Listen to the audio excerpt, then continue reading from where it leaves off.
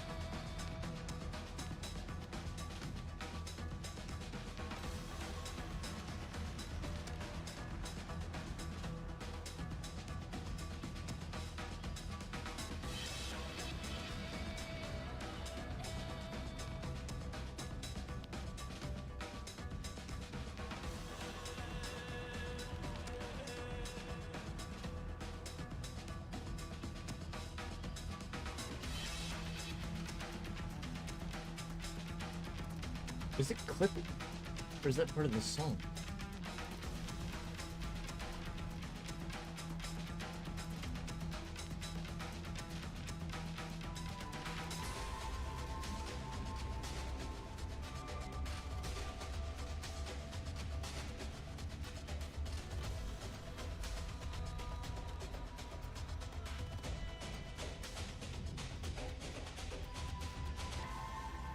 You know, I had a thought about it. I made a clip right the other day. I went ahead and just didn't stream yesterday because nobody usually watches on Saturday anyway. Of the 5 people that I get coming around my stream every so often, um, but I used that time to make a clip and uploaded it to my channel. And I had 2 that I could have used. And I realized for my second clip that having the vertical monitor or the vertical stream the way it is with this chat like right above my name kind of leaves less space for captions. So I need to change it again. I guess we'll just keep it in the fucking corner here.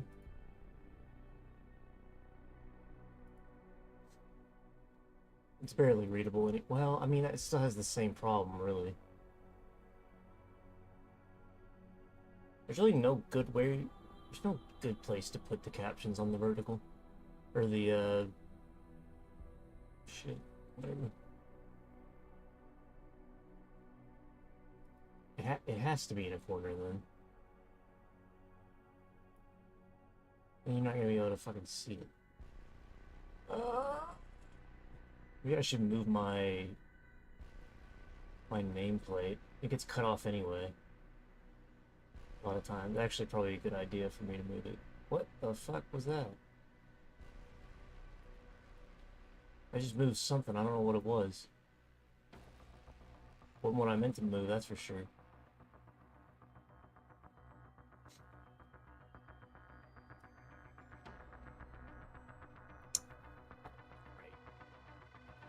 Hold on. You need to be able to see.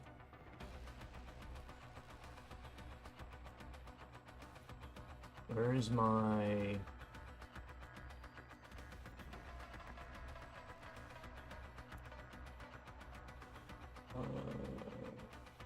there it is.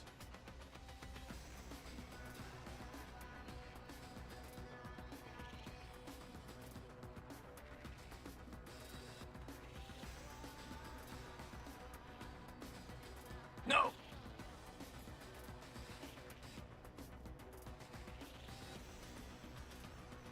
That's good. The corner, and then this can go...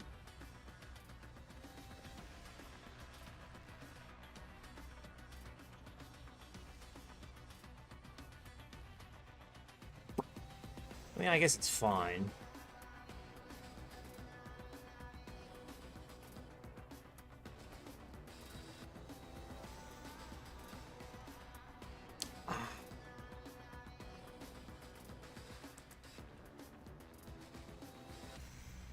Honestly, the chat on the vertical stream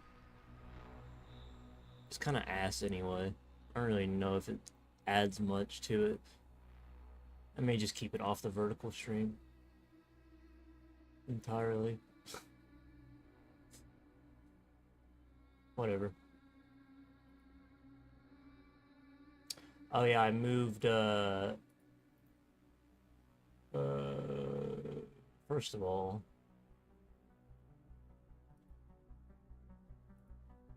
I changed the location of my camera. I mirrored it and put it in a different corner for the regular stream. We'll see how that works this time.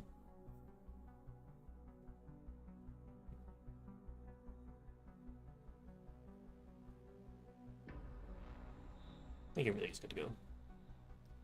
I messed with the audio a little bit more as well. We'll see how that does. I'm not entirely sure.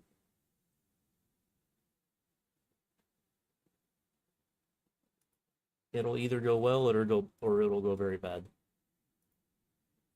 Give or take.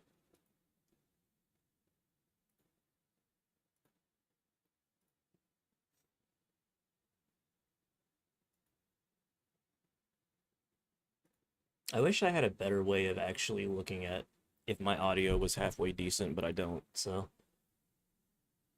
If it sucks, and then I go back and look at it, and I'm like, okay, next time it won't suck as much, hopefully. It's my strategy thus far.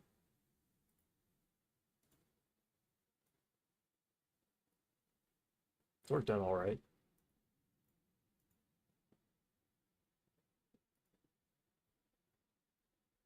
There's motion. There is motion in your backyard. It's an intruder.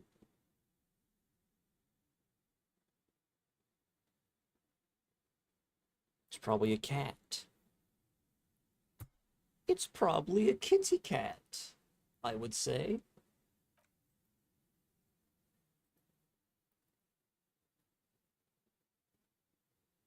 Hello?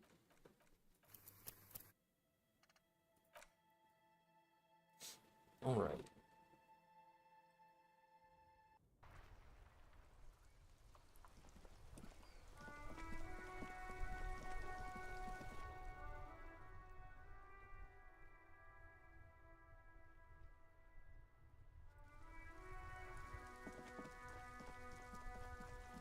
That should be fine. Alrighty, okay, alright. Okay, alright, okay. What was I doing last time? I don't remember.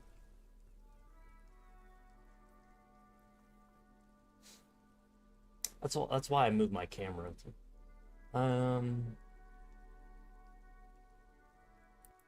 Journal. I also leveled up. Oh, that's a lot of task. Oh, Jesus. I'm not gonna do the find the booze. I don't want to do that. I thought I tracked down my badge. Didn't I? It said that I had it. Do I have to interact with it? A police badge on which you see the photo of a man. You. Some You. seaweed is stuck to the back. It's me. Something good came out of all this. Encased between two durable plastic sheets is a bluish card with lines of information and a watermark in the shape of the street grid of Revachol West. You see a photo, a name, a rank, a document number, the date of issue, and in the lower right corner, your precinct. 41? Yes, it's the designation of your precinct. 41. Like I don't believe mine that. says 57. The 57th is mostly industrial harbor. A lot of asphalt. The 41st is... it's a tough station to work in. You have all of Jamrock to cover. That district should have 3 precincts, but money is what it is. But then again, it's a legendary district, and a hell of a station too. It must be an honor and a curse to work with people like Price, McCoy, Berdiaeva. Roberts, Feuerbach, Dimitri. Suddenly, names from your decomptage flash in your forebrain. He knew all those people, although they're not from his station. They must be big. The badge in your hand shines as you rotate it, catching light. You see lines of information on it. The man keeps winking at you, with his green-grey eyes. The photo is old, no doubt about that, but the badge is new. You used an old photo for a new badge. 8, maybe 10 years. The guy in the picture is rather good-looking. He's got a nice haircut and is distinctly lacking in massive sideburns. What do you think? His face is already contorted by the expression, although it looks less grotesque on him than it does on you now. The badge in your hand shines. Harrier. That's long for Harry. So you are Harry. Evrart was half right. Probably not a lot of people know your full name. Whoever told him you're Harry Dubois didn't. Kind of name is it? Don't accept it. It's a wartime name. Revolutionary. The kind mothers give their sons during troubled times. Like Undying or Boxer or Ironhide. A name like armor. Pleased to make your acquaintance, Harrier Dubois. The badge in your hands shines as you rotate it. Lieutenant W. Freighter. The lieutenant is a rank above sergeant and below captain. It's the highest rank in the RCM that still does field work. I am a lieutenant. The title of Freighter is added to your rank when you decline a promotion to a higher rank. In your case, captain.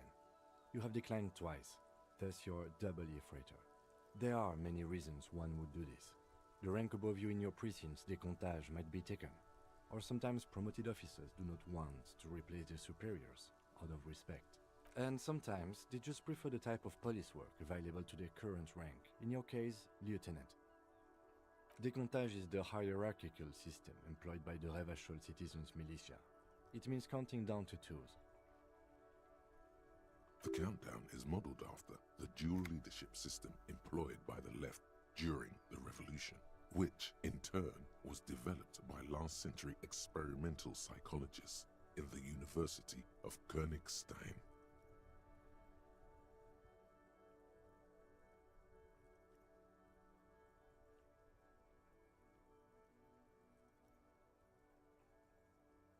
The lowest rank is junior officer, usually teenagers. Then there are the patrol officers, then sergeants, lieutenants, and then a captain. Okay. That's basically it, except for a few kings. What Kings kinks? like satellite officers and the additionally a freighter rank I already explained. You are given the title of satellite officer if your partner is quickly promoted through the ranks and you rise with him. You don't seem to be a satellite. No, I've been putting up with you because despite an unconventional approach, you are doing good police work. It matters more than driving your motor carriage into the sea. And now we've even found your bag. Debatable. He trusts you for now. Try not to spoil it.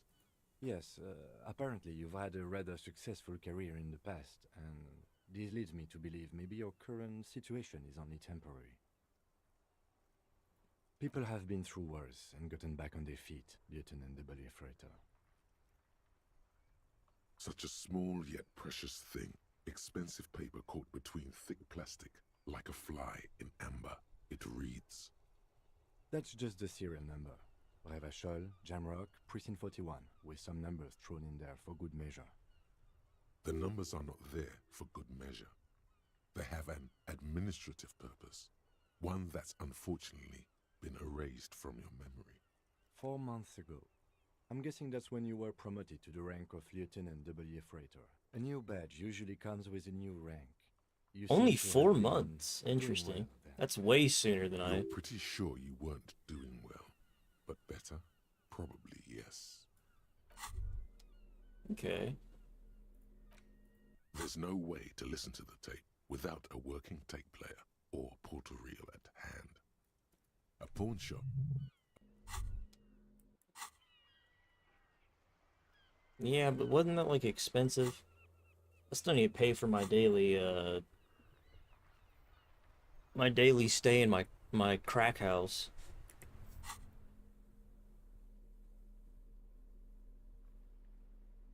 I can't afford it. Okay. Alright. Back to the map. I mean the journal, I mean. So okay, I need the tape to memorize the lyrics so that I can sing at karaoke. Oh yeah, the dice maker. I remember. I was supposed to go pick up my order. I did pay for dice for some reason. I don't know why, but I did. I did indeed do that at some point. This orange machine is... You slip your... No. If you want... Equip the prime. I need a super prime order. Fuck you.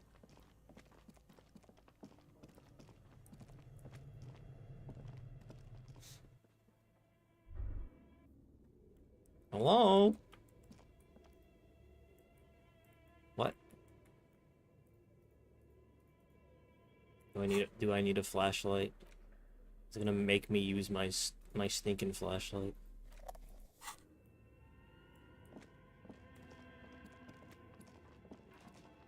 Give me my dice. Give it to me right now.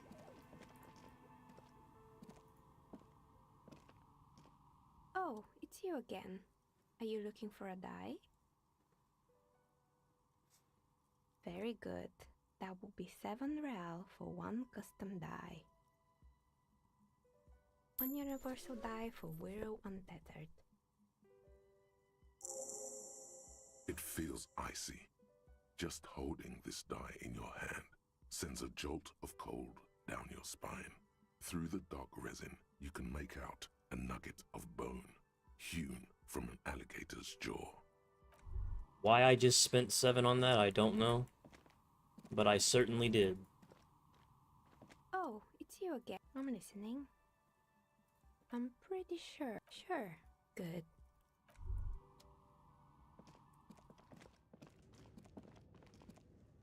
Okay.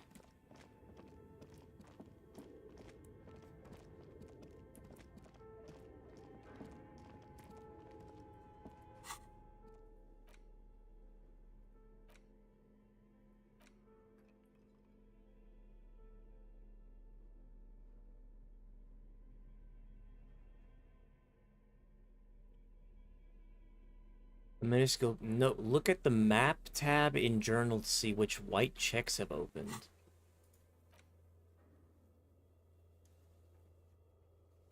Oh.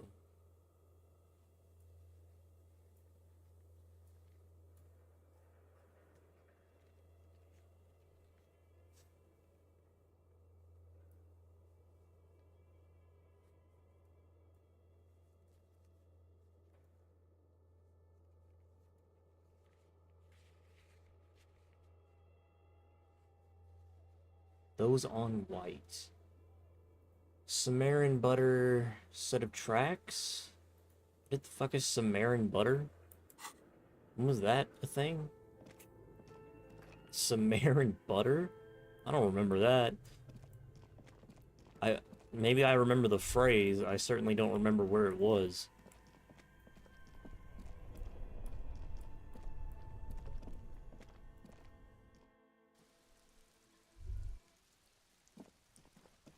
Did it say I could do this one again?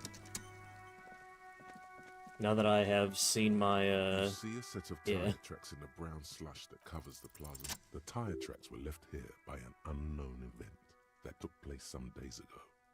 It's a message, written in the language of burnt rubber. Some of that rubber stuck to the tiles right in front of the whirling in rags. This is point A.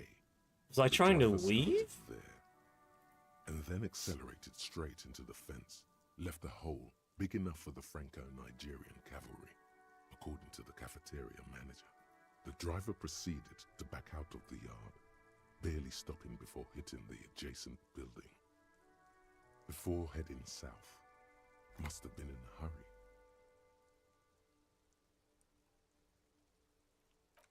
No wonder the cafeteria manager seemed frustrated when he was giving us directions to the yard. Well, you did provide us with a very convenient access point to the crime scene. True.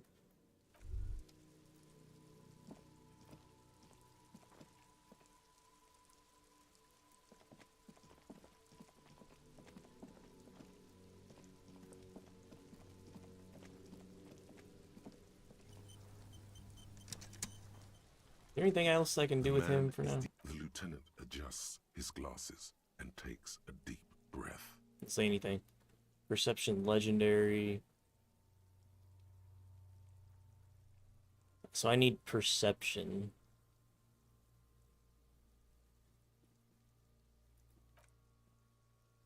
I guess I could do it twice. I have a level up point, don't I? For that matter. What is this? This gives me. Okay, so we don't know what these do yet. I still haven't actually finished those. Okay. Yo. Yo yo yo yo yo yo yo yo yo. I mean, there's no harm The in lieutenant adjusts his glasses and takes a deep 28%. Your arms reach out and your eyes close, as if by their own volition. Okay. It's dark all around. You feel cold, slippery flesh, first with your fingertips, then under the palm of your hand.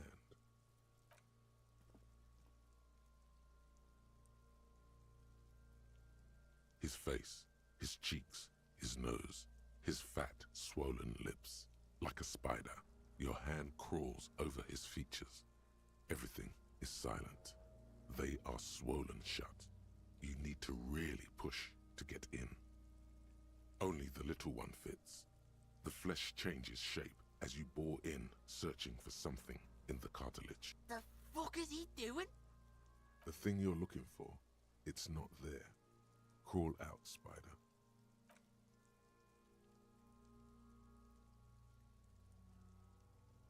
The oral cavity is cold and moist. A ball-like tongue attaches itself to the base of the mouth, lolling around like a scallop. The tongue moves freely in the cavity. The mucus of the mouth is slippery, delicate to touch. From the soft meat, teeth are budding. Hard pearls of bone in the gums and in the back of the mouth. Can you feel it? You're so close. Rip his jaws open now. Look in. A vision of black and dark red death, pried open by your naked hands and studded with teeth. Looks like he's laughing. Death fumes rising from the throat, and there, in the back of his mouth, above the bell of the uvula, right in the soft palate, you see a hole, barely visible to the human eye. It is swollen shut, almost vanished. No larger than 0.4 centimeters in radius, the edges appear darkened. An abrasion collar. This is what we're after. Kuno nods. Keep going. He takes a step closer. A black trickle of liquid runs into his throat from the wound. Your index fits right in there. A tight tunnel of flesh opens Ew. up. Tissue damage. Wide enough for 2 fingers. As you push both in, you reach through his mouth, right into his brain. Am I still wearing gloves? The fuck is happening? Ah, shit, see? The basal ganglia feels clumpy.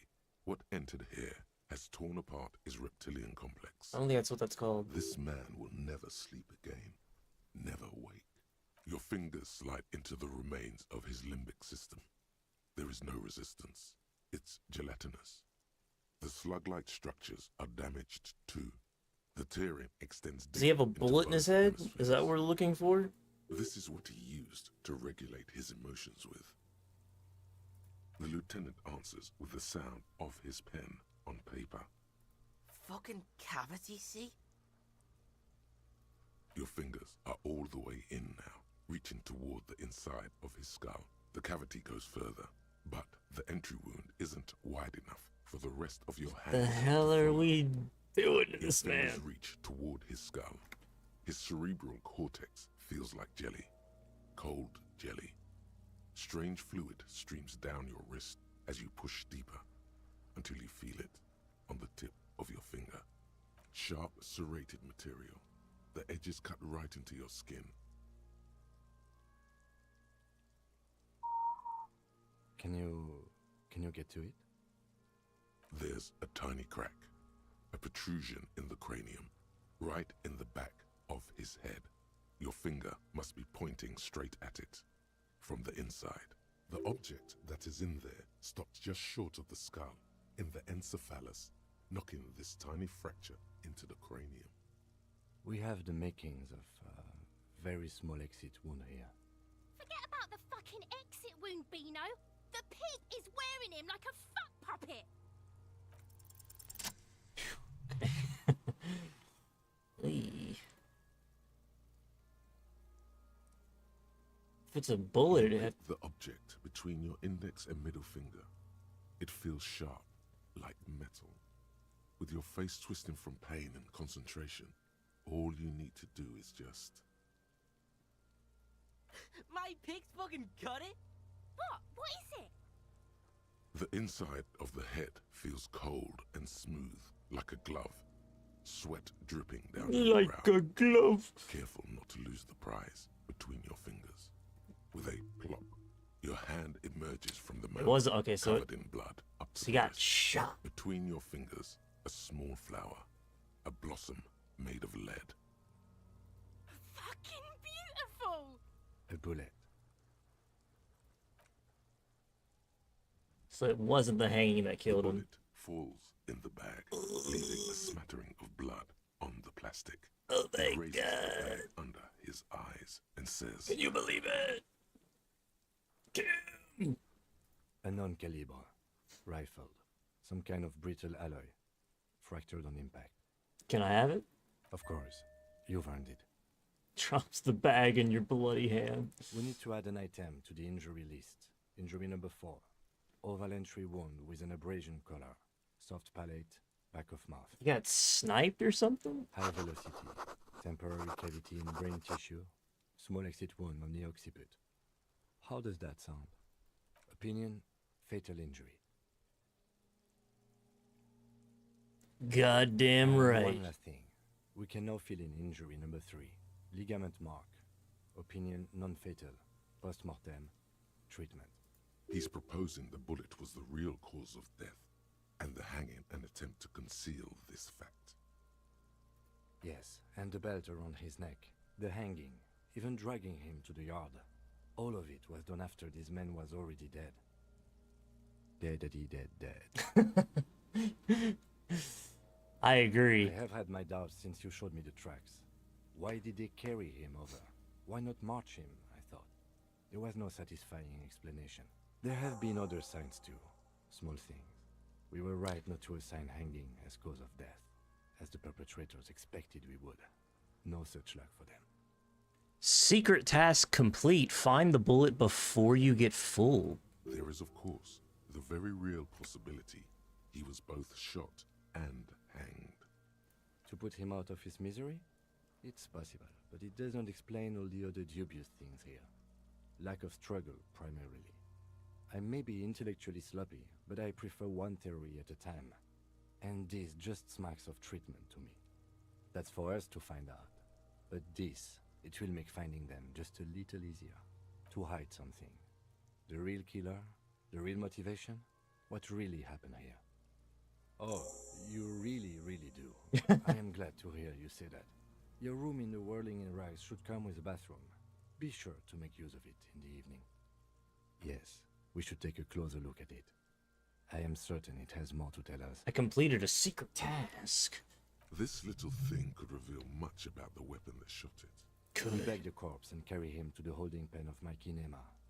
I can transport him to processing myself, but I will... No, Kim! Work on the case. Tend to personal matters. Try not to do anything too dangerous. An officer needs backup in a neighborhood like this. I'll leave that choice to you. And one more thing. Great work, detective. After you bag the corpse, Lieutenant Kitsuragi will leave the party until tomorrow morning. You can do side tasks, and even the main case, but it might be more difficult. Plan his exit accordingly. Yeah, I don't want him to go yet. No! There's also, I still have the ability to talk to him. Or not talk to him, talk to the corpse. We're just gonna leave it sitting there for a few more days, I think. We're just gonna, you know... He's not going anywhere.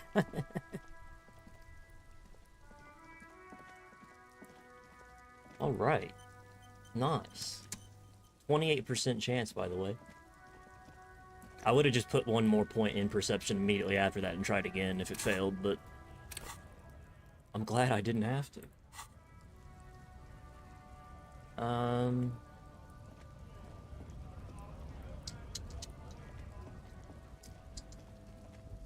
So we gotta talk to Big Man. We gotta talk to Big Man so he can give us the task he wants to do. Maybe he was shot with my gun. But I feel like I'm pretty sure I got here after the fact, so I don't know about that. Who else has unauthorized access to the trash? Who made the call? Find a way into the secret passage. Sing karaoke. Oh man, I don't have enough money for that. I need to yeah.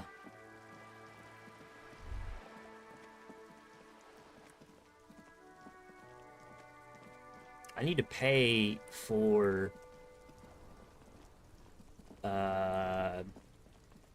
shit. I need to get money. I need some money. There's several items I would like to buy. I'm in need of cash. Cash flow? Cash flow?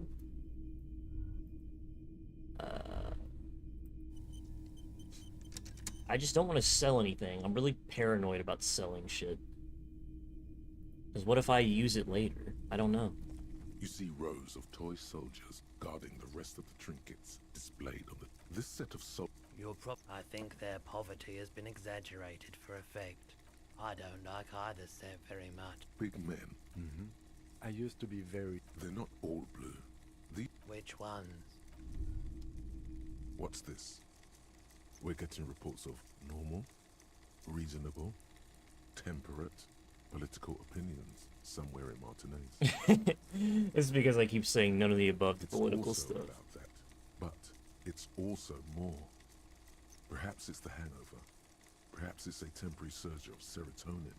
But something tells you it's time to become a citizen of the Kingdom of Conscience. It is not a place. It is a moment in time that can only arise in the right circumstances. In all of human history, it's only been achieved a handful of times. Incrementally.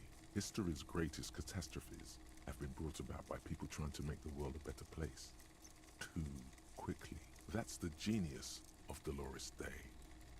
She recognized that progress is meaningless if its gains are lost because of instability. Real, lasting change can only come about gradually, increment by increment. Tisk tisk. Just because you live in the present doesn't mean you have the right to place your needs above the needs of the future. You may never live to see the Kingdom of Conscience. Your children may not. Even your grandchildren might not. But that's no excuse not to keep working. What rationality? Do you believe the status quo is preferable to chaos and bloodshed? Sure. There you have it. Sometimes holding the line is progress. The kingdom is difficult to comprehend, and even more difficult to describe. Partly because humanity will need to discard many of the categories that define and limit it today. The Kingdom of Conscience is post-capitalist, post-national. It's also post-industrial, post-ideological, and even post-sexual. See. Slow down, Mr. Reasonable. Did you miss the part about compromising and taking things slow? That's right. Remember, real democracy is just around the corner for Revachol.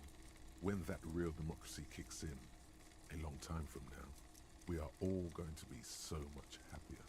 Nice. Can't wait.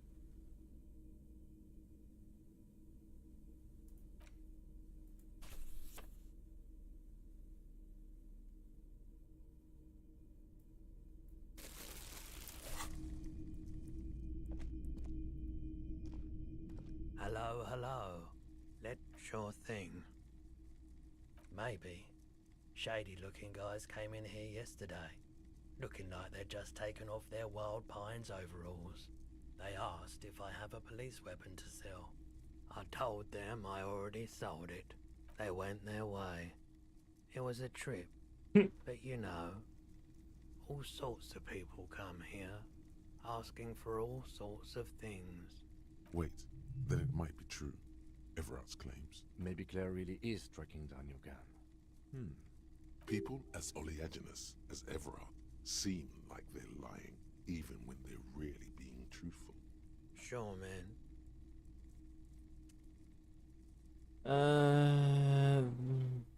Someone else came here earlier today asking the same No, I already did This this. support the lieutenant shifts from one foot to another. Sure, man. God damn it. I've already done that line of questioning. I just wanted to see if there was anything new. Sure. Let me have a look. I have a photo of some fascinating corpse.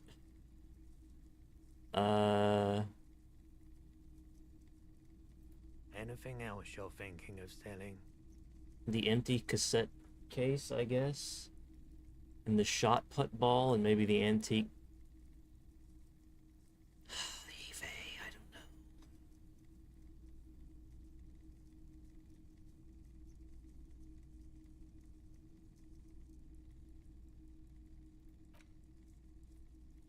What?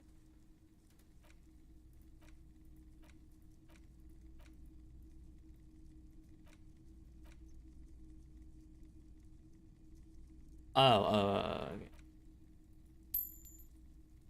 Shot put ball? You feel like you should hold on to this and make good use of it. Fuck, don't tell me that, dude.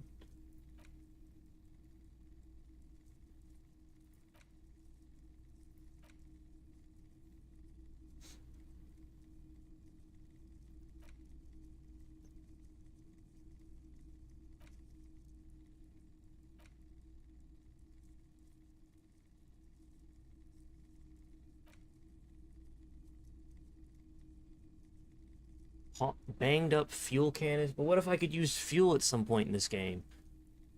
Oh my god.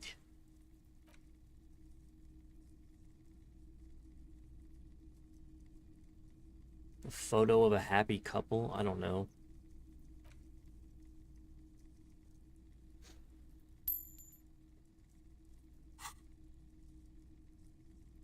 I'm not purchasing any more clothing at the moment. And certainly not expensive armor that's liable to bring mercenaries to my doorstep. Another time, Pat. The boomboxes wait on the shelves. And your boombox, that gold and amber Harmon I Welsh, want stares at it. you longingly with its tape. If police work means playing tapes, sure. I have You enough can use it for money, Or any but I other also time don't you have need enough to play. money. It costs me 20 real a day You see to rows just of live, dude.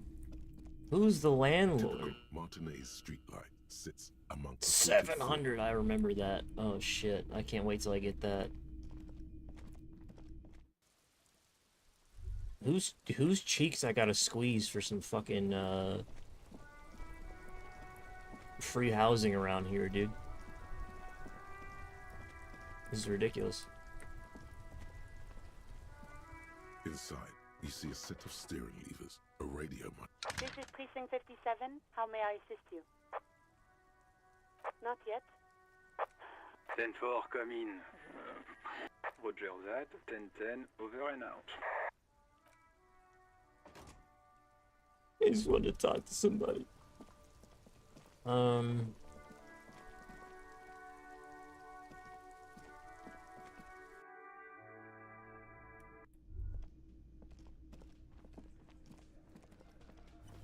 I imagine they have something to say now, probably. I've got nothing to... Motherfucker. Looks like the circus left town, but the clowns are still here. We know this man was shot. We know he was shot. Yeah. By friends, you mean his squad mates from Crenell. Wouldn't want to beat up his grandma. This is what happens if you take the law into your own hands. Other people start doing it too. Let them come. The Hardy Boys are right fucking here. You heard the man. Right here. We're armed. We got the whole district behind us. And Glenn. Okay, buddy. Glenn is fucking crazy. Yeah. A well-oiled murder machine. The fuck is that supposed to mean? We're not bees. We're men. We're socialists. Easy, E. He's trying to phase you. What are you trying to... So are the local gangs. The fucking Barmy Army. And the Madre scum. You've been out there. Seen any around? Yeah. Where are they now, huh? Sent back to Madre in an airtight cargo crate. These people are trained military professionals. Special forces, as you said. They're not a gang or Barmy Army. No, they're not. They're uncoordinated and drunk. We know more about them than you think. We got weapons of our own. We got Ister 50s, Zeelagers. Glenn's got a knock cannon at home. I guess we're gonna see. That was an unsure phrasing. Yeah, like you've been up against ceramic armor. You haven't even seen the whole suit, right? I've seen the whole fucking thing, and it didn't make him immortal. Big fucking surprise. They hire psycho scum, arm them to the teeth, and let them loose in the city. What do you think is gonna happen? What do you mean, okay? Okay, they're gonna wipe you the fuck out, Titus. No, they won't. Get out of here with your negative energy. All he means is that the situation is serious. No wonder you cops get shot to shit every day. Can't go to war with an attitude like that. A bullet, you say? That's mighty curious. Indeed, mighty. How did it get there? Well, there are so many bullets in the world, and so many heads. I guess it's only logical. At some point, one of them bullets had to end up in one of them heads. It's bound to happen again, you know? Just statistically speaking, of course. Sire, it would be an event most dramatic if you were to produce the bullet and dangle it before their very eyes. Good point. Wow! He's got it in a real evidence bag and all! Why don't you go home and log it into evidence? These men have told you what happened. You know what I think? I think he was shot in the head as a kid. And his brain... But then he would have had an exit wound, actually. Around the bullet, man. That's a good one. All the goofing around is to avoid lying. It's a technique. Shit! I probably did shoot him. I was drunk last night. You guys know me when I'm drunk. Yeah, Glenn likes to shoot his guns when he's drunk. Better hope he stays sober. No, he meant before he was hanged. Did you shoot him before you hanged him? Before? After? During? This is getting ridiculous. They told you what happened. Stop wasting your time. Never been worried in my life, lawman. It's not like he blew it wide open, but there's a little crack in there, somewhere. Again. Good one, Titus. About fucking... Oh, Titus.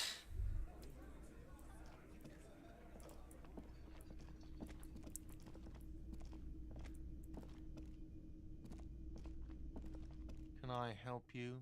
Got the 20 real? Then why are you waiting? Oh, Titus. Does the secret passage go? Well, no. I mean, it could, surely. I wonder. Again? I can't believe this shit.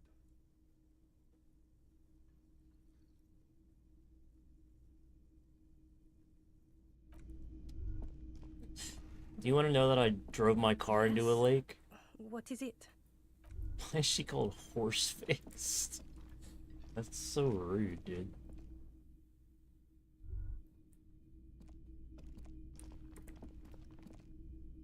The door is closed. Still, the lieutenant gives you. Still, the lieutenant. One of these fucking days I'll get in that goddamn room.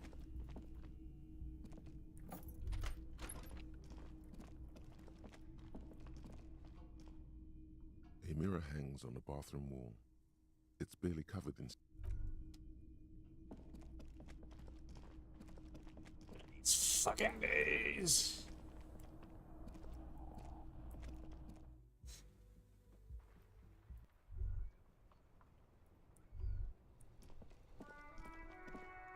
Maybe if I'm out here?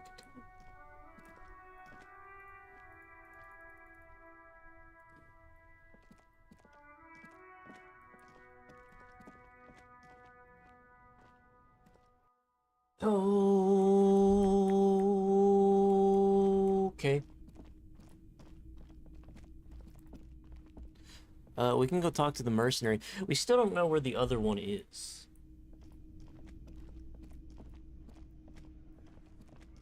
There's a female mercenary somewhere. If I had to put my... I would say maybe her. It's certainly not the bookkeeper lady, that's for damn sure. Maybe it's the old woman over here that's just staring off into space. Maybe she has the lowdown.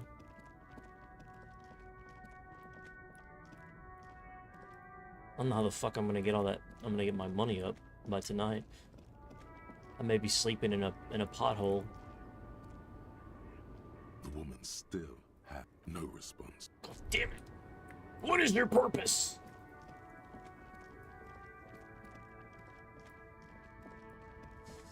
I mean, we can talk to this dude. I need to get... And here's the other thing. I only have 1 health, 1 morale. So I keep having to buy... I keep having to buy this shit so that I don't fucking die immediately. You see several packaged raincoats fill a low shelf beneath a display of croissants and juice bottles. The raincoats are transparent, except for the big... A colourful... Again, I'm obliged to inform you that both alcohol and cigarettes damage your health. How about you, shut the fuck up? A colourful... Okay. Again, I'm obliged to inform you... Huh? Speed. Like. Speed. Speed. No. Frit doesn't do that. Of course not. Frit is an establishment that acts within the law. Is that... But do you sell speed? I'm not asking about Frit. Do you sell speed? Okay, here. Do you... No. Do you specifically have any drugs that I can have?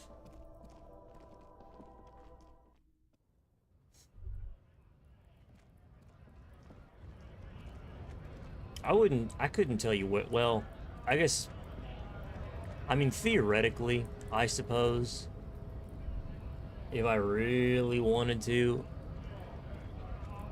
I know enough people to get drugs.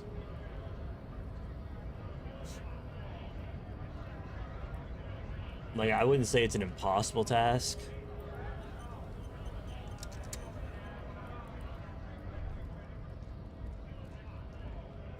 Right to work! Right to work! Hell no. I'm just an honest scab. I won't have talk like that around here. You understand? It just has to be said. That was not a convincing line. Fucking loincloth. Loincloth? Now you see, that's not really what a scab would say, is it? Better not to press the issue further, sire. He seems tense. Fucking bug. I'm going to interpret that as a yes. There's a tribunal, and it won't be long until it's ready. How about you fuck off now, huh? Okay, of course. The man's breathing steadies, but his... I am damn near... I'm gonna quick save here because I feel like if I had to guess what's about to happen, if I show him a picture of his dead buddy's body, I might die. Don't think so.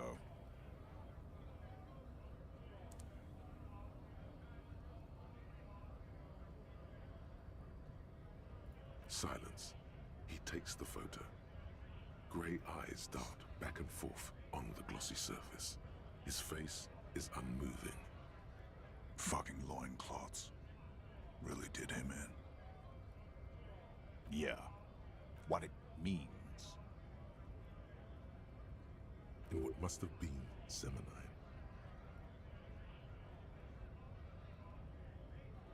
I can tell you what this one means. Only one. You want to hear what happened here? Our colonel is deep in the bush here. Deep in the fucking bush. In Benito, 41. Monsoon season. Benito is one of the Oh, inhabited whoops. islands of Yeah, the one more line. Seminole archipelago near the Pale.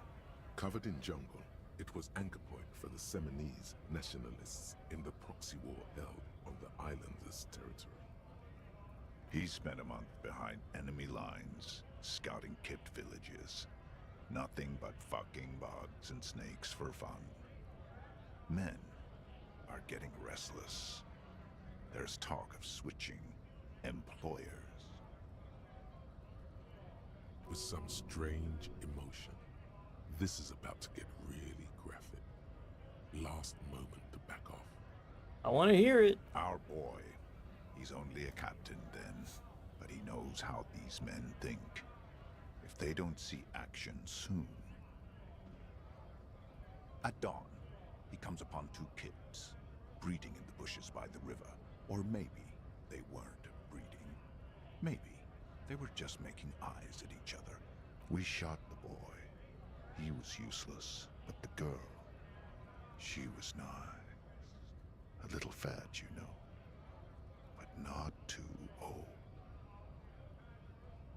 What's the matter, militiaman? No stomach for it? This man was worth 1,000 loincloths. We're done talking here. I think we should maybe even get going now. He clearly does not think poking the hornet's nest is...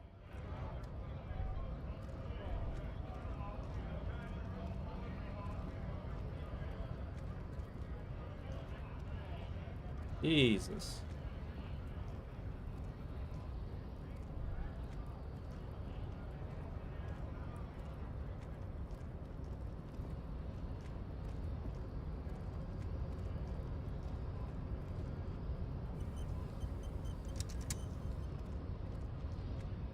The unpromising race.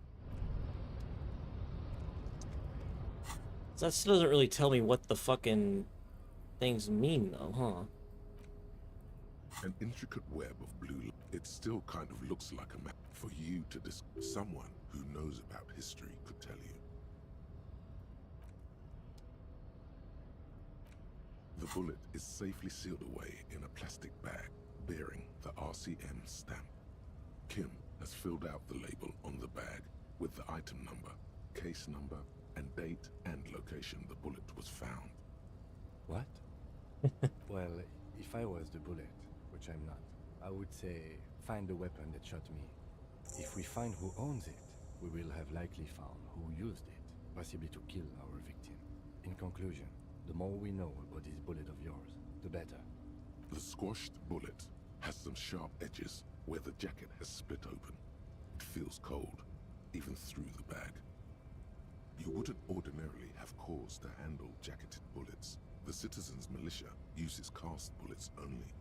Little pebbles of metal loaded from the muzzle, usually in a cartridge. So it wasn't my gun then. Made of a yellowish metal. It has blossomed out to reveal a dark grey core. Ooh, I wonder. Is close to 5 millimeters in diameter. I wonder if you can possibly get tricked that it was your gun that did it.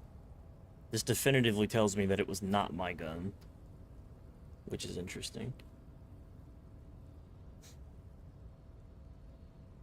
You can just about make out a few striations near the base of the bullet. Little hairlines, linear.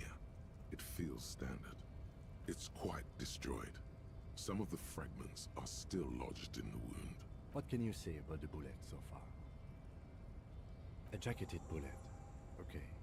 It would have been shot from a military-grade breech-loading rifle, not from a muzzleloader like those typically found on the streets of Martinez. Highly unusual. The people of Revachol haven't carried breech-loading weapons like this for nearly half a century. Even the RCM uses ordinary unjacketed conical bullets. This is strange. Very strange. I like this, officer. Strange means unique. Unique means incriminating. We need to find the gun that shot it. A rifle, Revolutionary period. Your bullet looks to be an old 4.46mm from the surplus left over from the turn of the century. Probably an antique, or a retrofitted antique. The 4.46 caliber was widely used with the Belmargrave rifle, a Revacholian manufacturer. The BM dominated the battlefields of the Insulindian theater of the anti-centennial revolution 50 years ago. Incidentally, you have just such a rifle with you. The dusty old thing you found hidden in the basement below the commercial area. It's unusable, sadly.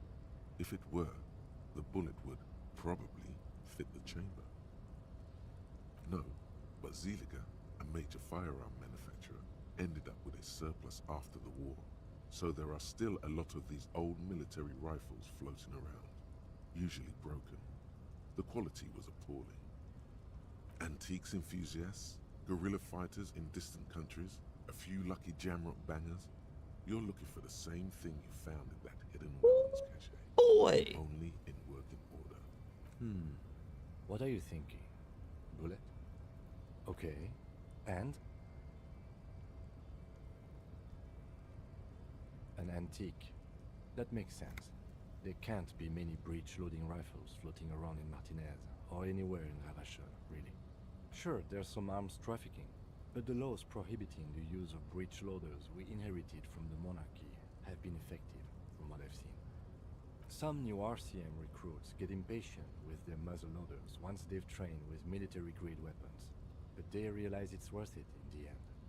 Prohibiting peacetime law enforcement to front-loaded rifles is a policy enforced by the Moralist International in all the nations of the Real Belt. I think we should have more powerful guns. We are the law. The fucking law. Imagine if everyone, cops, citizens, had access to firearms that could shoot multiple rounds without pausing to reload. After the first shot, the second, third, and so on come much easier. But back to the investigation. You don't say.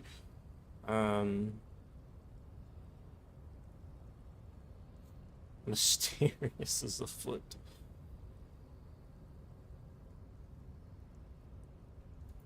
Doesn't seem that likely, but we'll check out all possible leads. Next step, finding the gun itself.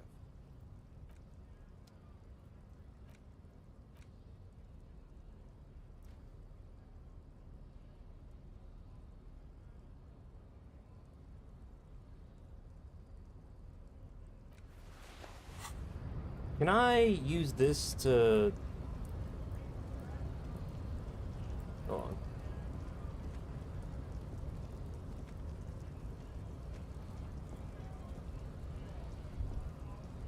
Do you know anybody who would have a antique rifle, brother?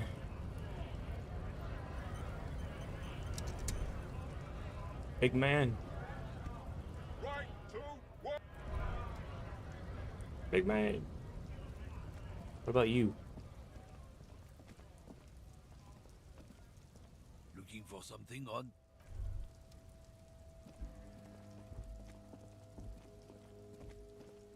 Kuno!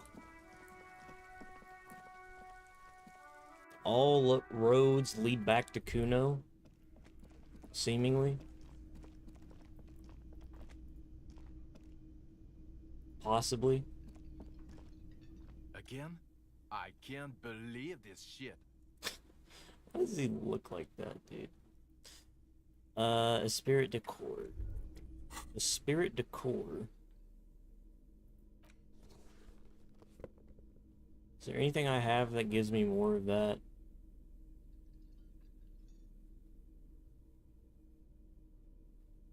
Besides what I already have? No.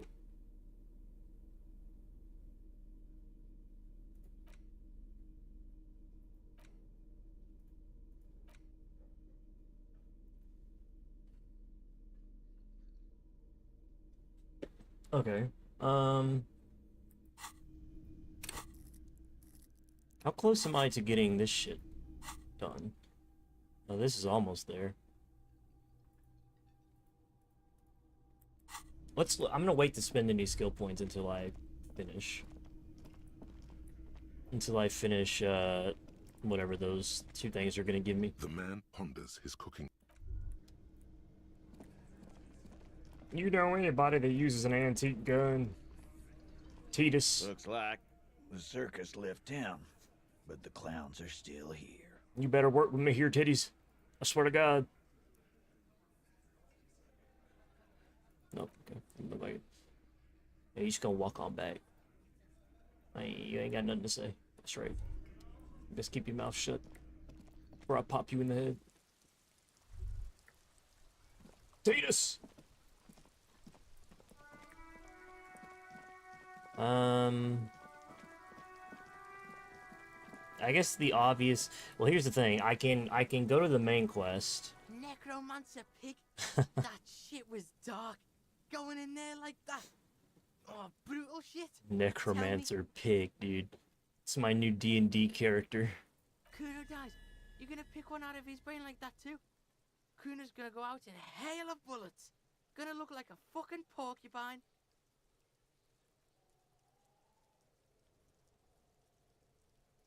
I can figure out what's wrong with them now. 75 or 72%, that's pretty good. It's not Kuno. It's Kuno S. Kuno S is by far the worst of the two. Kuno has no problem being near you, but the other hides behind the fence, afraid for her life, like she's done something very bad. She came up with that psychopathic scheme of screaming for help before. Kuno just wanted to talk to you about his name. Kuno S was the one who wound him up and directed him. Also, Kuno hasn't stopped talking to you, even enjoys it from time to time. When you talk to the other one, it's like talking to a cornered animal. She only hisses and says murder was the case that they gave her. All in all, Kuno respects madness. You cannot hope to outdo her on that front. You must win yourself a few minutes with him alone. Fuck you whispering about? He's whispering too. He's going with it. But watch what happens. Fuck you whispering about! She puts extra stress onto that word, expecting it will make you uncomfortable. If Kuno wants to whisper, he's gonna fucking whisper, okay? Let's whisper, pig. This is it. You've got him. But be careful. You can still fuck this up. She's fucked up. Don't make Kuno look bad in this.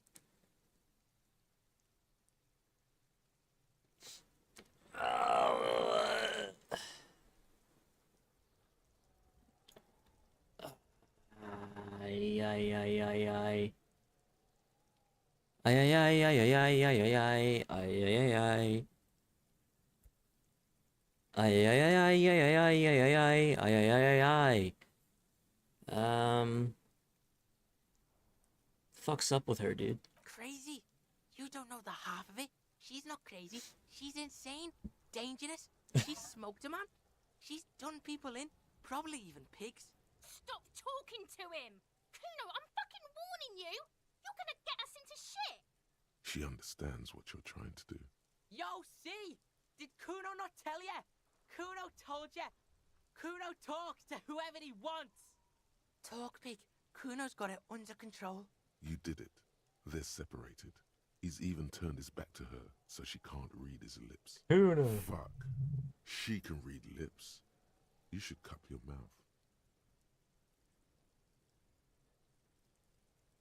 How are you dealing with... Yeah, she's psycho. None of that kiddie psycho. cat burn and shit. She does the real deal. Yeah. Snuff radio shit. Believe me, pig, you don't want to know. And he doesn't even want to think about it. This isn't just another boast. Fuck no, she's not my sister. She's just a stray who got in, like a mad dog or some shit. Yeah, she was just there. What was that, Kuno?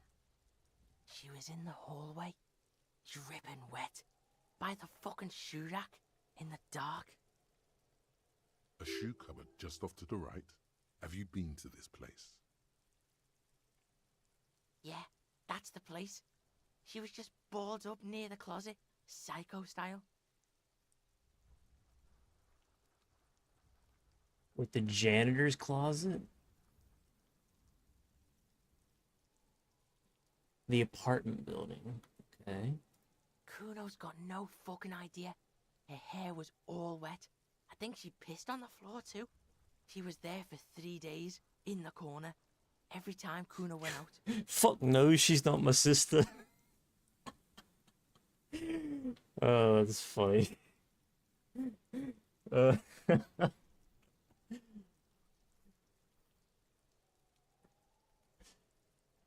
don't know. Someone left the door open. Kuno comes home and she's sleeping under the desk, under the pile of clothes, like a dog. Kuno's dad doesn't give a shit.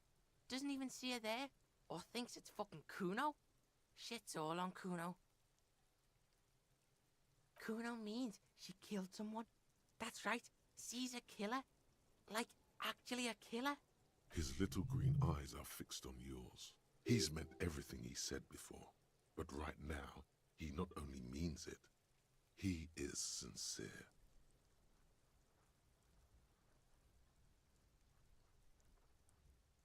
Killing is serious shit. Kuno's always serious about the 488. 488. The criminal code doesn't go higher than 190.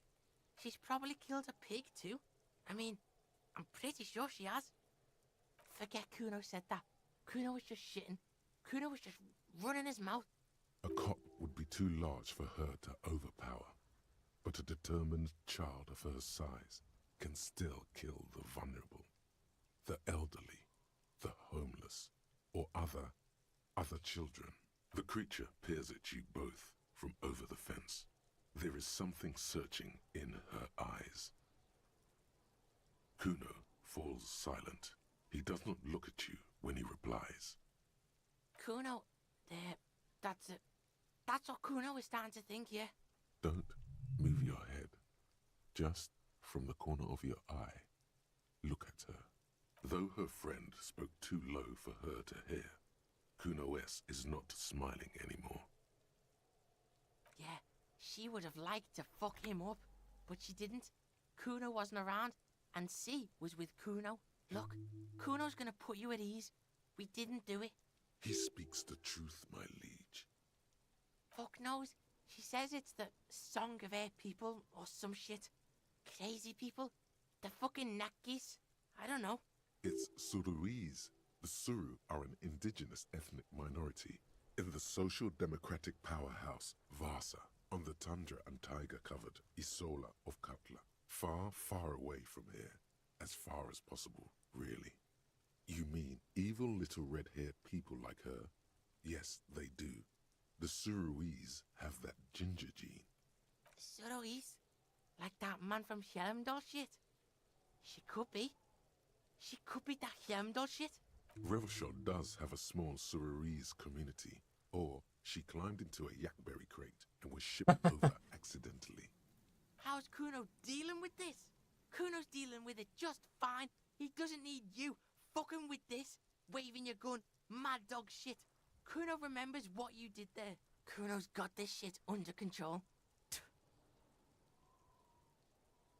Listen, listen. C is Kuno's go-to. Kuno's protecting her. You fuck with C, you fuck with Kuno. You threaten her, you wave your gun around her one more time. Try to take it away. This is what it all comes down to. He needs you to take him seriously now. I'm going to kill you. I'll run when you put the cuffs on her, sneak up on you later, and fuck you up. Do you understand? Alright, now we can do business. Yeah? What do you want? Kuno can hook you up with... Don't hook him up with shit, Kuno! See? Relax. He respects the Kuno. Kuno made him respect the Kuno. You respect the Kuno, you get all kinds of shit. Remember when you tried to get Kuno to hook you up? We can get on that now. If you run a little errand for the Kuno, me and you, Kuno's gonna hook you up with illegal narcotics. Nice. See, it's tension and release with Kuno. Now we releasing. The pan buying shit, that's on now too. 90% discount for Kuno's pig. Kuno can flex. Kuno flexes for hobos. Kuno sees you're in need. Kuno gets it from his dad. Kuno and his dad are major suppliers. That's where Kuno gets his lightning on. Problem is, Kuno and his dad had a little falling out. Now junkies clawing at Kuno's door. Streets going mad. Kuno's got to throw his dirty popo man at it. Dirty popo man is you. In there is Kuno's violent dad on steroids. Kuno's dad does steroids and speed. If you can take him, you can have half of the speed. Kuno's dad is a fucking monster. He's the most violent man in Revachol. He doesn't give a shit about a single thing. He drinks too. Are you sure you can take on the most violent man in Revachol? In your condition? Like half. A baggie, but like in this vial. That's half a gram. Yeah, half a G. Want it or not? Fuck you talking about half a G? This shit is giant grade A shit. So clean you can barely see it. You can barely see it because there's barely any. Okay, Kuno's listening. I'm gonna confiscate. Sure, whatever. If you survive, make sure to bring that shit back to Kuno. Kuno's almost out. You wouldn't like the Kuno when he's out. Just get in the apartment building. Kuno knows you already fucked your way in. Kuno knows everything. Go to room 12, first floor, and kick down the door. Police violence style. Kuno style. And then it's action time. You're locked in the room with violent fuckheads. That's it. Next time Kuno sees you, you better have his shit. What the hell are you signing us up for here? I'm gonna kill Kuno's dad.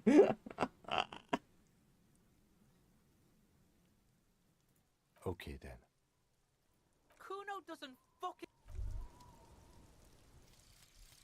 The suicide Oh, yay. of Kraz Mazov. It's clearly a lie. Kraz Mazov didn't shoot himself. Reaction was on the counteroffensive. The State Day Palace in Mirova was surrounded. He was either assassinated or died in the bombing. You might even have evidence to support this, somewhere in your brain. Mazov was never given a state funeral by the communists. Some people even say the body that was recovered from the ruins wasn't his. There, good. Hero restored to glory. Carry on, comrade.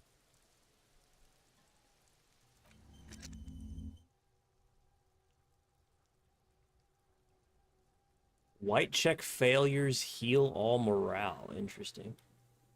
Okay.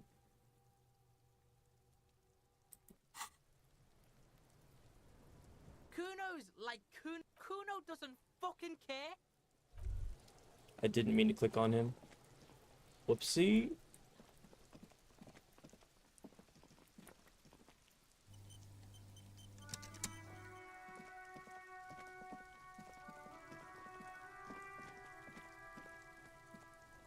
I'll die before I squeal, pig. What's this kid shit? Fucking mind games. Get the fuck out of it. So it's a girl. Interesting. Didn't know that before.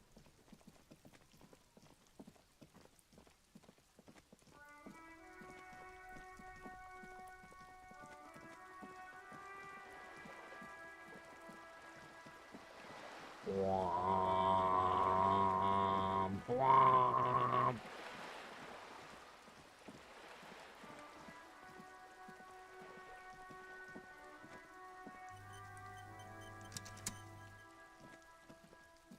Just an ordinary wall. Nothing to see here. Yeah. Why? Why must we stop to look at this wall every time we... Shut the fuck up.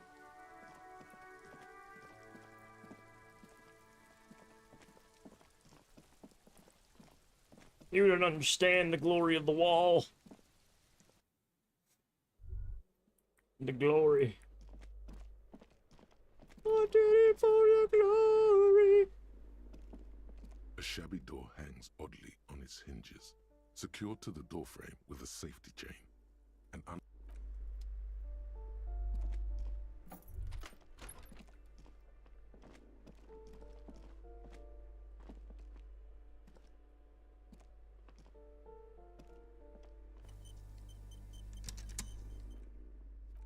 I'm gonna hard save right here just in case I die or something. I feel like we want to go in there sort of sneaky.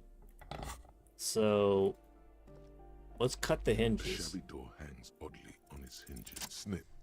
The cutter. I know there's no stopping you, but let's at least make this quick.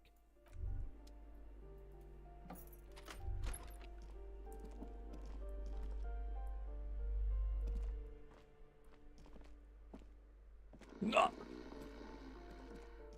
A bundle of clothes heaped on the bed. A stained parka, some towels and a duvet, some socks even. In the dark, it looks like a nest. Something underneath there is breathing.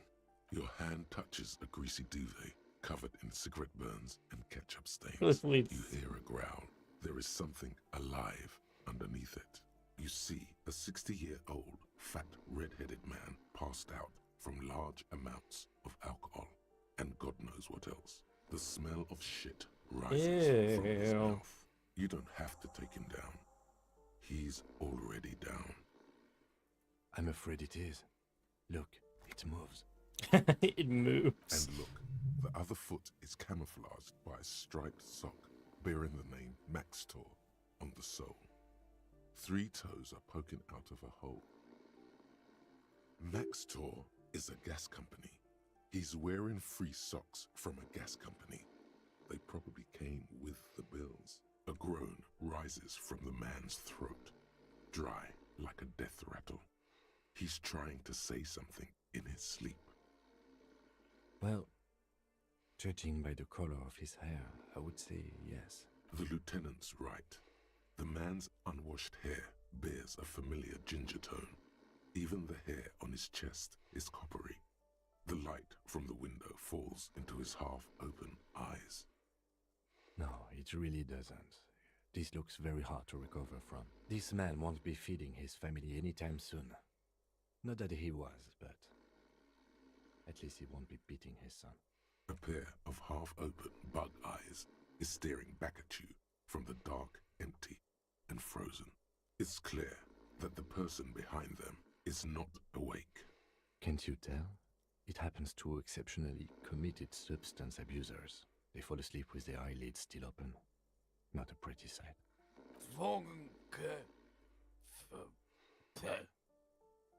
Look, he's trying to communicate. The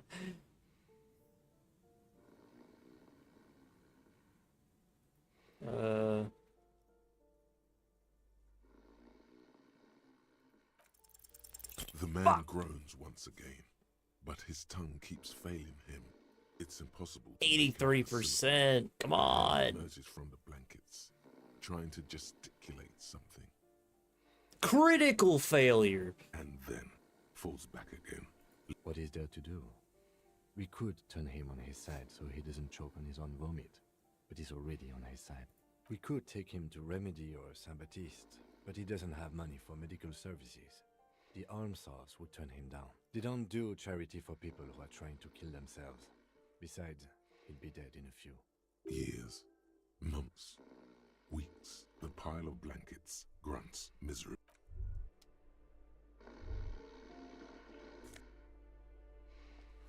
Steal his jeans. He rot. Ew.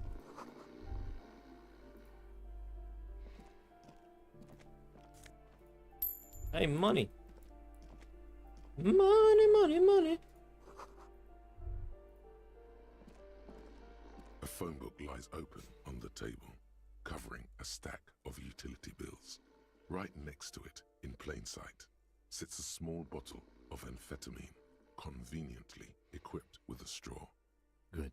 Confiscate it. The minuscule amount of amphetamine doesn't interest the lieutenant in the slightest. He listens instead to something in the other room. You pocket the bottle as if it were the most natural thing in the world.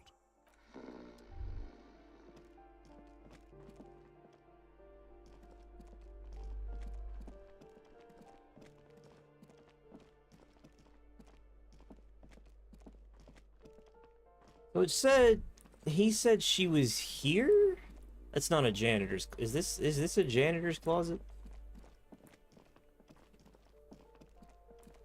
Maybe I can ask her about it.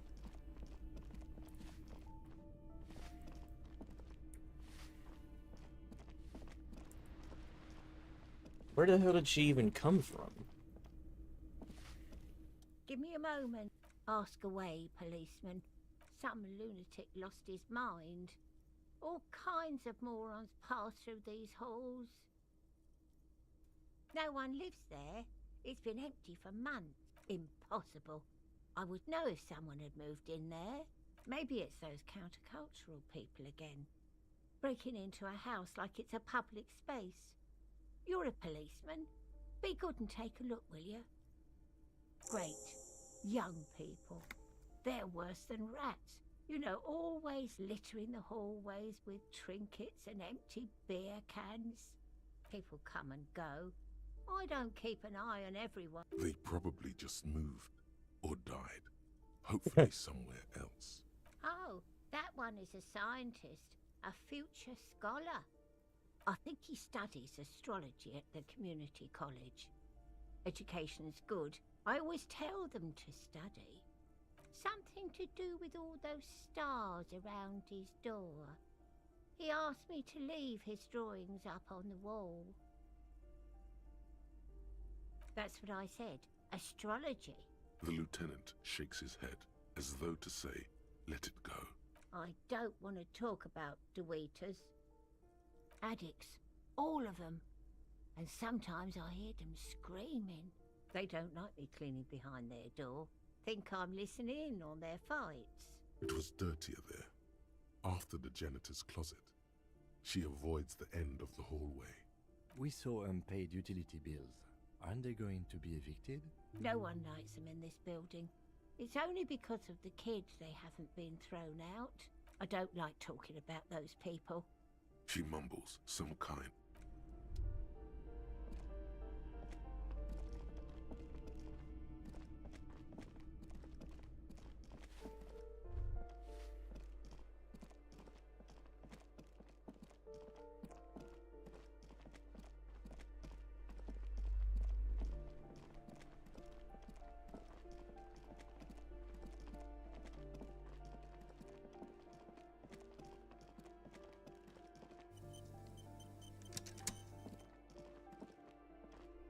You hear someone walking around inside. Excuse me? Of course not. You have plenty of reason to enter. Oh, come on. Well, that was easy. That was smart.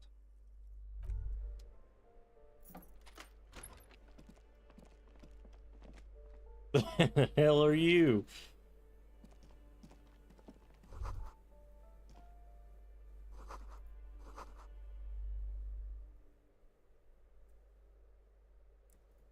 Satisfied? My name is Marielle Charpentier, and I'm an agent with Martinez Realty Associates. I am not breaking in, as I have every right to be here. The keys, see? Boy, there are a lot of different keys there. More than 20 at least. Do you want to see my ID as well? You can't legally ask for it, but why not? Want to see my residence permit too? It feels flimsy in hand, with the words Revachol Zone of Control written under a nondescript municipal logo. There's a picture of her with shorter hair inside, along with all her personal details. Thank you. Do you have any questions? I need to be back in Midtown in an hour. I need to get it ready for the next lease, but as you can see, the previous tenant completely trashed the place. Who lived It here? was some kind of a moribund old man who used to be a business owner. You'd think they'd make rent, but that was months ago. Anyway, was there anything you wanted, or is that it? Oh, that's another huge mess. The former tenant owes us 3 months of rent. 3. We closed the apartment and planned on auctioning off the valuables, but...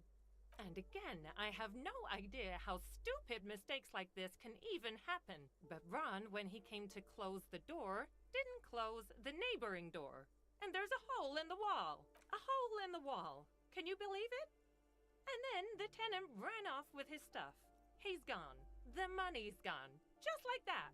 The sum must have been puny. My money also disappeared. Well, it does not disappear from my hands. No, I don't let it. These apartments are perfectly fine. They have gorgeous architecture, a million real view of the bay, good ventilation, neighbors, life, spark, and they are affordable.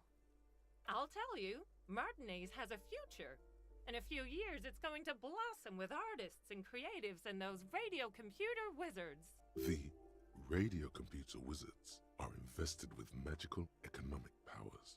Don't ask me what happened with the wall. I have no idea how we're going to find the time or resources to fix it. Both apartments are now unrentable. Both.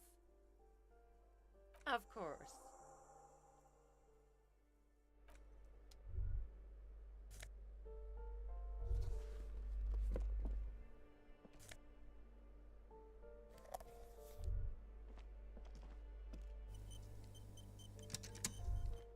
What now? Of course. Master Investigator, you just can't keep yourself away from locked and hidden places. You're goddamn right. Attaboy, the world's secrets were made for you. They wait patiently for you to uncover them. Hell yeah, I don't know what that is, but I know that I want it already. Absolutely. Unlock. Give it to me right now. The Jamrock Shuffle. Internalize.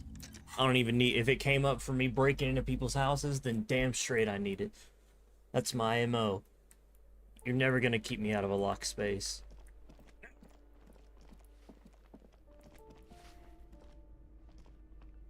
Give me a moment. I see. I hope some good people are finally going to move in. This place needs them. Unless we start killing real estate agents. Oh, I do like wizards. And people like that in general. They have a lot to tell us about our fates. She means clairvoyance. She means something else entirely. I see.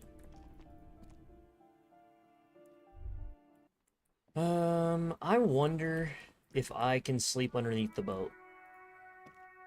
Hello again, officer. I really do.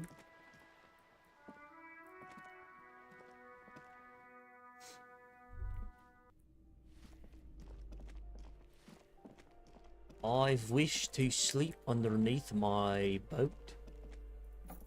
Is she gone already? Ooh, she dipped, huh? Interesting. So, she dipped.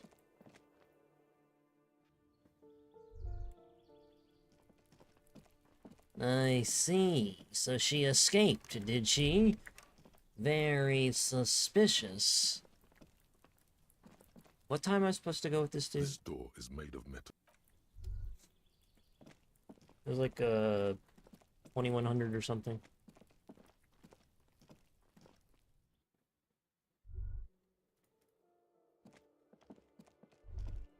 It's time. Duel.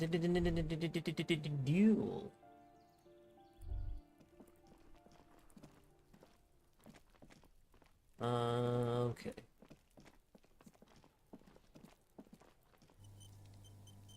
My eyes. Why are you getting so... Listen, child, I just want to know your history because you're a fucking weirdo. And you freak me out.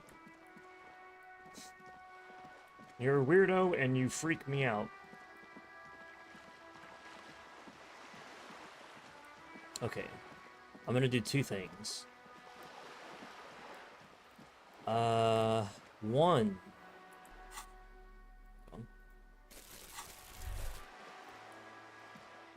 I'm gonna do two things. Numeros uno is I'm going to go to the beach, or I'm gonna go to this place right here. I wanted to ask him about the antique gun. Or see if he has any additional dialogue. Hello, hello. Let me know if I can help you with anything. I doubt it, but I do my best to... He doesn't know the pawnbroker's gate. Just checking. Just checking.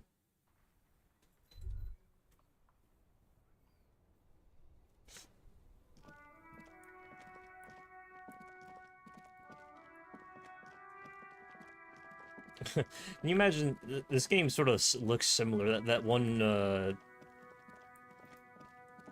game that came out a few years ago had everybody in a tizzy for like a month, and then people started talking about it again once it was like incorrectly classified as a fighting game for the Game Awards. Zuko or something. So it was like a 4-letter word. This game sort of looks... It has a similar art style to this game. Imagine if it had like the same fighting style where you're just running around doing detective shit and all of a sudden you get into a fight and you're just fucking... just doing combos on people's heads. That might be the perfect game. It might just be. I feel like I can come back here. Maybe if I just leave him, I can come back.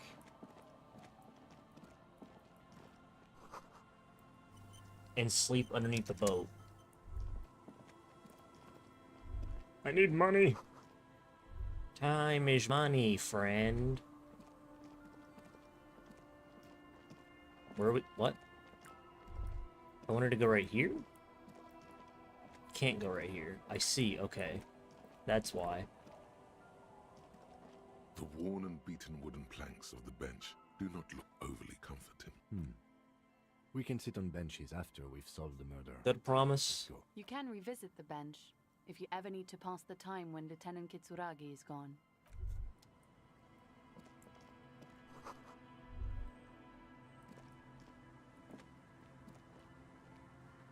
Alice Vossen?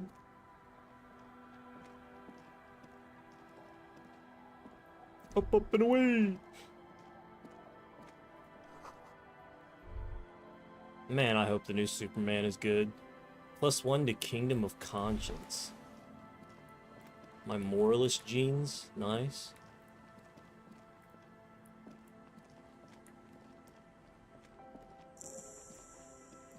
Quick travel. There's quick travel in this game? Oh, now the city map is gone. I had it before, now it's gone. Because I wasn't supposed to have it.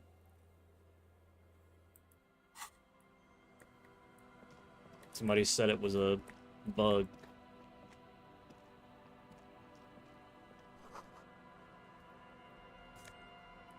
I see.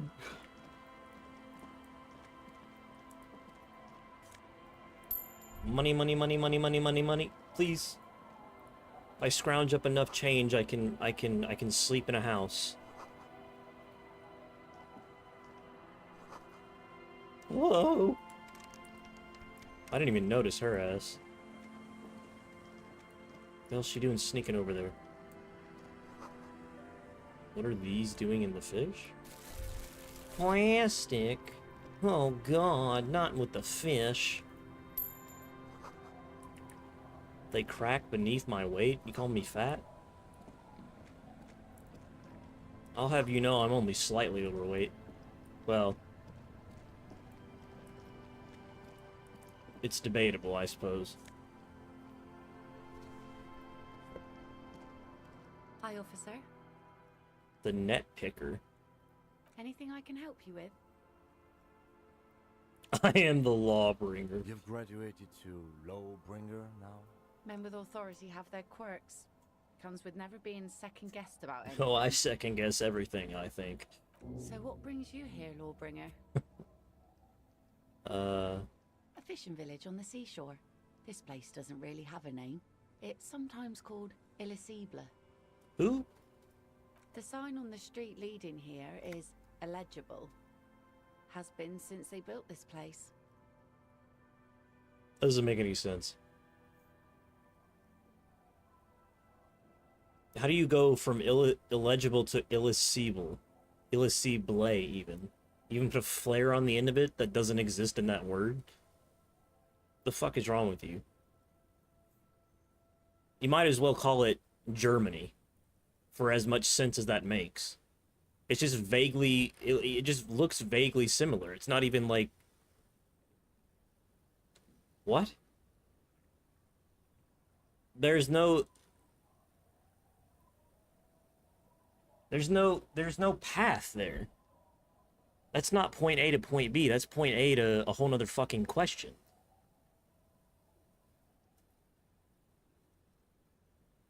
The name's What? Lillian. People call me Netpicker. I think I have time for questions. And that was actually the second one. Indeed, you're all. No, I'm pretty sure that was the third one, actually. Let's count, since you want to be all literal. You asked me one. That was the first one. Well, I also said why, which is not, it's an, you know, I think that actually does count as a question. I asked you why. It was a follow-up, but it still counts, so you're wrong, actually. That was the third question I've asked. Well, I guess I was technically wrong, but that wasn't me that said that. That was the game. So I'm right, he's wrong, and you're wrong. And I'm right, as always.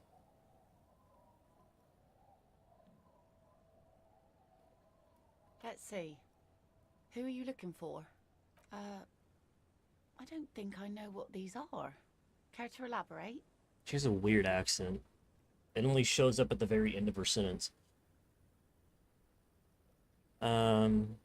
People who look for imaginary animals. Aha! Like snowmen. Two odd guys have been wandering around here, nose in sand, talking nonsense about snowmen and the like. Right. Not only snowmen, also green men, monkey men burning rhinos. You get the picture. Oh, you're getting it. And it is gorgeous. Don't really know. Further down the peninsula, I guess. I mean, that's where they were heading. Who else are you looking for besides snowmen?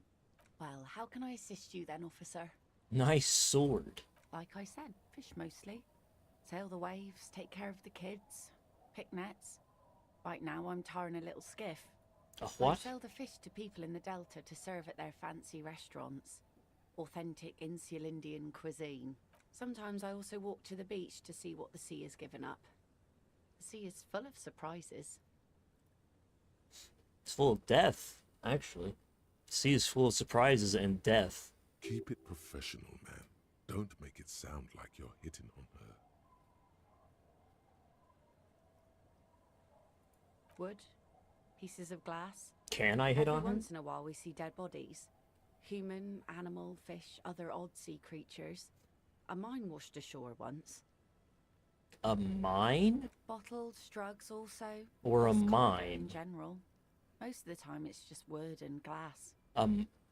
A mine as in like a landmine, or a mime as in a mime?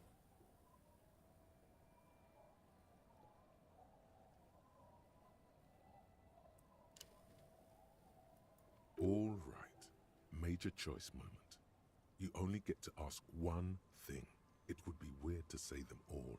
Choose wisely. A mine, the art. Okay, it is a mine. Okay. I'm glad that he got that. I didn't get it. The RCN could use a mine. Where is it? Well, you're barking under the wrong tree then, officer. I have no interest in floaters. Seen enough of them in my life already. Very unattractive bunch. Unfortunately, the factory sold this one with a 3-year warranty instead of a story. It's to intimidate folks, mostly. It is a It's a regular mass-produced sword, like a shovel or an axe. Nothing fancy, just for intimidation. From time to time, people need a lesson in respect. That's just the way it is. Back in the day, I caught the eyes of many men. And believe me, men need a lesson in manners from time to time. Can I borrow it? No, I'm afraid not. Tempting to confiscate the blade I used to keep these animals in check? You would put me in an early grave. What makes you think we haven't? The truth is that almost everyone in this life is scared and tired and stupid and too dull for that. That goes for men too. But they put on an act for us. Pretend like everything's good and living in shit doesn't bother them. Behold. Is this my love interest? Sure. It looks as if you could face down any horror in the world with that same unchanging grin. It's like a shield. The traces of her laughter are still there, in her eyes, fading fast. Some went to patch their wounds, their lesson learned. Others were more thick-headed. And one of them, I ended up marrying. Gone. I would never. To the waves. The sea took him. It was a long time ago. He didn't respect the sea. Went out there, drunk like a skunk, and sure enough, one day the boat was found floating empty. Funny you should say that. The bloated You're looking corpse for turned a up 2 weeks replacement drunkard. There's one right here. Sounds like you're in the need for a bad alcoholic boyfriend. Just so happens that I can fulfill that role quite perfectly. I guess alcohol isn't the only issue that I have, though. Now, before you tell me how sorry you are for my loss, know that it was 4 years ago, and I've moved on. There's only so much mourning you can do for a drunk with sinewy muscles. You should really have thrown yourself in the waves after. Us working folk don't have the luxury to be bedsick with melancholy. I buried him, mourned for an appropriate amount of time, and went on. I see. Life didn't really change that much for me and the kids. This is neither a touchy nor a very interesting topic for her. She looks like she's ready to go on a date with another, better, drunk. That's what I was saying. Ask her. Both of you could need some action. Hell yeah. Oh, heroic 15. Kim's presence makes it awkward.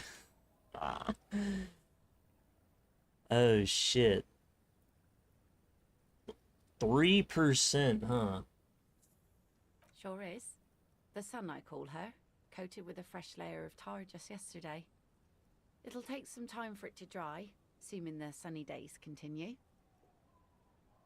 So I need to explore the coast and get rid of his ass. Cramping my style, Kim. You're cramping my style. How am I ever gonna pull if you're here? Just fucking looking over my shoulder like a creep. I've explored the coast. I have my fucking my car there. Or is this not the coast? This is the coast, right? I mean, what else could this be? Is this not the coast? Is there another? I guess there would be another coast, maybe this way?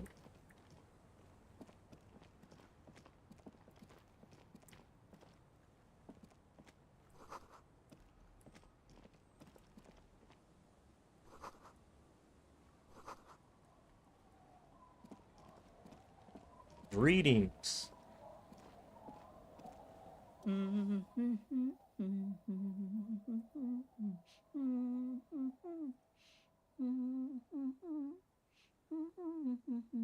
Don't you wish your girlfriend was hot like me? Don't you wish your girlfriend was a freak like me? You're not sure about the melody, but it might be South Samaran, possibly Sigayan. That's not what I was also known as thinking. the apricot suzerainty. It's definitely not what came to me. Welcome to the But fishing I'll trust the game. village. Please lean in closer. I have cataracts. I didn't ask. Then how does she know you're here? I still have a golden ear. Come, come. I think she's the killer. Oh, welcome, police officer. We don't cause any trouble around here. And we don't want any trouble either. We are not here to cause any trouble, madame.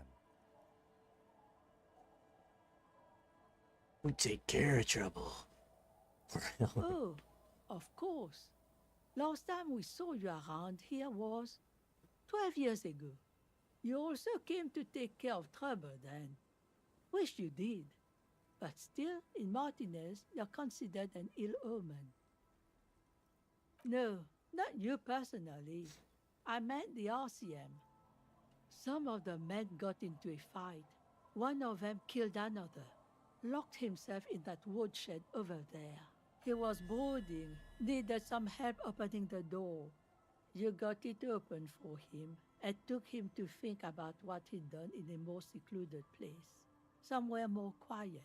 She says it as if he was on some kind of spiritual retreat. Oh, the usual. Dark tidings. Black hound. You're not. No one around here considers us an ill omen. People would have told us. Maybe they are afraid because you're an ill omen. But you're still welcome here, as long as men with guns aren't chasing you. And maybe even then, why even bring it that's up? the kind of fishing village we've built. You've permanently damaged our relationship, and for what?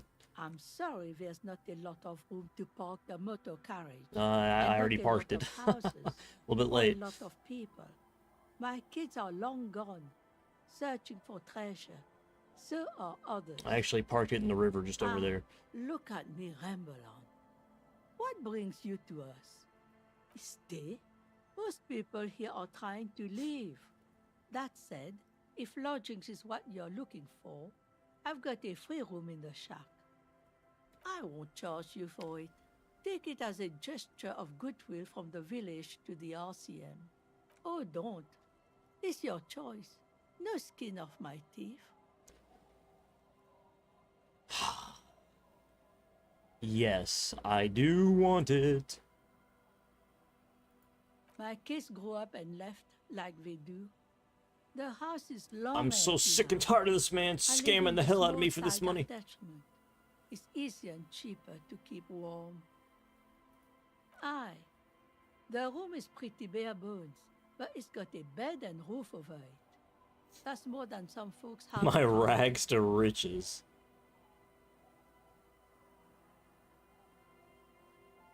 I see potential here.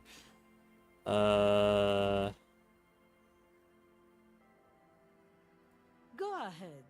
Call people rude things. We've heard worse here. Now, are you interested or not? You don't even know what I'm talking about. Don't make an old woman regret opening her house to the police. It used to be the law, you know. It worked out very well, or so I'm told. Well, if you are not in the hostel in the morning, I'll know where to find you. Here, in a shack. Just us. It's barely I was literally gonna try the boat, so this is actually way better than what my plan was. This is pretty much a non-place. A gap. A blank spot on the map. Just a cluster of nameless shacks on a nameless street. The place is so pornographically poor, it's not even funny. The lack of wealth is the one thing we've got in abundance. Riddles. Fits with the general ambiance here. Pornographically poor. Aye. Sometimes it's as though I'm also gotten lost inside this nameless nothing. Oh, it seems to be a common theme these days. Isn't that what people always think when they are lost? Something I can do for you to find your way, officer? Over there, you can find more of the same. Shacks and trees growing wild. That's the pox. The who? An old military hospital and its surroundings. Ooh. Or it used to be, during the time of the suzerain. After the war, it was turned into a goodwill hospital for shell-shock veterans and folks looking for some quiet in the old sanatorium gardens. Now the area is crisscrossed with nameless streets and makeshift cinder block houses, shacks as far as the eye can see. The goodwill ran out. The staff left and the place was shut down. It's long gone by now. Well, there's Lillian and her kids. A few new folks live in the house to the east, but they're away right now. And then there's the drunks. Not a pretty sight, but there's little we can do about it. Home is home, even for them. Lillian is tough. Tougher than the men here, at least. If it wasn't for her and the kids, this place wouldn't have a spark of life left. Sooner or later, you'll see for yourself. Don't have to look long to find these guys. Here, for you, no officer. The only money we have here is some coins the drunks tried hiding from their women and then forgot about. Under carts, boats, in little boxes. It's not hard to Already find. found a decent chunk of change, at least for She me. nods, rinsing another piece of cloth. Not much. There's the abandoned church, the DeLorean Church of Humanity. What is this DeLorean It's talk? been there since before my time. Even. I watched Back to the Future not too long ago. The first movie's really good. The little plot about him like almost fucking his mom is kind of weird in hindsight. But I like the first movie. A lot of people like the second movie a lot. Some things just don't fly, officer. Look around. Who'd go to church here? They built it 300 years ago. Must have been nicer then. So, they don't hold services there anymore? The Ecclesiastes? No, we've tried, but things just keep happening. Crime, accidents, other things. The place never stays open. It's a pity. It used to be such a nice church. Before you get to the church, there's some ruins, an apartment complex, or some kind of electrical plant. Run-down bunch of houses, empty. I don't know exactly. A pre-war place. It used to be something. Before Oh yeah, the Final war. Fantasy I wonder Rebirth if he is had coming out on been, you PC, know, huh? Was born in Samara. I don't know why I just remembered that. It's because she kept saying S words, and I thought about Shipper Power Plant. I almost want to play that. You know why I'm excited for Final Fantasy Rebirth on PC? I love when we get easy to access high quality models of Final Fantasy girls. Because goddamn. And that's about it. I never played those The old games. fish market up on the boardwalk, but it's closed. I tend to see the characters a lot. I never actually play the games. The only one I played recently was FF15.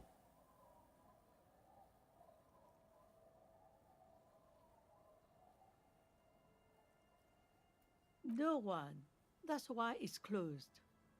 It was once a bustling place, back when I was young, and so was everyone else.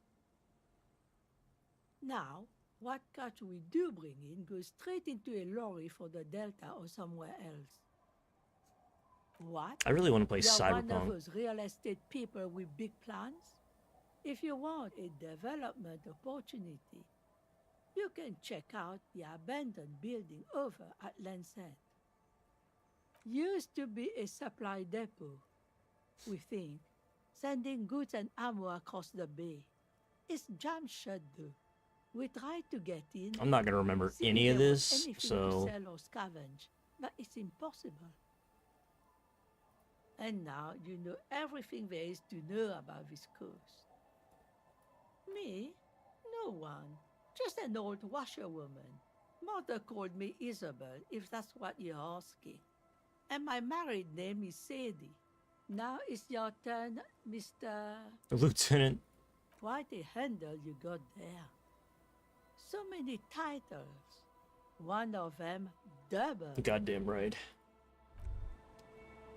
You're goddamn right. Okay, what does this do? This is one I got when I passed out. The bow collector. It's early in the morning. The world is dark blue. The sparks light her face. A delicate composition of triangles. The streets seem to grow longer, like in a dolly zoom.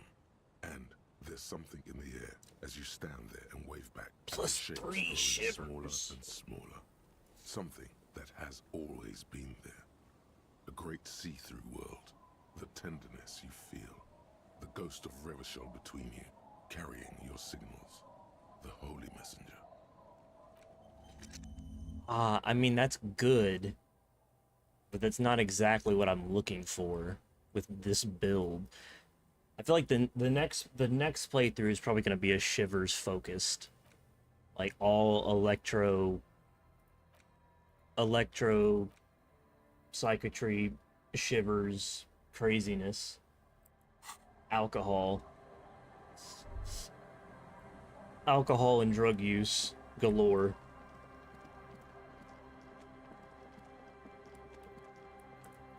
A drop in temperature, an easy flow there, an empty street. Speaking of, before you, a thoroughfare unjammed with lorries. No more drivers smoking on hitch steps. Just silence. Chemically sweetened. Across the road, a forgotten bus stop. Corrosion has opened a hole in its roof. An elm tree watches over the building. Its branches are dripping with rain and snow. The road is smooth and motley. Craters filled with a black asphalt. The asphalt, first laid, is grey already. A row of tenements are under construction in the distance. A tub warm with water, white with soap.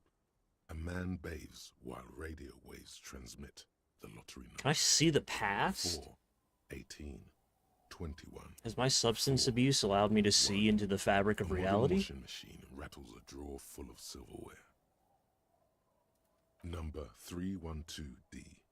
Young girls used to come here, huddled up, hoping for more warmth than their thin coats give them. The bus took them to school. It has not run for 8 years. There were not enough girls to sustain its cost. Craters pocked the surface. Children played in them until heavy trucks full of black pitch rolled in. The landowners have filled the craters with money. It is a vital artery of the flow of trade. There's one bump on the road. A dead dog lies flat about 200 paces away. No. Right at the turn. Tragedy comes from the wheels of a fast RCM vehicle, hurrying to work. The cold washes over you. I didn't kill a dog, did I, when I drove in here? Surely not. The wind moves the aerosol. A detective stands behind the boom barrier. A breeze moves a curl of his hair. I mean, I wouldn't be surprised, I guess. Why does it randomly do this? My camera just, like, moves. I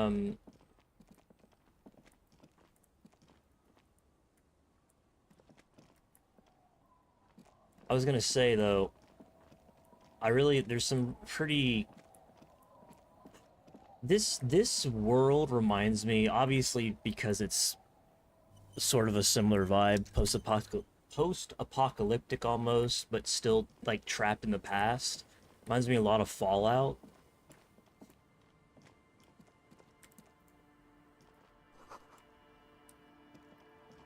It makes me want to play New Vegas again.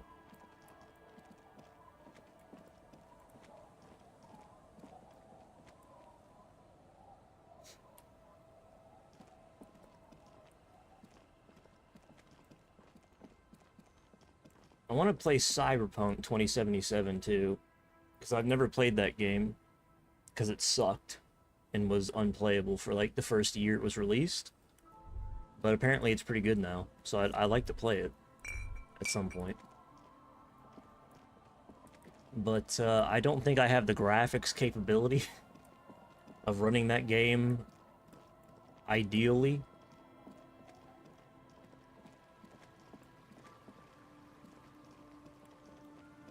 I want to build a new computer. It's about time. It's been like 4 years. It's about time for some upgrade parts.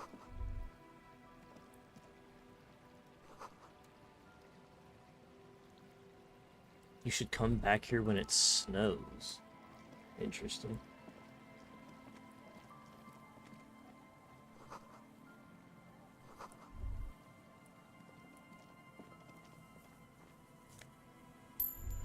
Money.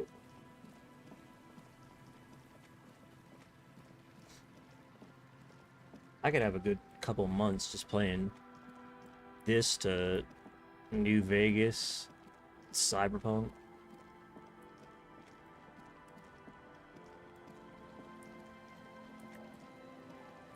They announced those 5000 series GPUs. It's a shame they're probably going to cost over $2,000 on release.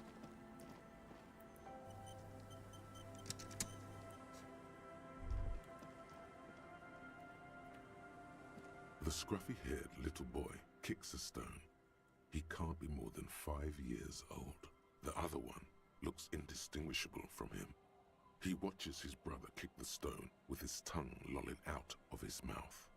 This one doesn't say anything, kicking the concrete with his worn-out Fucking mute. Lily's our mum. I already said that. The stone kicker laughs suddenly. His head is too large for his shoulders. All these kids got big-ass heads, dude. The other one laughs as well. Wow, so intellectually stimulating. The stone-kicking one becomes frantic all of a sudden, as if that's something to be scared of. The obvious fact that you just stated. He looks just like me. The boy doesn't answer. His brother throws another rock. Both of their hair is covered in some kind of dirt. Yeah, if I'm getting with Lillian, these two clowns have to go. You're bad with kids. No, they're just morons. Okay? They're too stupid. Maybe I am. Now, how about some actual police work? We are not getting anything here. You're stupid. Okay. Okay? I could have a more intellectually stimulating conversation with a rock than those children. You're not gonna put that on me. You're not gonna put that on me. If anything, put that on Lillian. What the fuck has she been doing? Kid got a big ass head, but he's got no fucking brain.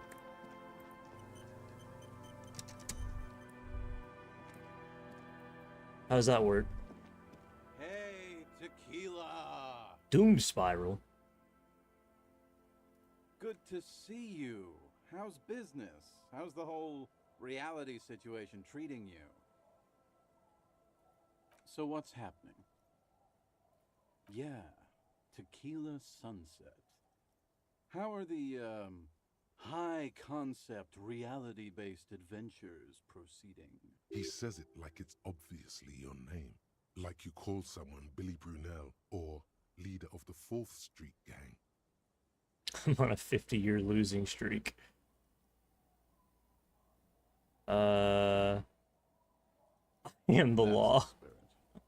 I used to shape reality into my... Say you're the law 7 times. Those days are over now. Nice. I am the law. Sadly, things aren't going that well in Idiot Doom Spiral Land.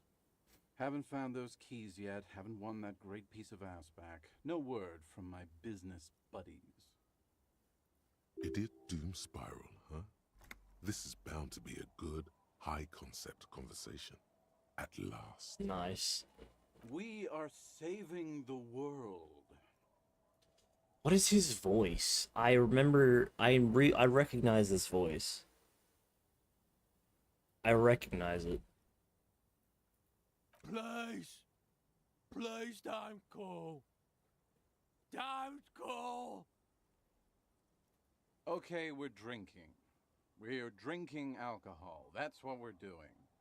I tried to save the world once, a long time ago, with enterprise, creativity, and willpower.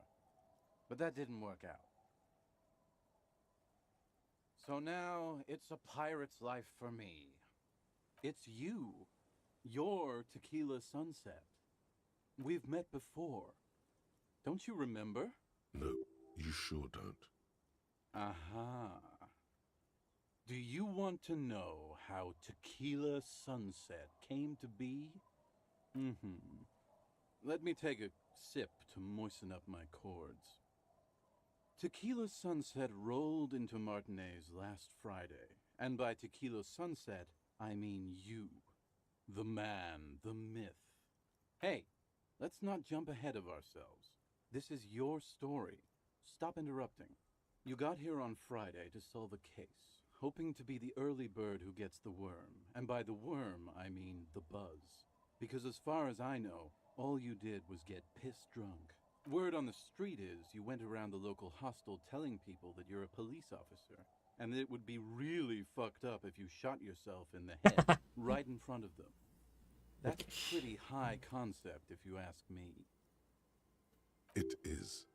The lieutenant's brow is furrowed. He's listening as casually as he can. That doesn't sound like me at all. It was a late Saturday night when we, the Union of Moribund Alcoholics, were getting our drink on. Nothing remarkable about this. We get our drink on 24/7. Makes everything warm and glowy. I trust you know the feeling. One moment we hear the sound of a motor carriage revving up somewhere on the plaza, followed by a series of dings. Oh, they're the guys. They're the guys that were like smoking and drinking in front of my crashed vehicle. Do you remember the sound of wood cracking? The billboard.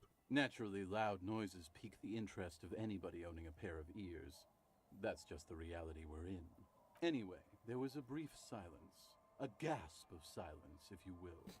Followed by a real commotion. We heard the carriage careening towards the coast at top speed. Yeah. Sounded like someone jumped the canal. We grabbed our brewskis and rushed to the jetty. Never underestimate the speed of an alcoholic. What we saw was a sight to behold. A beat-up police carriage containing you. Right there on the beach. You revved the engine and screamed at the top of your lungs. The time hath come! So, naturally, being the curious cat I am, I asked what time hath come.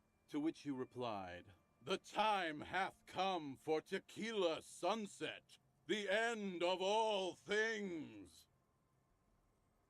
After which, your reality contracted. You jammed the pedal, plowed right off the jetty, and through the ice.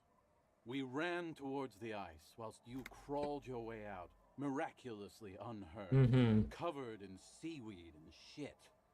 Like some kind of sea Where'd the shit come from? When we finally got there, you were sitting on the beach crying. You said that your badge and uniform were in the car. It was too late to get in there, though. The carriage had sunk too deep. In this way, you and your motor carriage have a lot in common.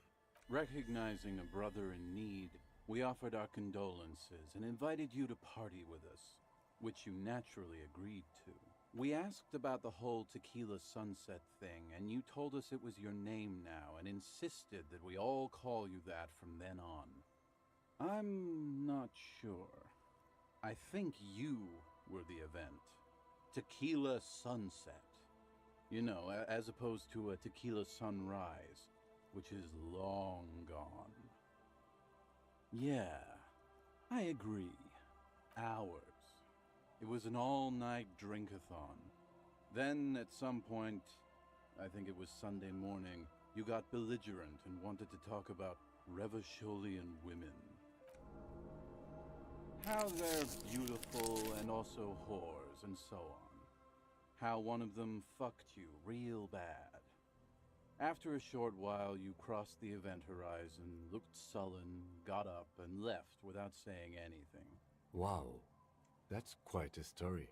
Yeah, I bet Tequila's a fucking legend around the precinct. You must be proud to work with him. If you only knew. You were pretty vague about it, but you kept saying you got fucked real hard, and that we've all been fucked too. No one's fucked me. I do the fucking around here. Abigail! It seemed pretty painful, to be honest with you. If I had to guess, I'd say you're still working through some shit.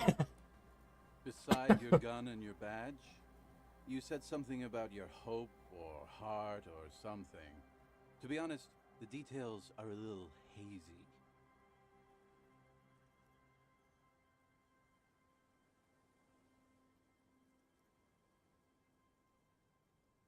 Sorry?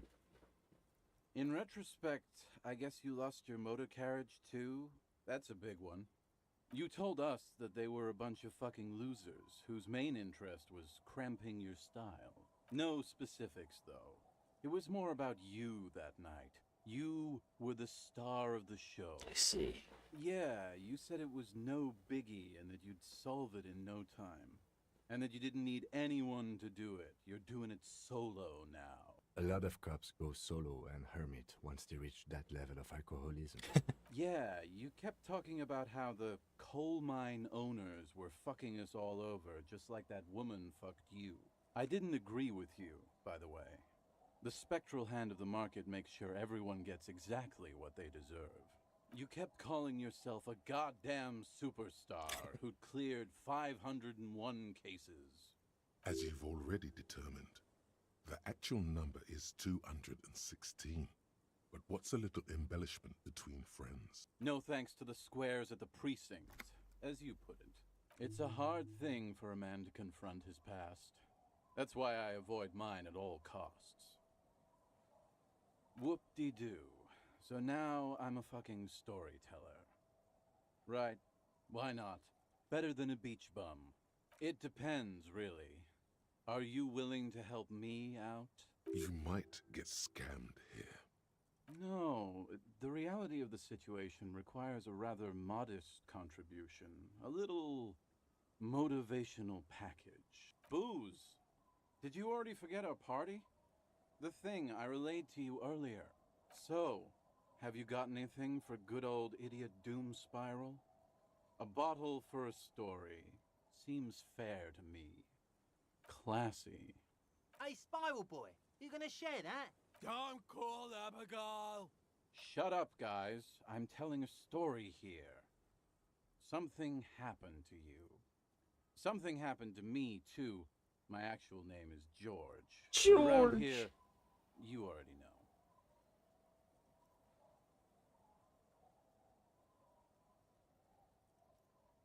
I was once a reasonably high net worth individual.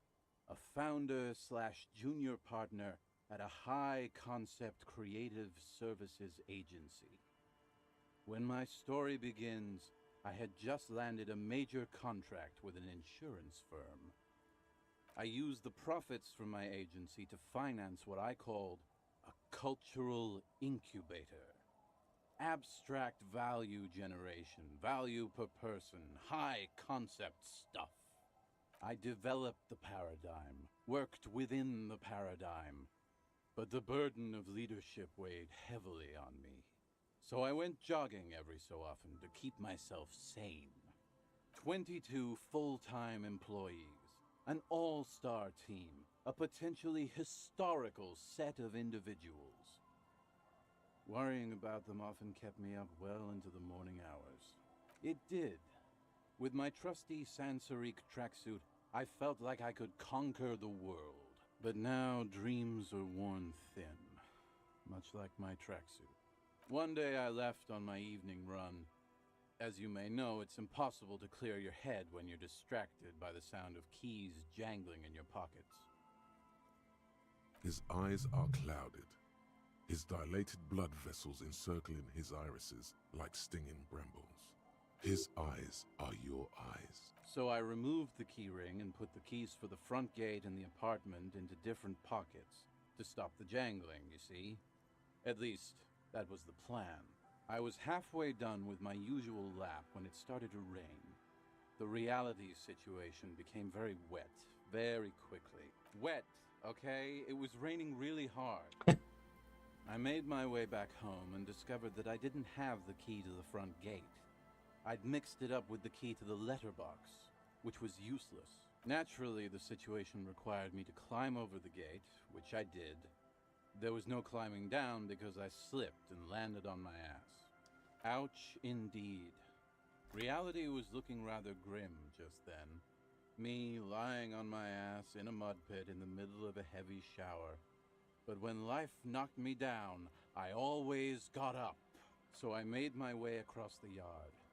Standing in front of my apartment door, fumbling with my pockets, I realized that I'd also forgotten my apartment key. Oh, damn. I wish I were, Tequila. I wish I were. Instead of my apartment key, I'd taken the key to the office. I rang my neighbors' buzzers. It was late, and most of them didn't even answer. Those who did assumed I was trying to sell them something and hung up before I could even explain the situation.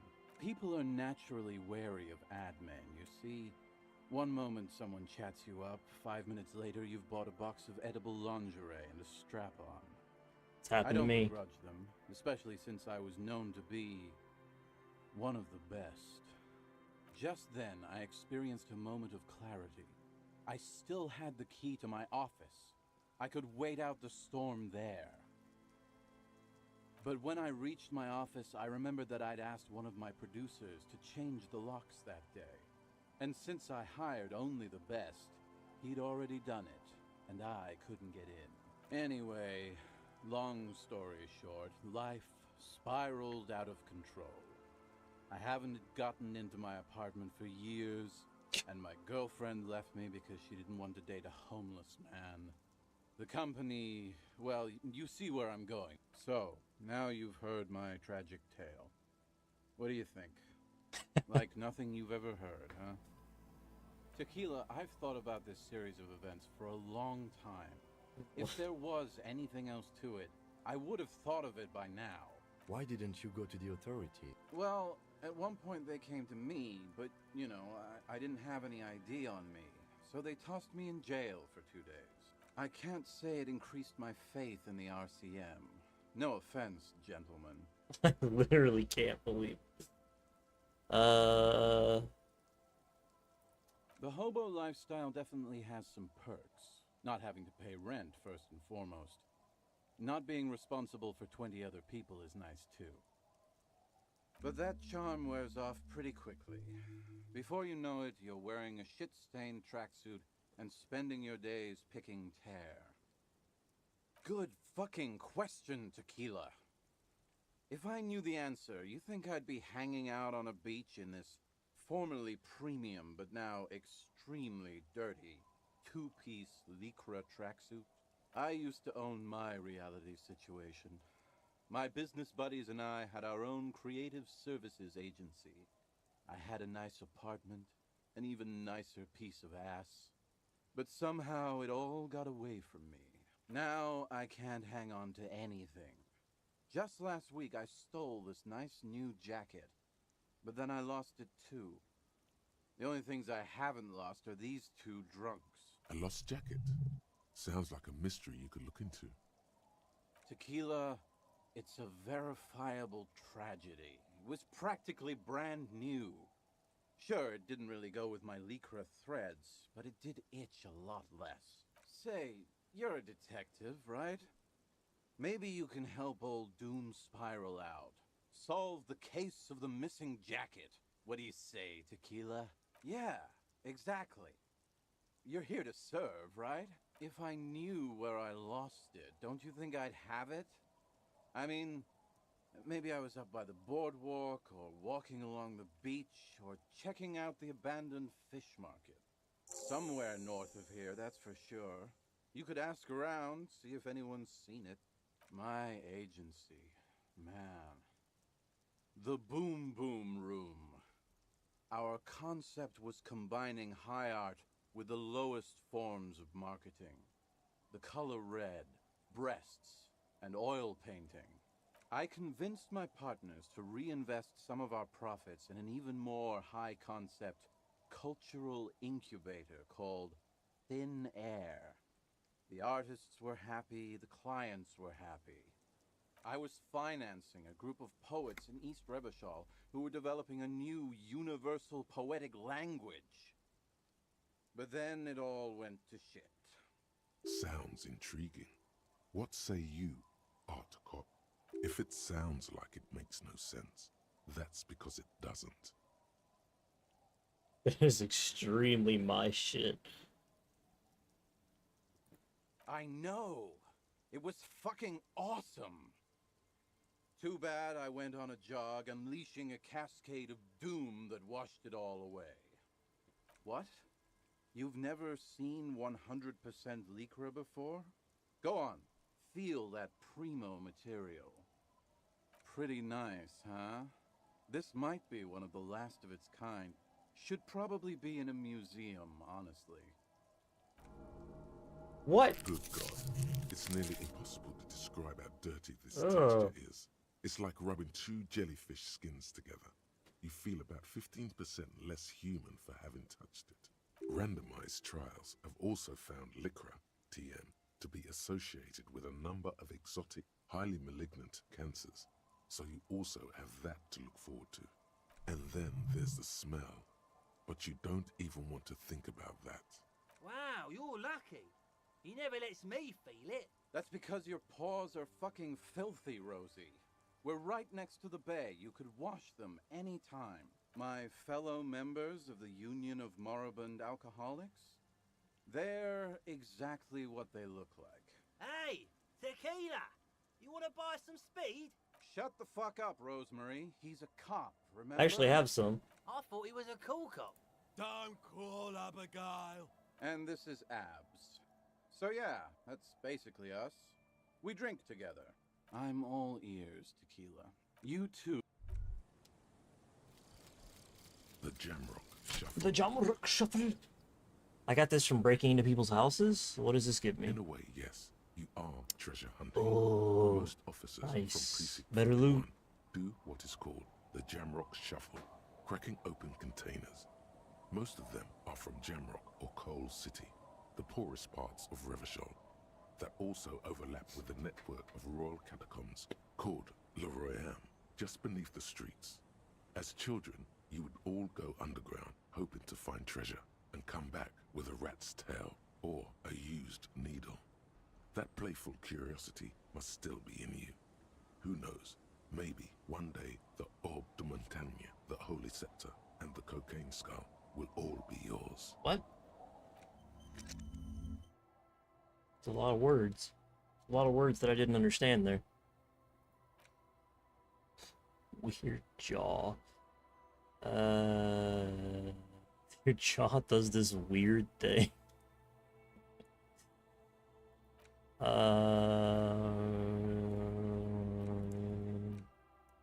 Okay.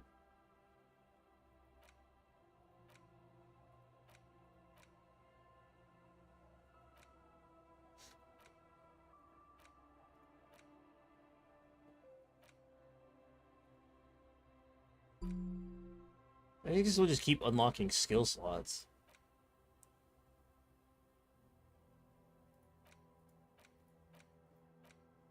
Actual art degree. I like that one. Cop of the Apocalypse, some kind of superstar.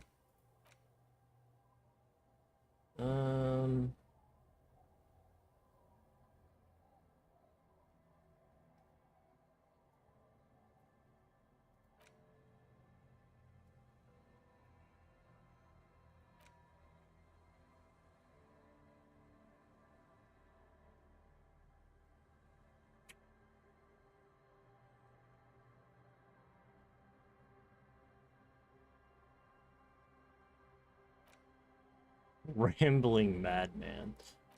You know, let's do Lawjaw. I'm satisfied. Can I talk to every one of them? Holy fuck, dude. I thought it was just the one guy. So So what do you want? I've got Oh. smokes. They're cheap. Very cheap. I got Pilsner. Great deal. You won't get a better deal on that piss. Spirits I can let go for 300 real. I also have speed. And by speed, I mean amphetamine. See, friend, it's real valuable. Worth every real, if you catch my drift. Got it from a bit of a business venture. You know, it's funny, actually. He's finding it difficult to focus his watery gaze. What? Keep him talking. This guy. Oh, this is medicinal spirits. The good stuff. Got it from the doctor's office. I got one of those scientific ampoules a few months ago. Torpedo, they call it. It's supposed to keep a man from taking a drink. Didn't stop me for shit, that's for sure. 5 lemons with half a pack of butter and you're good to go. It really isn't. In a week, the goddamn kidneys started giving me all kinds of help. Finally, the missus took me to a private doctor's office. Not a charity, the real thing. Those arseholes charged me 4 real to remove the damn thing. But I came out on top after all. But the idiots left me alone in there. Now, I used to teach high school biology. I know what doctors use to preserve dead thingies. Swipe 3 cans of this blue medicinal stuff from the back room. Threw the snakes out and voila! What's left is this beautiful blue stuff. 98.7% almost pure alcohol. 2 I already sold to these fine gentlemen here. But this last one is yours for 3 real, if you want it. Don't say it.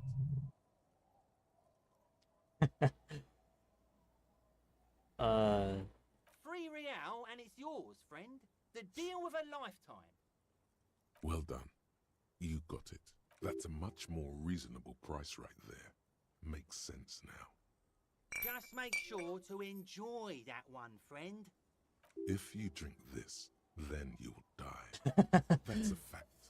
And that's why we're going to save you from yourself and store this as a sellable item. Go sell it at the pawn shop for a profit. Hey, that sounds In good. a civilized world, it's a custom to tip the shopkeep, friend. But come back anyway.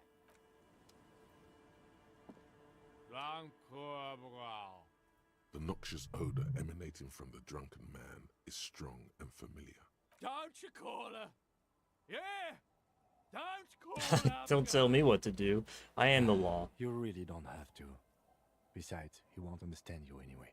Abigail. Oh, Abigail. Don't you fucking call Abigail. You're not going to get anything out of this guy. He's too drunk. He snorts and beckons you. Don't call Abigail. The man hiccups, then mumbles something. Don't call Abigail. There's no use in yelling at drunks. He's barely holding it together. The drunk man starts coughing a really disgusting, hacking. Heard that. Don't you fucking call her. Hear me? Abigail? Don't call. There was little chance he'd be a reliable witness anyway. He's guilty. It was him the entire time. I'm calling it right now. I'm almost certain. He's the criminal. He just wants us to think that he's a drunk.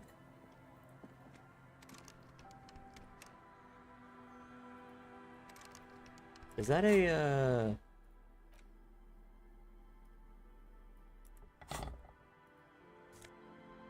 Woo!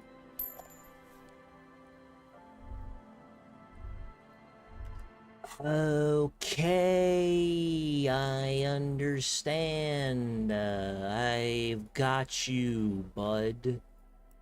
I have just understood this mechanic for the very first time this entire game, but I get it. I understand it now. I understand it now. It only took me the entire game. Seen better days. Oh, this is my The layer shack? of paint has started to peel off due to the salt and wind from the sea. Nice. Even the lock looks slightly rusted. Nice. I'll wait outside to give you some time and privacy to check out your new living arrangement.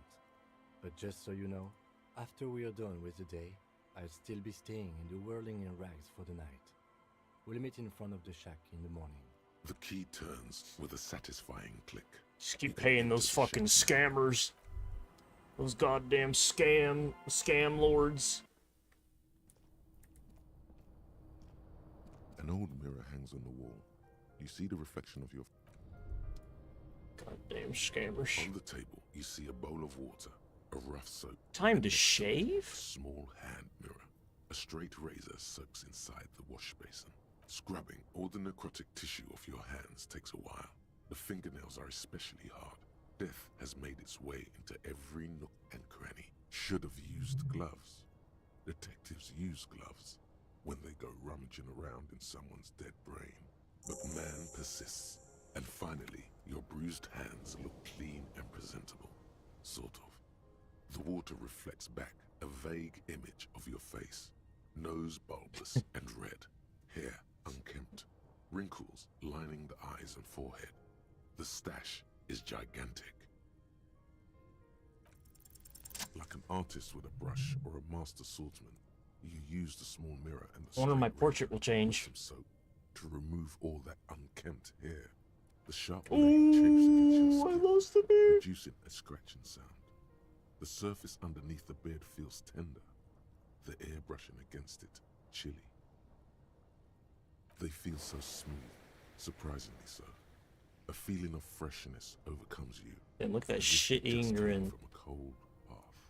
The water reflects back a vague image of your clean-shaven face.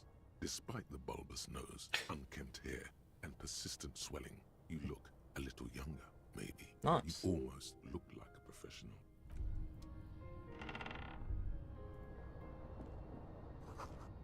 Looks about bird watching. A brisk coastal wind still howls against the window of the shack. Occasionally, the waves crawl in under the foundation, producing a low hum. The room feels muffled, like you pulled your hat over your ears. Outside, it is cold and windy, but you're inside, and it feels safe and warm. What is this place to you? Die lady? My forward base for the coastal part of this operation. Wonder where the old one went.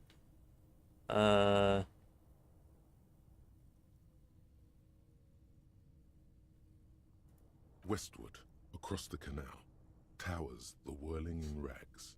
Door number 1 on the second floor is locked. Behind it lies a trashed room. 1 floor below, behind a counter, stands an irritable man. In a small shack in the fishing village, a baroque heater hums quietly, emanating a sense of comforting warmth. A wash basin lies on the table, the water inside reflecting the somber face of the world. Far away, on the corner of Perdition and Main, a nondescript building, obscured in a haze. It's vacant and lost, just like its tenant. Outside, the howl of the wind has picked up. The waves crash against the stilts again. It's as if you think the thought, but in someone else's voice. Look under the floorboards. Huh? Under the floorboards.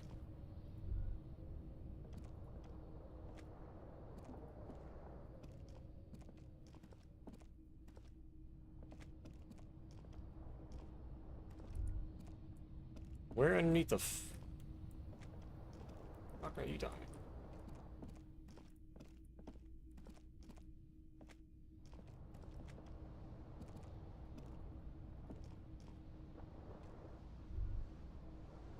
An old mirror hangs. Jake.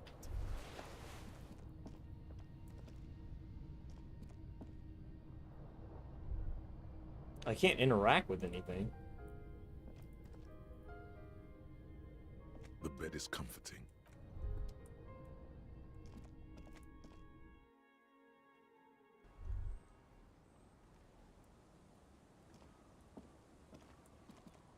Thanks for He's just standing in like a fucking hole. Our tenant, what do you want? That's an excellent question, ma'am.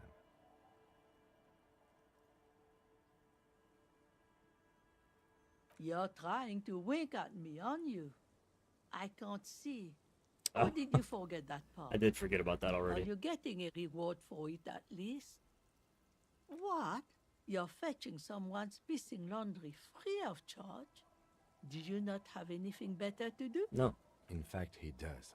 None of my business, either way. How you spend your hours is up to you. Anyhow, you might ask Lillian if she's seen anything lately. That girl's got a way of attracting lost and broken things. You don't say. Could that have anything to do with me? Are you saying that I'm lost and broken, game?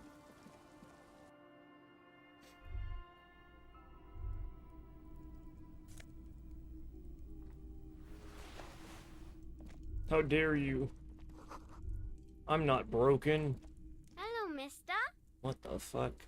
She clutches a small stuffed animal. Occasionally, she twirls it around. Armored gloves! Yes, I am. Little Lily. You know my mom? That's nice. My mom is great. She's never angry or anything. Yes. They don't want to play with me. They're older and play outside. They look the same. I said the same I can't thing. tell them apart. They look identical. Don't do that again, please. That creeped me out. It's a grouse. Wasn't Gar, the cafeteria manager, trying to repair a piece of taxidermy? I don't know. Sure. I mean, you already took it. I don't like it anyway. It looks angry. It's Lammy. He's my friend. Sort of. Lambie is a stuffed lamb that, admittedly, has seen better days. One of the eye buttons is missing, and the fur is tattered in several parts. Yes. Very soft. I'm scum. Isn't he soft? Oh. I had gloves. Very big ones. Where did you get these gloves? Found them when Lemmy and I were playing hide and seek. In an empty house. Where no one lives. I think someone hid them there. She doesn't want you to think she stole them. I hid them. The twins were gonna take them. They're stupid. We're going to need those gloves. It's for important police business. Oh. They're in my sandcastle. Behind our house. Under the sand. You can break the castle. It's not very good. Bye! The voice acting in this game is incredible.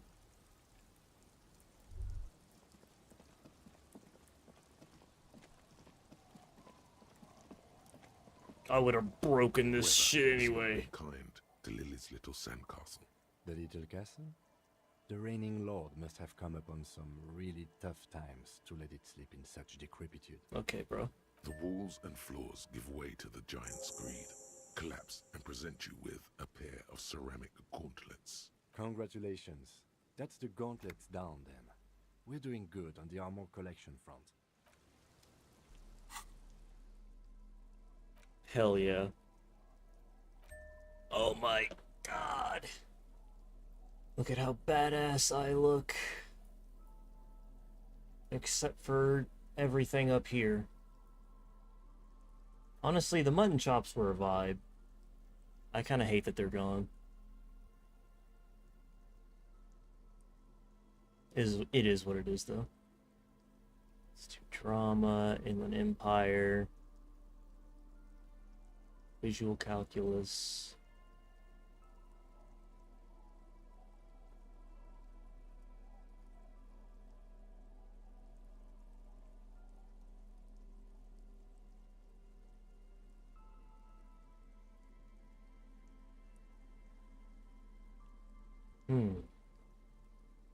+1 to indirect modes of taxation. Okay. exposure.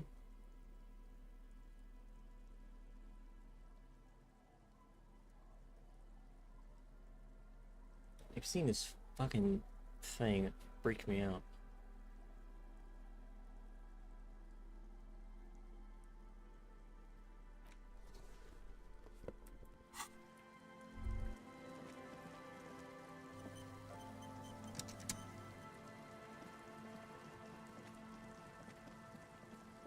Let's do it, Kim!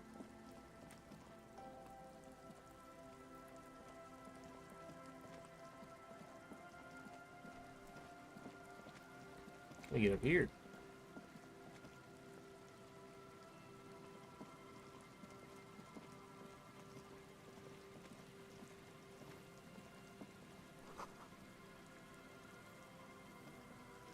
A broken pipe.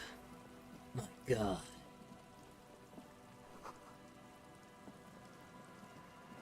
How fucking big is this? Oh, this is the church. I see. What is this? This is the electricals?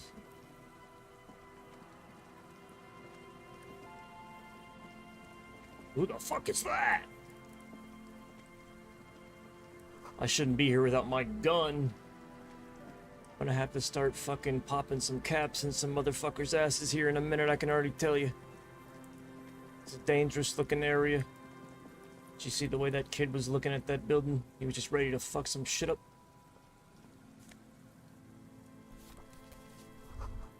I need my gun.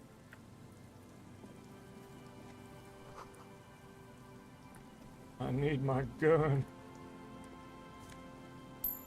Maybe it was Lily Ann. Maybe she has my gun. Who the fuck is that? The smell. It's awful and familiar. Don't you recognize it?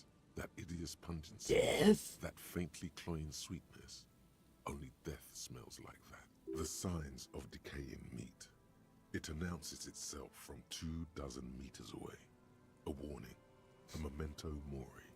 The lieutenant has already brought a handkerchief to his nose. What the fuck? Is this a body? We found another dead body?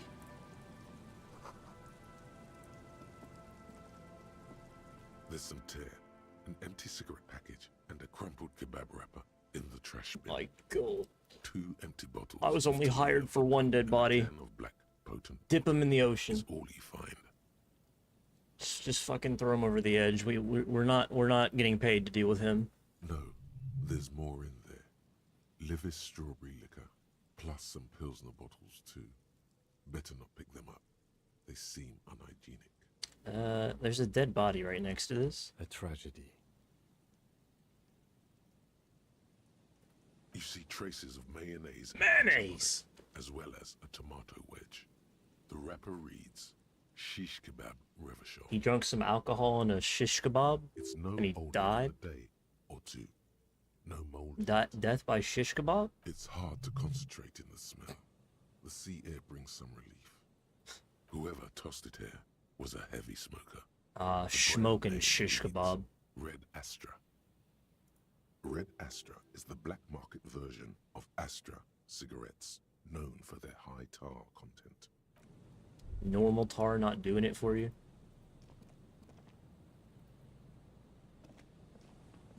A man lies on the boardwalk. Ew.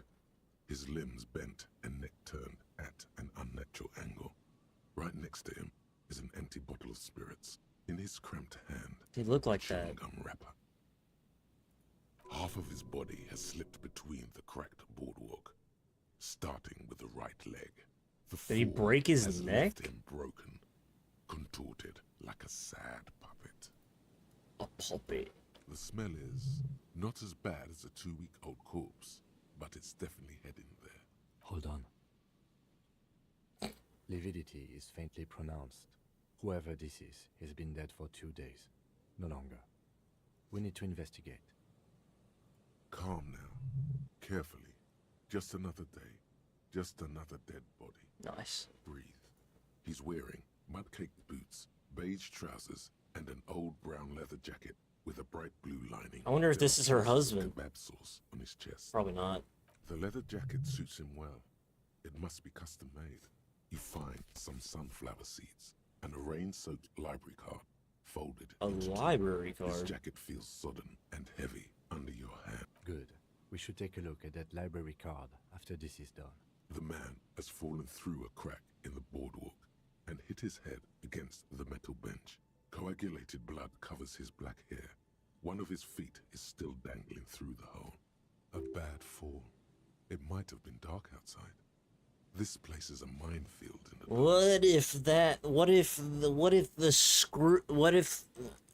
What if the nails on the board were intentionally ripped out, thereby making a death trap for any unlucky son of a gun? Or maybe somebody knew he was gonna be here. When damp, these boards are really slippery. Even a sober man could lose their balance. I smell foul play. His expression is dull, like the sea behind him. Drops of water shining on his moustache. His eyes, empty and wide, look frightening in their frozen gaze. This may be part of the sex cult. Height, 170 to 175 centimeters. Curly hair, stout build. Age, approximately 50 to 60 years. There's some dried blood on the metal bench, right where the corpse's head rests. The floorboards. I don't remember what she said about her husband. went I'll have to around the look. hole. An empty bottle lies nearby. A chewing gum wrapper is clutched in his fist. Be very, very careful where you step here. A dried chunk of blood covers the hair at the back of his head. An open wound. It's sticky and cold to your touch. This is what killed him. I don't see any other major wounds, do you? Seems like the head wound was fatal. It's Fatal. exactly the shape of the bench. A .75-liter Tallulah vodka with its cap missing. There's hardly anything left inside. Tear all around us.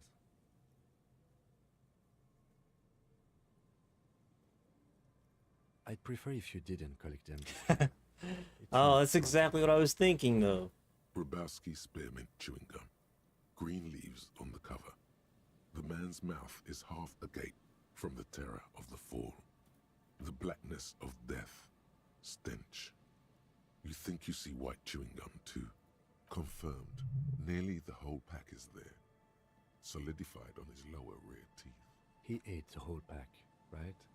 It's to cover the smell of alcohol before going home. The worst thing is, I've seen it before. Almost the same scenario. Even the chewing gum. It's always the same. They screech under your feet ominously. It's hard to say whether the dead man's weight was the cause of the boardwalk to break. You see waves churning below. Something cracks beneath your feet. He could have easily disappeared into the sea through that hole, and you would have never found him. The entire boardwalk creaks in the wind as you take a step back. Looks like one of the locals. He'd have to know this spot to come here. You don't just walk over here. I mean, I did. But that's just a lazy assumption. What do you think? We do know that he was married. But you're right. Let's not run ahead. For now, all we know is that he's an unidentified middle-aged man found dead on the Martinez boardwalk. Death by misadventure. He slipped and fell through the boardwalk. A truly unfortunate accident. If it wouldn't have been for that bench, he'd be alive. What about it? The deceased ate some kebab. It's probably from a nearby place, maybe in the box. Sometimes a kebab is just a kebab. No. No, you're not looking at it right. The kebab was actually what killed him. And then this was done as a way to cover up the kebab. No, I don't see anything that points in that direction.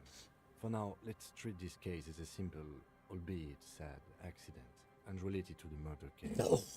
Agrees. If this somehow converges later, why not? Don't tell me that. Keep it simple for now. Oh yes. Some symptoms of acute alcohol poisoning could have definitely played a role here. Severe confusion, respiratory depression, unpredictable behavior. But I think that death arrived through head trauma, not liver failure. They'll seal this place off after the news reaches the coalition officials.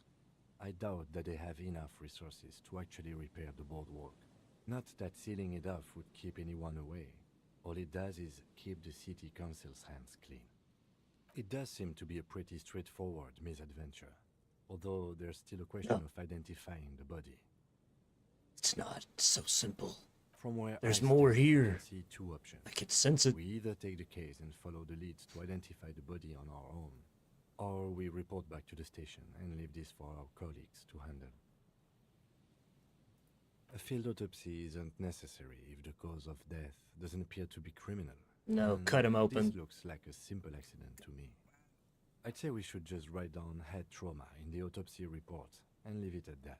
It would save us at least 2 hours of unnecessary work. It's sloppy. Maybe, but we don't really have much time or resources to spare. The guys at processing will take care of the rest. Alright, we should first examine the library card you Think found. I'm gonna fucking Then pass we it can up. call the station from Mike and Emma. The hell Let them kind of know we are detective do taking you this think case. I am? I am a super cop.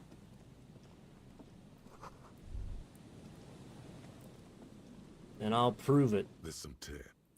I'll prove that it was the kebab the whole time.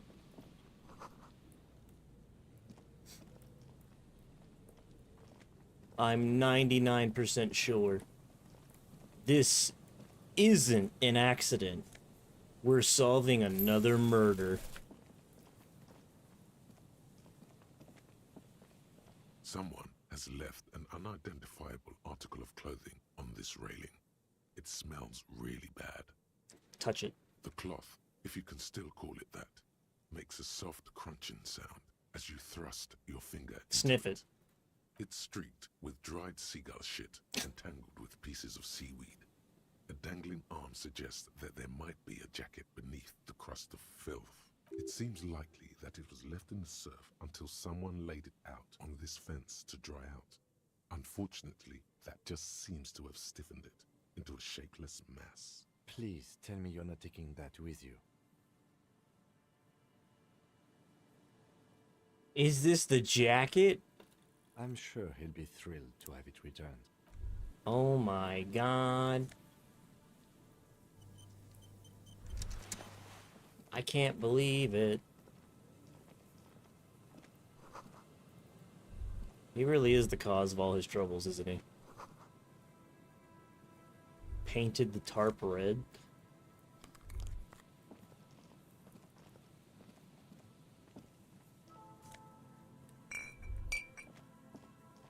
We're gonna get some money from this. How many bottles I have now? What is this? To smash the plastic dome? A metal payphone under a yellow plastic dome. You could use it to call someone, unless you're out. You hear the tone. The machine is inoperable. Hello? Calling. Still calling. End of tone. Pierre, is that you, Pierre? No, this is not Pierre. So nice of you to find the time to call me. It gets so lonely. Even the animals have died. Are you sure you're Pierre? Your voice, it's different. There. Chrysanthemum. Her voice is drowned in white noise. Sounds like waves washing a beach, growing in volume until the call suddenly disconnects. I could call another random number? Calling. Still call. Someone with a masculine voice picks up. Hello, Gerard speaking. Hello, Gerard. Technically speaking, you're electricity. No, what you are is a surprise. Get his wife on the phone.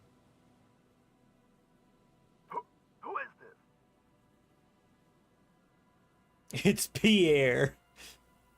Who the fuck do you think you are talking to me like that? I'm the one who's fucking your wife. Just tell me what's going on here. Bien, come here. Oh my The god. sounds are muffled. You can make out two people, a man and a woman called Bien. They're talking to each other in agitated voices. There's a shuffle of feet. Children Just casually ruining a home amid the environment. howling in the wire, you make out a woman's voice with a thick Samaran accent.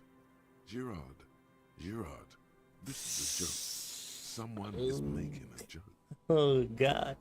No! More shouting. You're pretty sure you hear a man saying fuck several times. Then the crackle in the phone line gets violently louder, like the surf breaking. I'm not gonna stop. I'm gonna keep fucking your wife, Gerard. What the hell are you doing? Oh god. Big deal? Let's just go. I've had enough of this phone booth. Oh no. You pick up the handset. There's a tone. The machine is Oh up. no. The lieutenant shrugs apathetically, then walks a little distance away to One more time. Calling, One more time. calling, still calling. Stop calling me, man. I'll get you your money, alright? I just need till tonight. Let me work.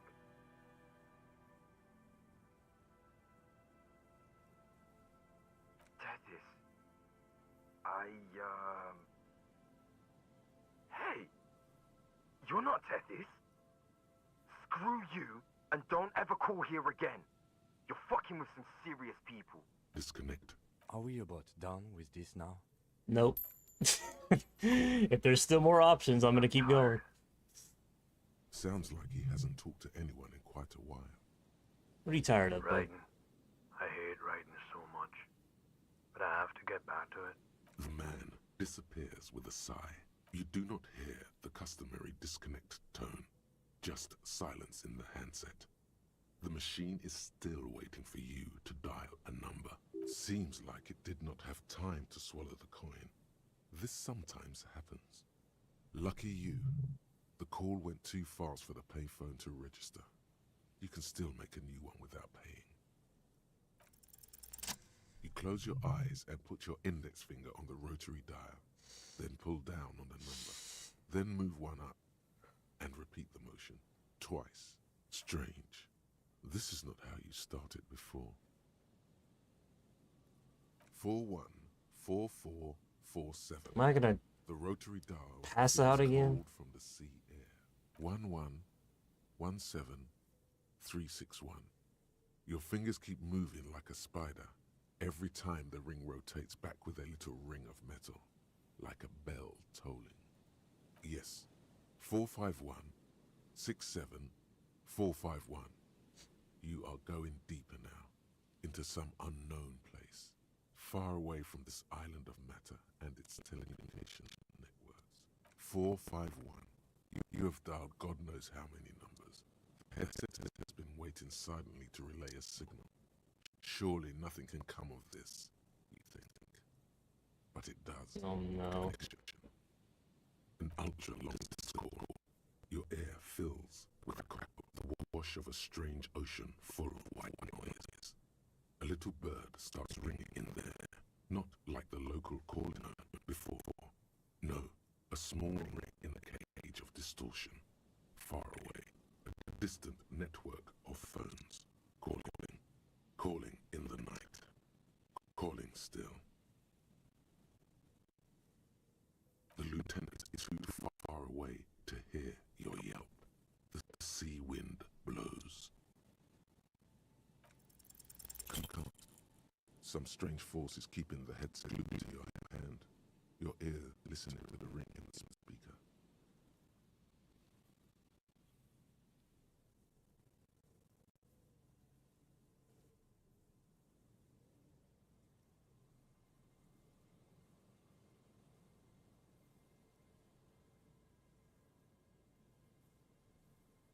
Goddamn bots. Of all the fucking times coming to my chat, some bot shit. Calling. Calling. Calling. Calling. Calling still. Then the ocean breaks. Out of the depths, a woman's voice emerges. Small. The dearest thing you've ever heard. Hello?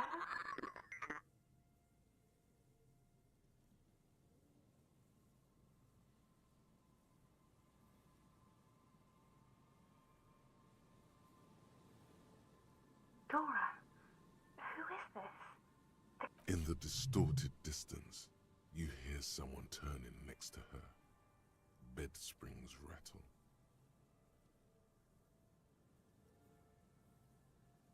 Oh, God.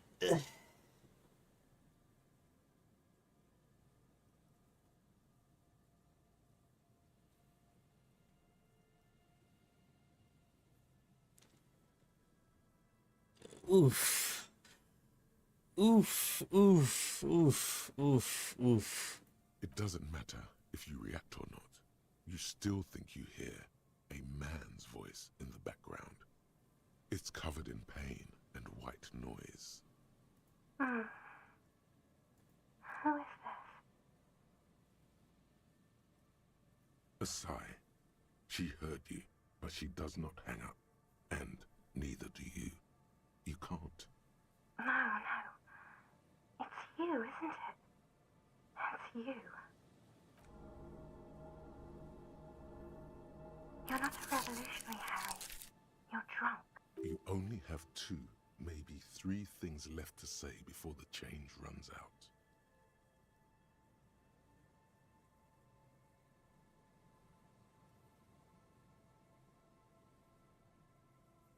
Because it's me. Look, I don't understand what you're saying or why you're calling me. You seem drunk.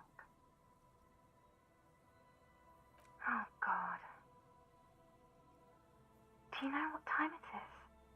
It's so late here. It's 4 o'clock, Harry. I need to wake up in 2 hours.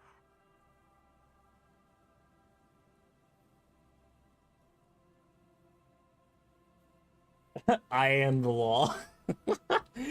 Oh my God.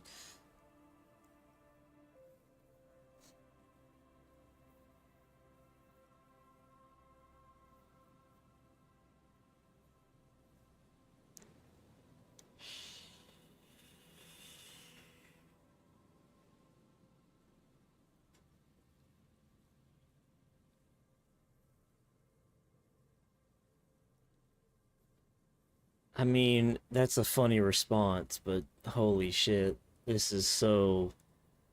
This is... Ugh. Oh, God.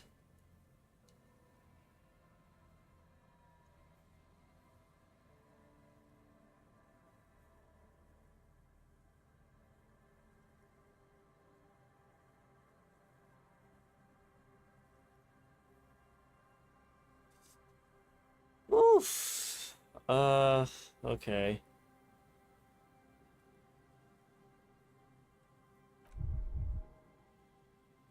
What do you want to talk about that we haven't talked about already?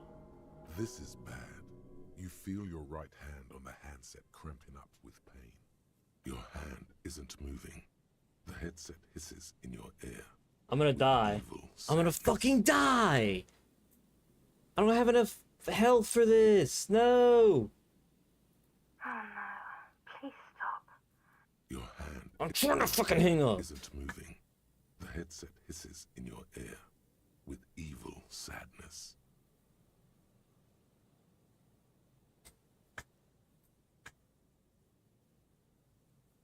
She does not answer anymore. Harry.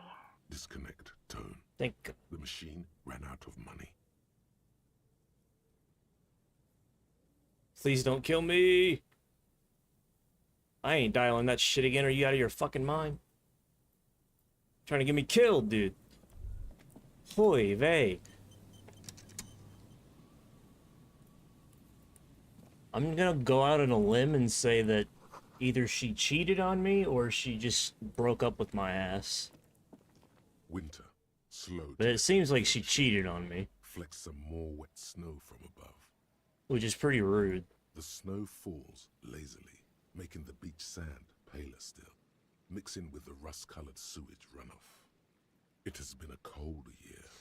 All things waiting for spring will have to wait a bit longer.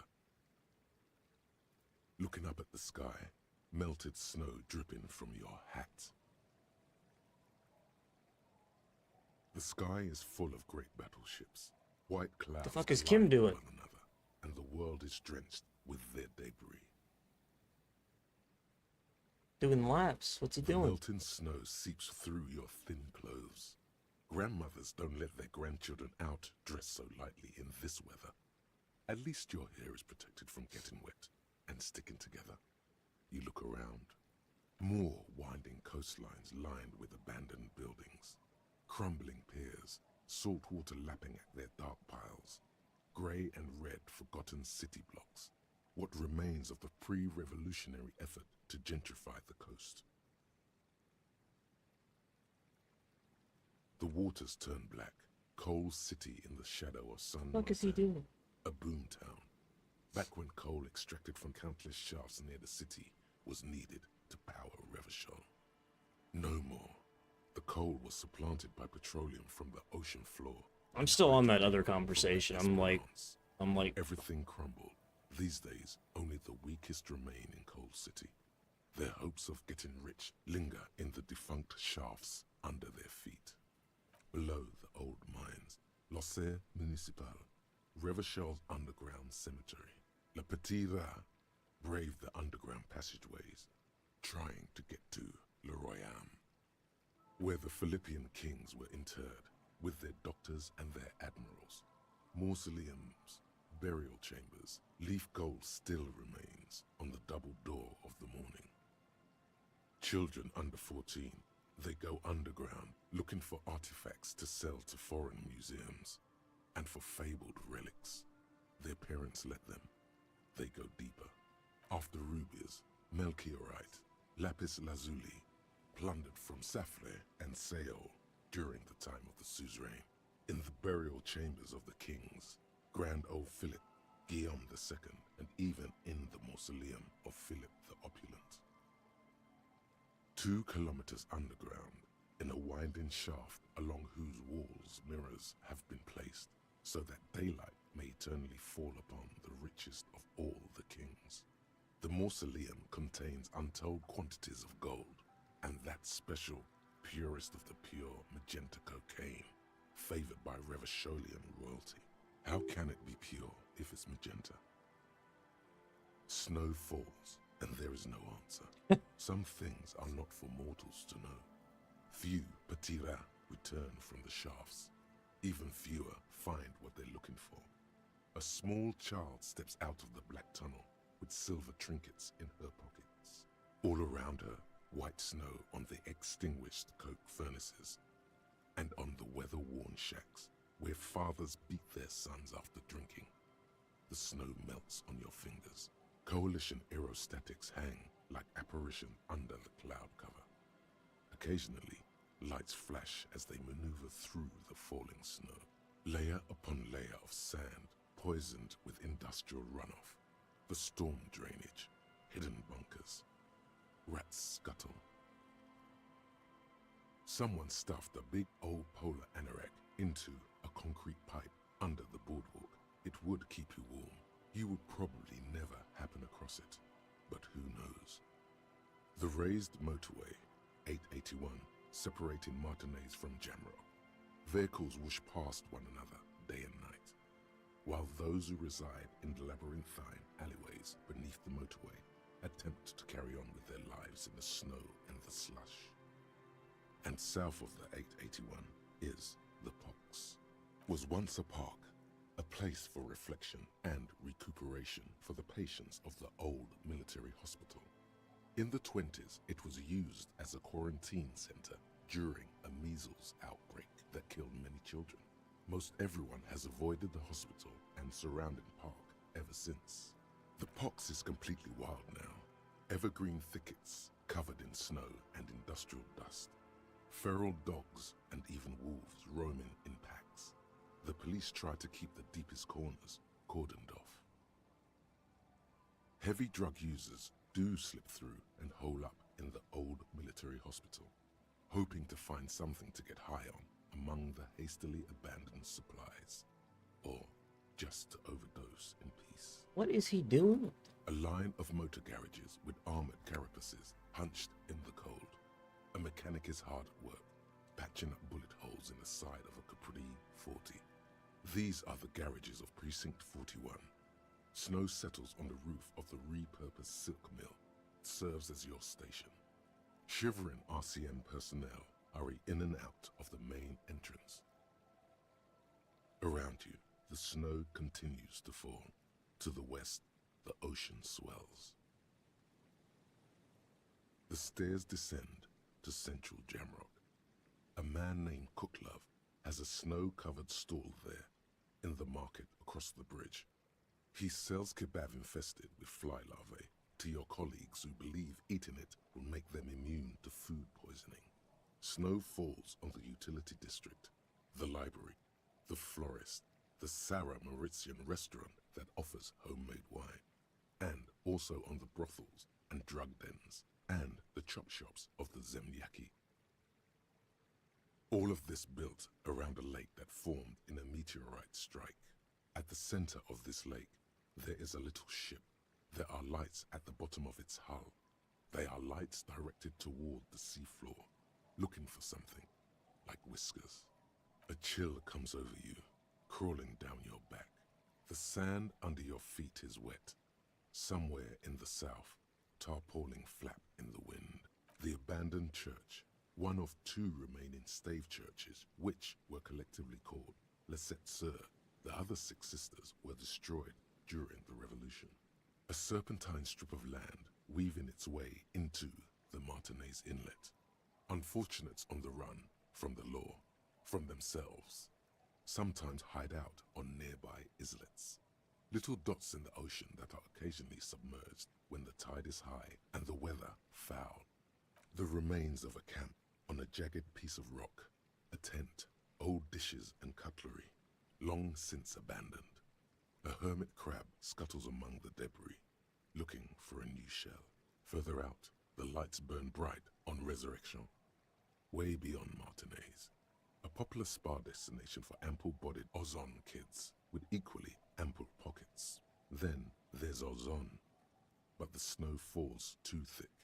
You cannot see that far. The Bay of Revachol, vastness, great depth, over 1,200 meters at its deepest. Water air-brinier than here. It is crisscrossed by huge cargo ships bearing company logos. Wild pines, Zam, Mauryan. And at the farthest reaches of the Bay of Revachol, the shadow of the coalition warship Archer, on perpetual patrol duty, ready to unleash artillery fire if you were to rise up against the market. The canal you crossed to get here and beyond it. Martinez proper, the district the police forgot to police. There is laughter, lights, attempts at entrepreneurial activity, cynicism. Someone is scraping snow off their windshield at the roundabout, in the midst of which a statue of Philip III serves as a destination for grade school field trips and a fine perch for winter birds. Like all monuments, it's also a warning. 6-story ruins on the south side of the roundabout cast a long shadow over the profligate king. A fenced-off yard. There's a truck belonging to a logistics company parked next to the gate. Bright light from a building behind the fence reflects off its hood. Clean white light coming from the windows of a clean cube-shaped office building hidden amidst ruins. A secret. We should keep moving. Who knows when the snow will let up.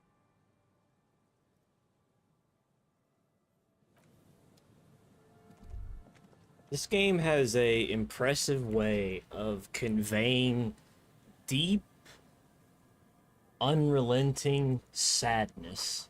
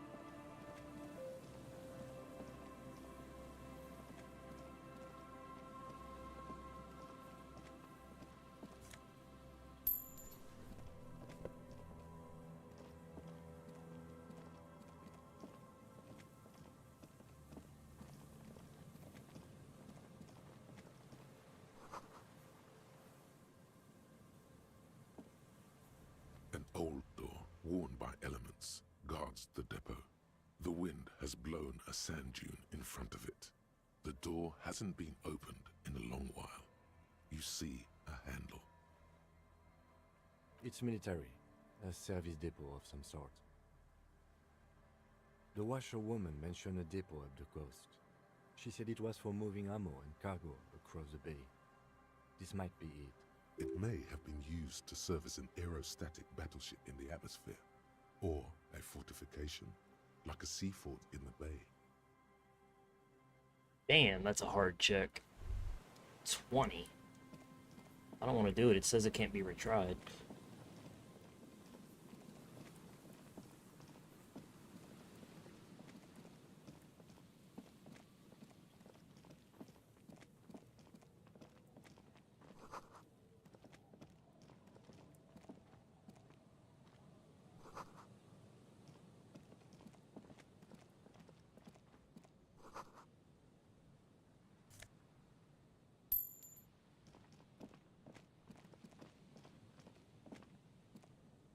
Heavy wooden doors, more than twice your height, stand shut in front of you. The rectangular sea-worn ornamentation appears in stark contrast to the padlock, carelessly drilled into the wood. The carving on the door is block-like and angular, like the church itself. Two large beams shoot downwards, sinking into the wood before they reach the threshold. The surface is smooth from the wind, but moist to the touch. Feels exceptional. 300 tons of pine would fit together seamlessly. It's old too, cut and carved many centuries ago. The padlock passes through a staple that's been hastily attached to the wood. Closer inspection reveals that one of the screws is not a screw at all, but a nail. The work has been done recently and is unprofessional, to say the least. Should you want to get through, it might be easier to just pry the whole thing off. Maybe we should circle the building first and look for another way. The building has seen enough mistreatment. Yes, the pulsing base. A sure sign of junior delinquency, somewhere east of here. There's something on the sea ice there. Nothing happens, only the sound of the padlock rattling against the door. I don't think that's going to work. Shut the fuck up. High above, the wind wraps the church What the in hell? its rush, cold and wet from the ocean bay. It parts around the massive keel-shaped roof, like a test tunnel washing both sides, the way it has done for 340 years. The wind keeps its distance. So should you. There is a hole in my heart. The lieutenant looks at the padlock. He didn't hear you asking. You were quiet enough. This cheap-looking padlock is sturdily built. It shackles together. Shivers is crazy. And a staple screwed into the wooden door. The lock is adorned with a yellow sticker. It'll be easier to break the staple than the lock. Also, that sticker is interesting, somehow. You see a yellow circle with 2 X's and a big curve below them that looks like a mouth. You're pretty sure you haven't seen it before, but what the symbol depicts is clear enough. A smiling dead guy. The curve makes it smile, and the X's make it dead. There is something blindingly modern about this symbol. Its modernness puts to shame everything you've seen before. It's the contrast between the cheery, chemical yellow and the rigor mortis. As if the cheery guy didn't know he was dead, or the dead guy didn't care that he was. Either way, you get the sense the forces of future are at work here. He takes off his glasses and uses a blue handkerchief to thoroughly wipe them clean before inspecting the sticker. This is first playthrough, Then yes? He looks up. No. Looks like a dead man smiling. Suggests junior delinquency. I haven't seen that sticker before, and I'm not a youth. That level of conceptual thinking is not part of my skill set. There's nothing like the sound of a sticker unpeeling.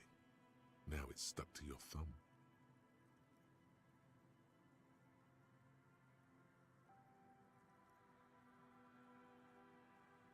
Looks like today was a gold star day.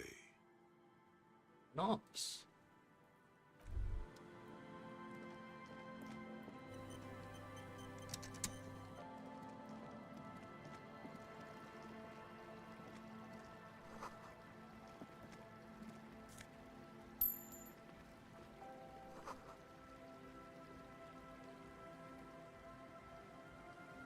A drop? Oh, okay.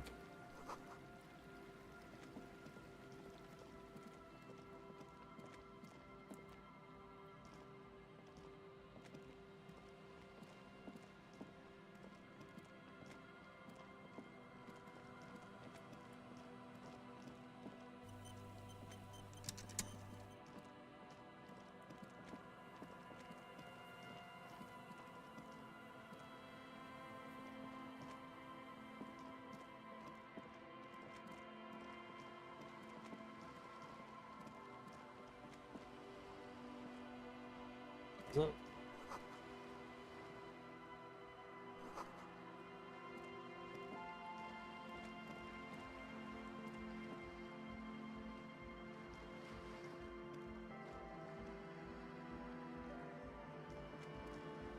A shaggy-looking girl in her late teens or early 20s kneels on the ice with an electronic contraption in her hand. Hearing you approach, she looks up. Oh, hello there. Huh? Maybe she didn't hear you. A little louder. So should you. I am the law.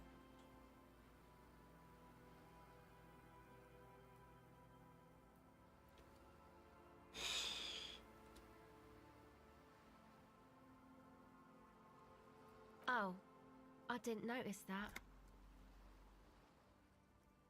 Yeah, well... Look, man, fuck the hat. I'm sorry I said fuck the hat. I was concentrating on something else. My whole family swears and it rubbed off on me. A cell. Her hair is dyed blonde, with dark roots showing. There's a coarseness to her features, some masculinity below that timidness. Why? Okay, it's Burger. A very common name. This is a portable recording device. It's for field recording. Low quality, but still. Actually, just one wire. I picked on it till the braiding came loose. The wire leads to a contact microphone. A contact mic records sounds from inside things. like this ice. Your mangled brain would like you to know there is a boxer called Contact Mike. No, you're welcome. Yeah, I record stuff with it. No. This is a contact microphone. It's for recording inside a solid object. Contact Mike is a Contact mic just role pulls model. people up. An entire litany spews forth. Mental. He's not a champion, you are. Man, you are one weird cop. What is it with you and this Mike guy? Okay, if it floats your boat, I'll be more like Contact Mike and less like me. I'll keep that in mind for future use. The mic? I don't exactly know. Somehow it doesn't pick up vibrations from the air. The book said it only picks up structure-borne sound, if you like technobabble. Same place I got the recorder from, the Palaceum. Oh man, you haven't been to the Palaceum? It's the coolest place in this whole drug-addled shithole. It's a music club and a synthesizer workshop on Boogie Street in Jamrock. Musicians live there, like real musicians. I once saw Arno van Eyck.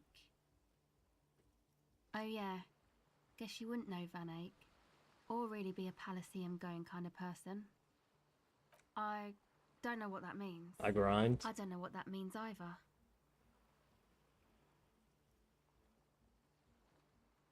That's cool. God damn it. Sucks, man. Was there something else? About the contact mic, perhaps? Okay. Recording, I guess. I think I'm recording cracks in the ice, but there's no way to tell. Not without headphones. I think I just recorded your footsteps too. Not sure how that will sound. What happened to the old headphones? My boyfriend sold them. I don't know, man. Things. Just stuff you need for life. A lie. They were probably pawned off for something suspicious. The musicians in the Palaceum used them for making music. They looped the stuff, cutting the tapes together. They make music out of cracks in the ice and keys jangling. Crazy sounds like that. It's hard to explain. Anyway, I thought I'd make some too. It's supposed to be, like, a music place anyway. I don't really know what I'm doing. They use synthesizers too. I don't have a synthesizer. Take this, your call. No, man, fuck that, I'm cool. I'm sorry I said that. I'm sorry about the fuck. It's okay.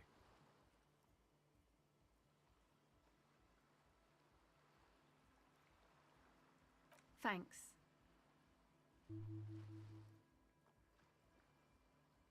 That? The boys think it could be a place, like the Palaceum or something. Stupid. It's really not gonna be a Palaceum, that's for sure. And who are these boys? Yeah, Andre and the guys, they're inside, in the tent. And why is that? They got too much stuff crammed in there. No room. Music stuff mostly. Like this tape recorder, but bigger. And there's piles of it. Yep, they were pretty.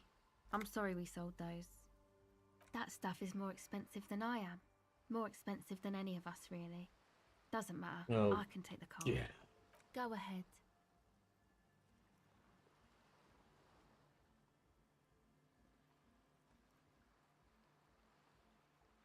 It's supposed to become like a club for anodic dance music, like that new style of synthesizer stuff they play at the Palaceum. Except that, yeah.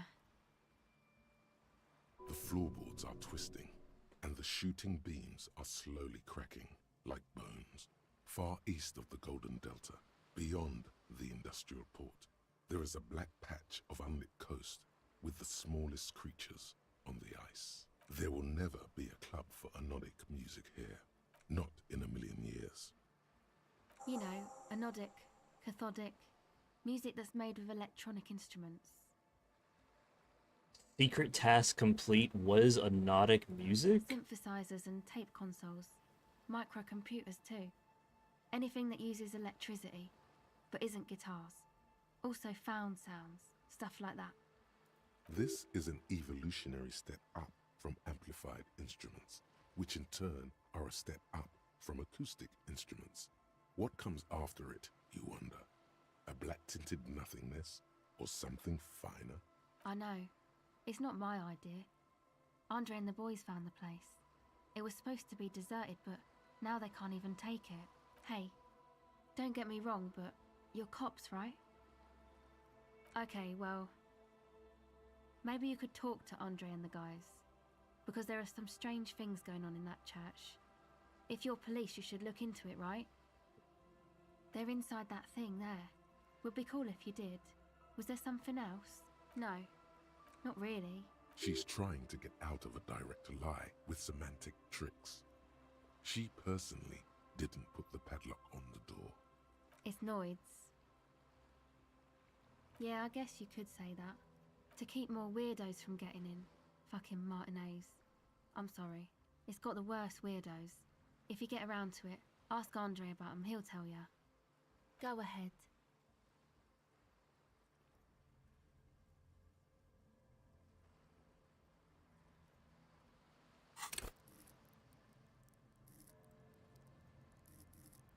Empathy's 2. I already have the 1 point.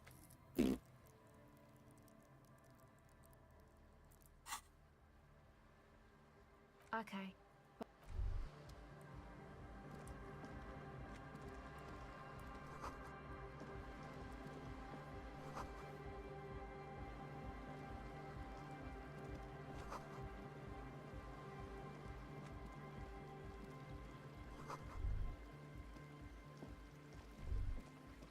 A pane of Eternite has been planted into the snow.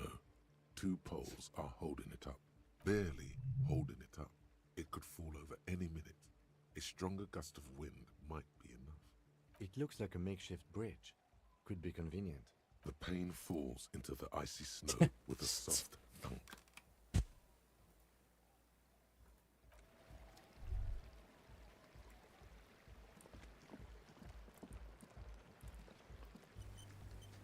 Fuck you and your bridge.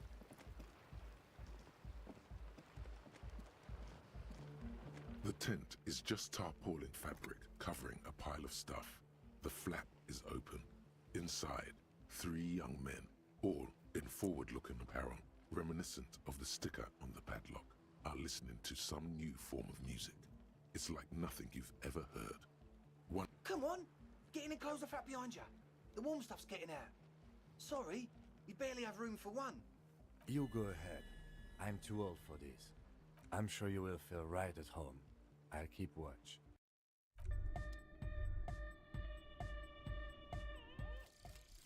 Bringing of the law jaw. Okay, so we now know why you have law jaw, why you say the law in a weird manner, and why your jaw does that thing. You had polio as a child. What? You hadn't gotten vaccinated. It must have been right after the revolution. Not a lot of vaccine going around then. So you got infantile paralysis due to polio, and this jaw thing is a complication from that. Admittedly, it's not very funny, but you overcame it. This little infant survived and became a sharp-shooting super cop. So, fuck you, polio. Nice.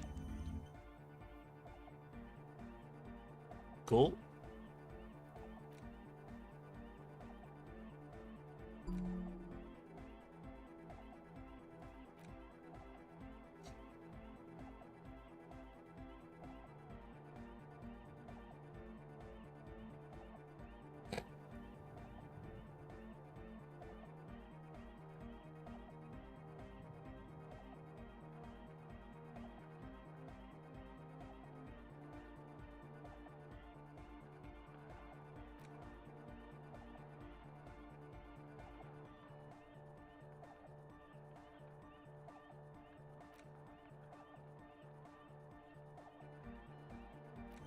The litany of contact Mike. Let's do it, dude.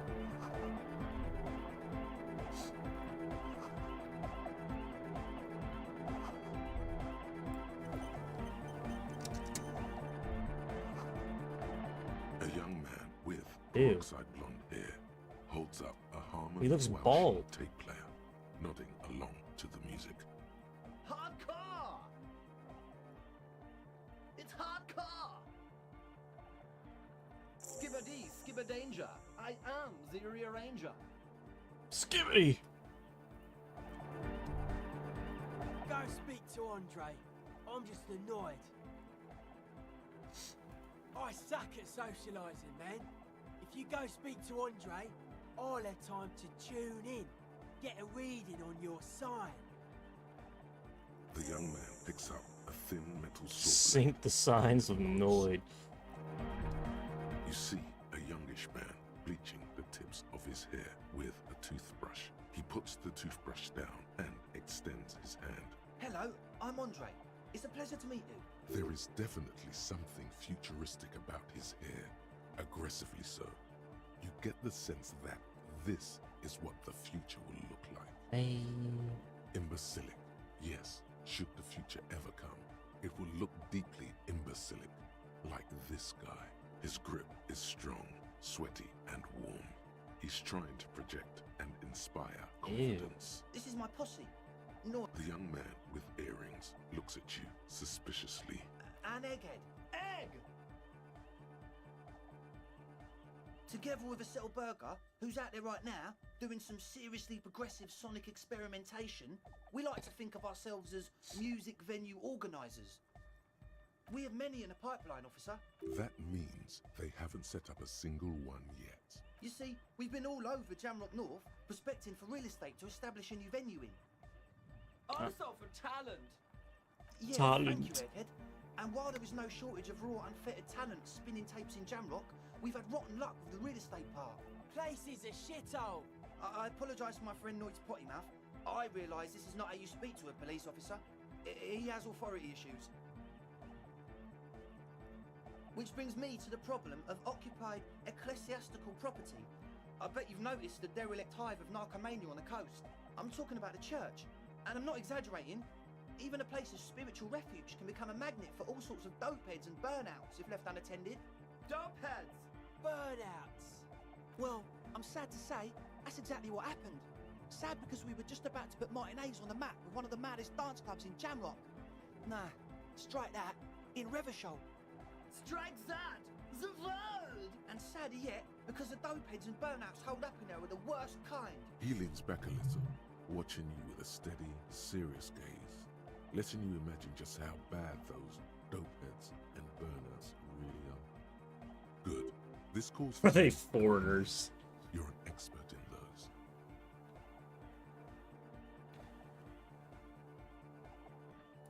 The spooky kind.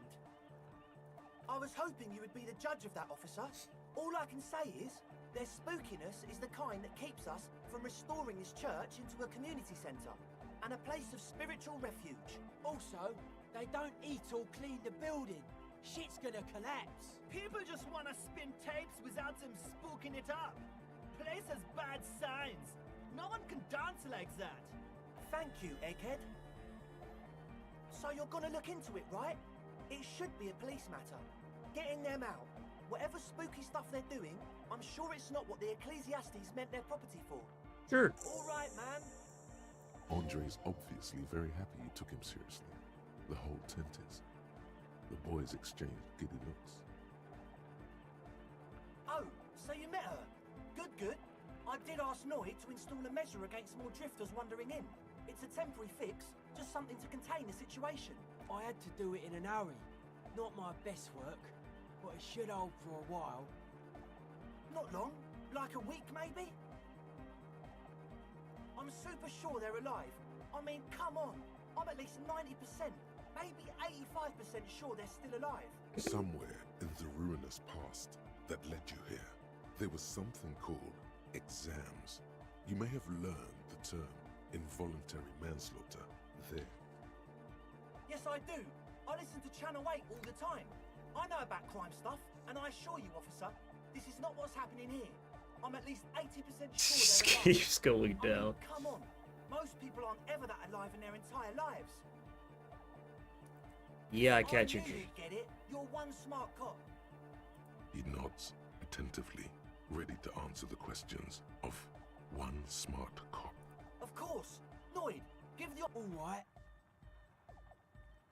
Catch the keys. 83%. You sense the trajectory of the little piece of metal and plastic. The object makes a small ringing sound as it approaches. Just the tiniest chime to your left. Ka-ching! The key hits your palm. The speed freaks nod to you approvingly. The speed freak nods to you. Hell yeah. Sure, man. Tell us what you want to know. Let's do it. Truth is, I don't really know. None of us do. I don't even know how many there are. All we've seen are glimpses. Well, there's also the machinery. When I first scouted the place, back in February, it was abandoned, empty. Took some time getting the crew together. So about 2 weeks ago, we came here hoping to set the stuff up. Suddenly, there are all these strange machines lying around in there. One of them has wires running into bowls of water. Wires into water. Never seen anything like it. Andre, tell him about the feeling. Oh, and it felt like there was something in there with us, watching us from the dark. No, the other one. Which other one? I'm not as in tune with my emotions as you are, Egg. Felt like silence. Awful silence. Not exactly. We've just seen someone who we think is a woman go in and out of the church a couple of times, and we felt someone or something eyeing us inside. But that's kinda it.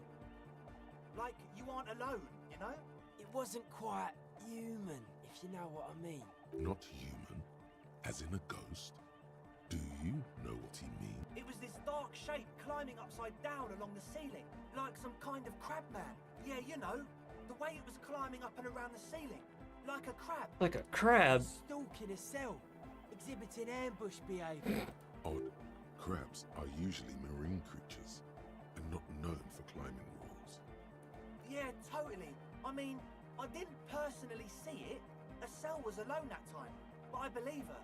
If she comes out running and says there's a crab in there, there's a crab in there. So he hasn't even been in there lately. Is he afraid? You should ask her about it, but be nice.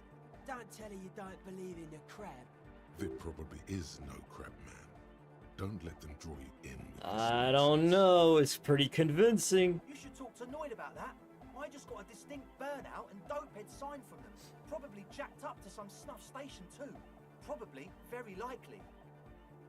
Well, honestly, I can't, but I am. This is a below feeble attempt at avoidance. Basically, he is attempting to weaponize idiocy. Hey now, I'm 70% sure they're substance abusers. Don't let all that technology fool you. Where do you think the drugs come from? Sure. What? He's a quiet man, mostly communicates through music, and by being a master of ceremonies. You know, a host, a declaimer of slogans. He's a performer, gets the people going. Yeah. Interesting, sire. A bit like you then. An MC for sure. Well, he's just kind of here. I don't really know how to communicate with him. Yeah, sometimes, when I stumble and find my way into his center, you have to hear a lot of hardcore to the mega first though.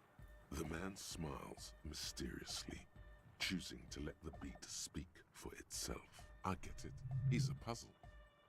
Oh yeah, that's a meteor and name for the founding party. Thought it'd be cool to use it. If you don't know what the founding party is, there might be a way to mask it with minor demagoguery.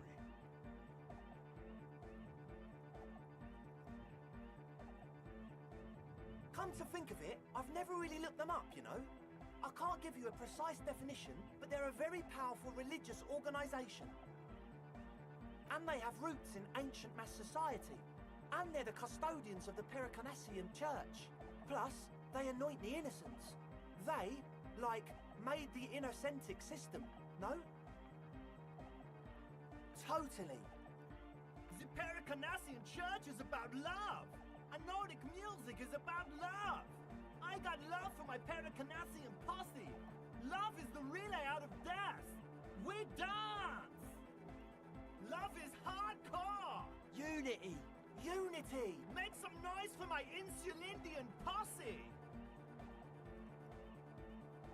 You feel it. The anodes and the cathodes coursing through you. Your big toe starts tapping along to the base, as if testing the waters. I guess love can be pretty hardcore. Feels good. Oh yeah, it can. He's coming around. You're getting it. Yeah! Yakokata! The place to be! Do it for the masses. Do it for the crew. I didn't want to say it, but it was pretty lame of you to imply otherwise. Anyway, you got more questions? The one with the large head is God. still looking at you, nodding his head, waiting for your body to start moving. You feel like you can go for a little disco when, or if they get this club going.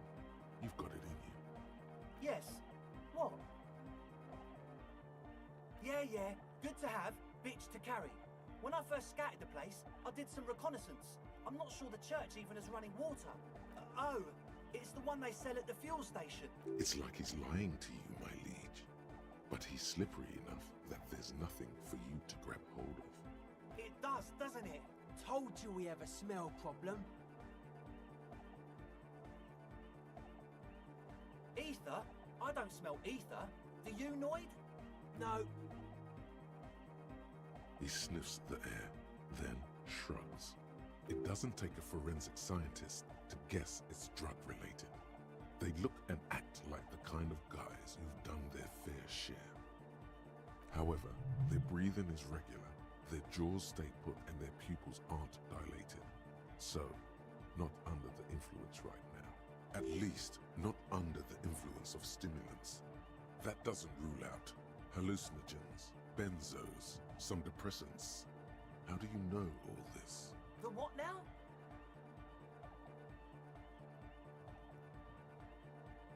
Oh, the old Ultra. He's like an actor, looking to the souffleur for his line. I have a major sinus infection, stuffy nose. We all do. Shit's all blasted up. Winter, can't even breathe. Yes, that's all Nosefed's doing. Without the Noser, I'd be drowning in shit right now. Nosefed is the shit. Sure. Here you go, officer. The Noser. Blast away. He nods enthusiastically, no doubt a little relieved.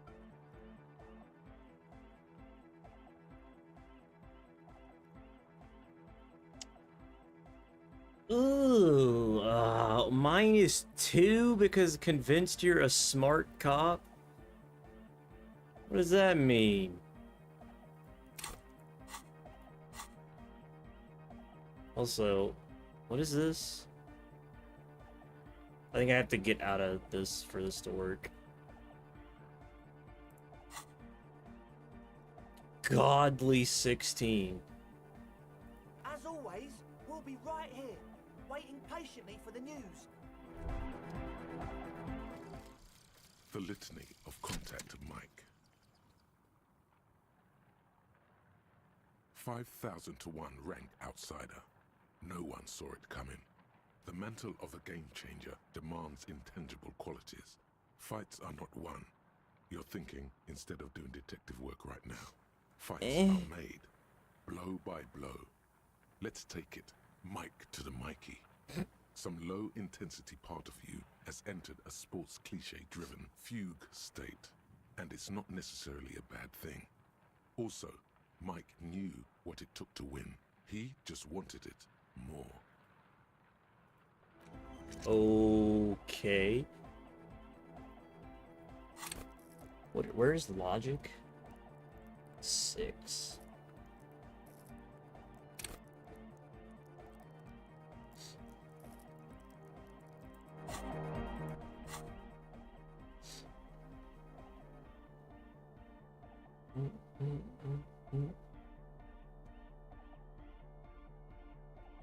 Speaking of logic. Do.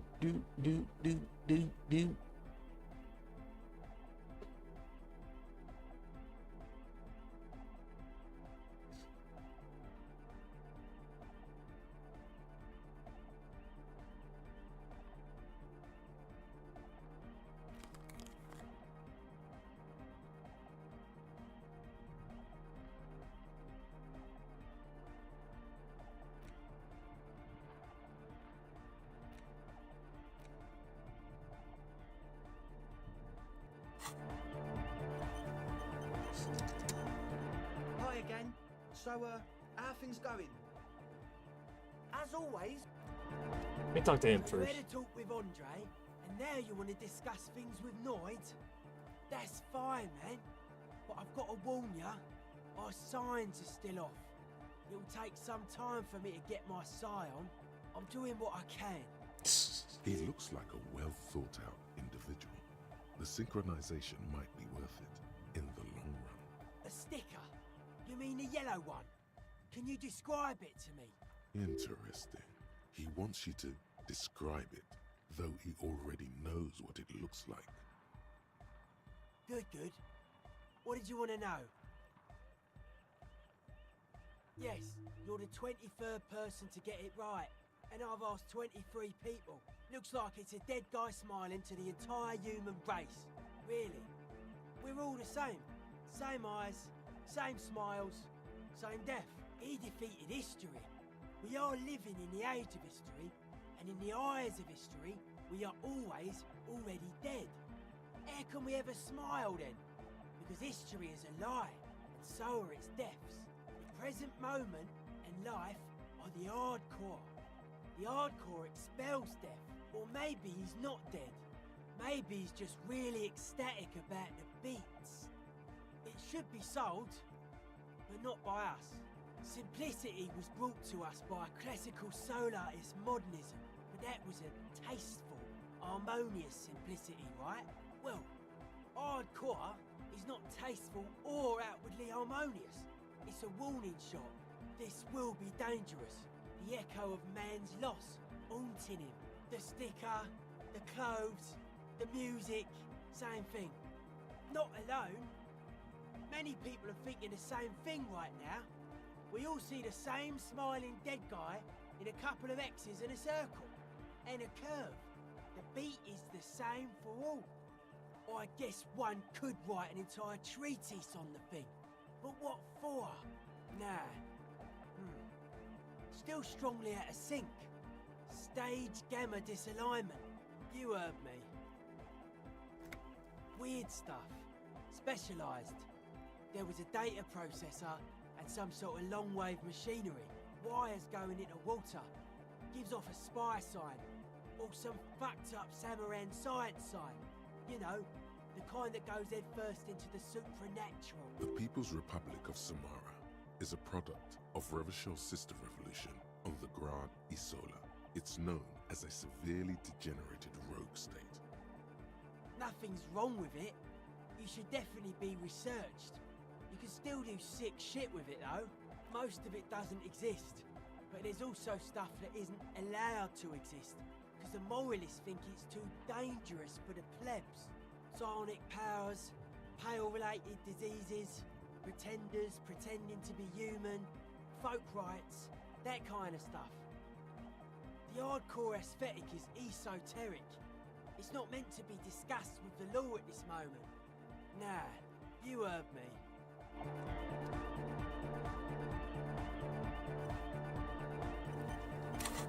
Oops. Wait, I can do. Hold on. I can try. I can give myself 2 tries, I think, right? How are things going? 58%. A number of things don't add up. Let's take a look. How about gather around, kids? The young speed freak puts down a busted face and looks at you.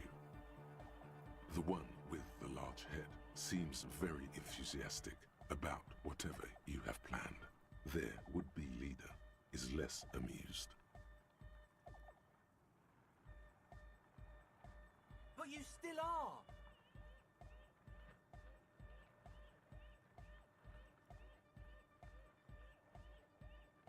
What happened? Life tore me a new asshole. That's a real downer. The young speed freak is silent.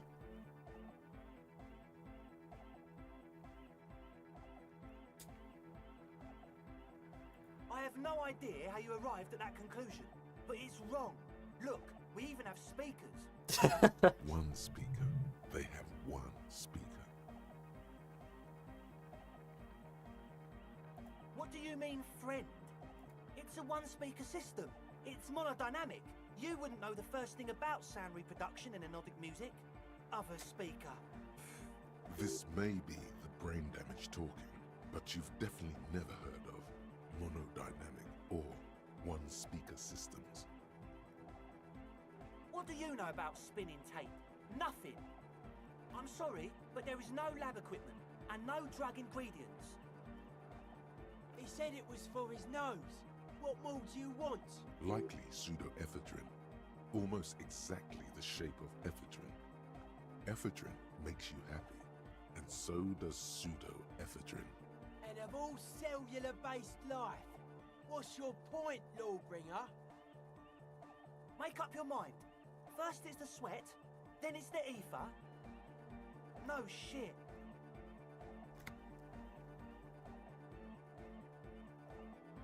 We don't need drugs to be hardcore. Shut the fuck up, Egg.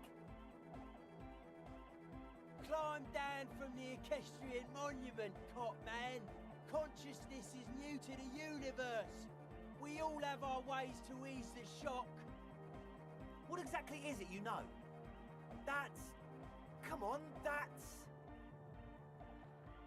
I meant to say, not true. What do you mean, do? There's resignation in his voice. He's almost ready to drop the act. It wouldn't take a lot of pushing. What do you mean by lenient?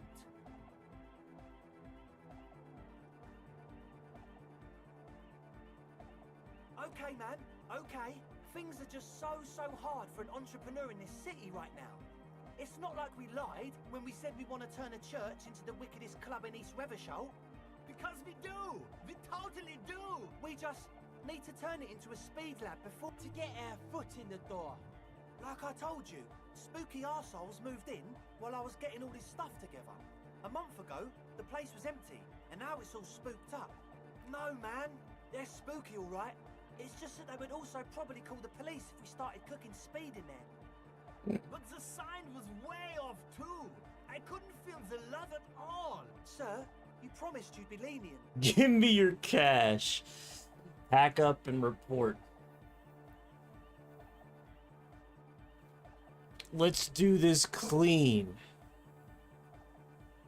Decide later. We can continue on an amiable path, right? No more misunderstandings, no more lies. As always... Yeah, let me figure out the... Also, empathy was what I needed for her check. Do I have any empathy? Close. Empathy!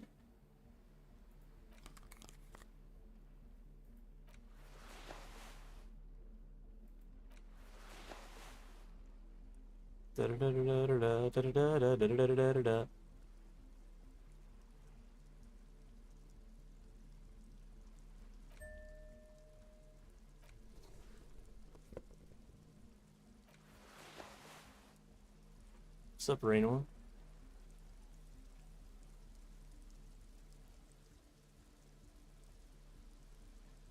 I don't have anything that's taking away empathy, do I?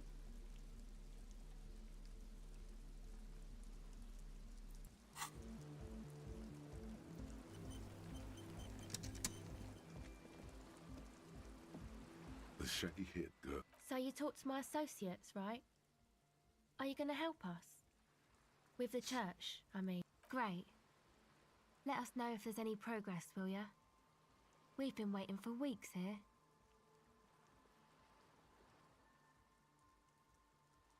Oh, that. You're not going to believe me. There's no point in me telling you. She's less prone to blurt it out, crab man, than the others. Okay. I went in and I saw a woman next to one of those machines there. Noid calls it a mainframe. She was dressed like someone who's been raised by their grandmother, you know, strange old clothes. Had this absent expression, didn't say anything, just stood still. And then, you know, right behind her, a man crawled down the wall. Upside down like a crab, down the church wall. I think the woman didn't even know he was there. He was completely silent. He stopped right before he got to the floor, then just hung there like that, looking at me. Right at me. I fucking turned around and walked out. End of story. Like a crab, you say? It was too dark. I couldn't tell exactly. Come on. She obviously could. She already went into detail. He looked like a banger, okay? He was all muscular and stuff. Had a mesh tank top. I know it sounds ridiculous, but that only made it scarier in a way. Were you high? A crab and a banger?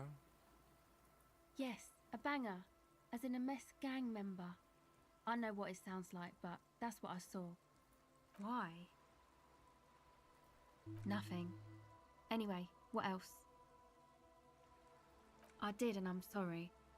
For what it's worth, which isn't much. This is why I didn't go into the tent. Typical delinquency. You don't get to choose your posse, they choose you. Mine are idiots, but they're mine. I tried to talk Andre out of it. I even tried not to lie to you. Indeed, she merely tried to omit the truth instead. I know, but I knew you'd see through their plan too. I'm not an idiot. I should have been able to control them, and I will in the future. I promise. May I ask? What did you tell them? Oh, right. That's wise. My associates? I haven't got much to say about them. Of course I do. I just don't tell people about my friends and who they are and so on. I don't provide information on it. To the cops. Me? I'm a silver bird. Don't know what makes you think it'll be any different later, but... The device is cold to the touch. An angular Omicron logo adorns the yellow plastic cover. Underneath you see a reel of tape rolling. You put the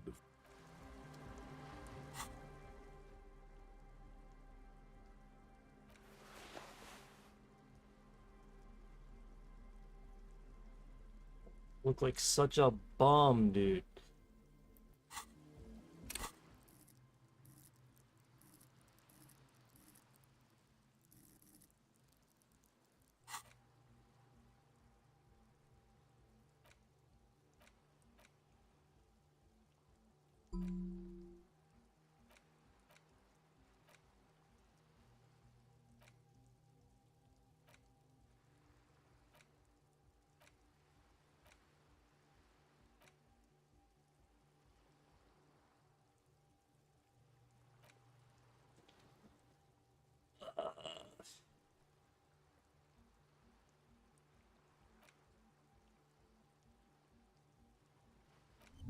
Let's try this one.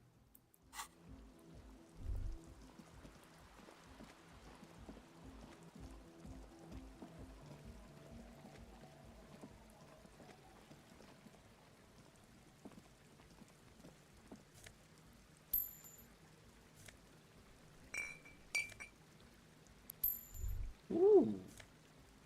Ooh.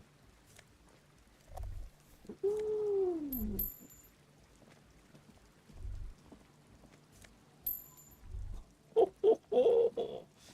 Should a lot of good shit. I like to see it.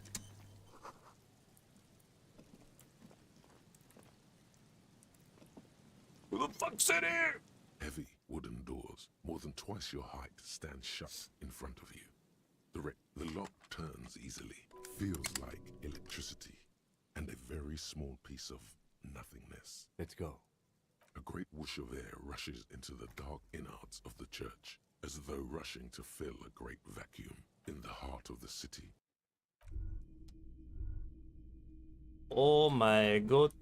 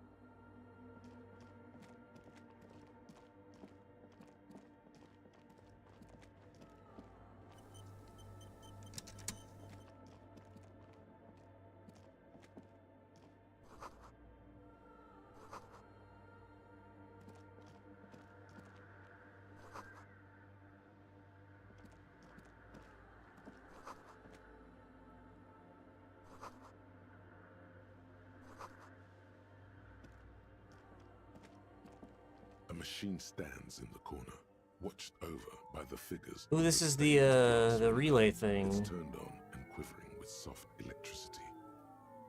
Another radio computer. Yeah. And this time it's already turned on. We should leave. I doubt this place bears any connection to the case. It's also quite similar to the one we have down at the station. Must be the same model. The one you saw earlier was the Ream Civic. This is the Ream Prefect, a model number RC7024, equipped with a Fell mainframe and a Ream-compatible interim printer. The Ream Prefect is the governmental version of the commonly used Ream Civic model. Although mostly based on the same technology, the Ream Prefect is equipped with better noise attenuation circuits. You see fluorescent play and print buttons on the keyboard. A hatch connected to the central compartment is wide open. The lieutenant says nothing. You see the machine's glowing frame reflected back from his diamond-shaped glasses. You're free to proceed. Behind the hatch sits a cube-like crisscross of filaments, smoldering in the dark like fireflies. Silver tape on the side says, in black marker, log, February to March.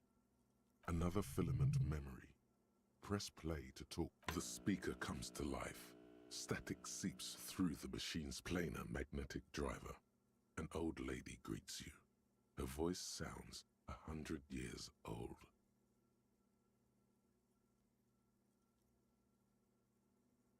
Good evening. Votre accident on Saint-Brun. This is the East Insulindian Repeater Station 1. Please repeat. This is Fortress accident again? It's the same old woman you spoke with through the radio computer in the doomed commercial area. Good, thank you. Please repeat. Is this the personal log? I have two machines registered to this company name in Martinez. One on Saint-Brun, the other on Rue de Saint-Ghislaine. Saint-Brun, that's the church. And Rue de Saint-Ghislaine, that's the doomed commercial area. Anything else I can help you with? Good. Please repeat the password. Let's look around.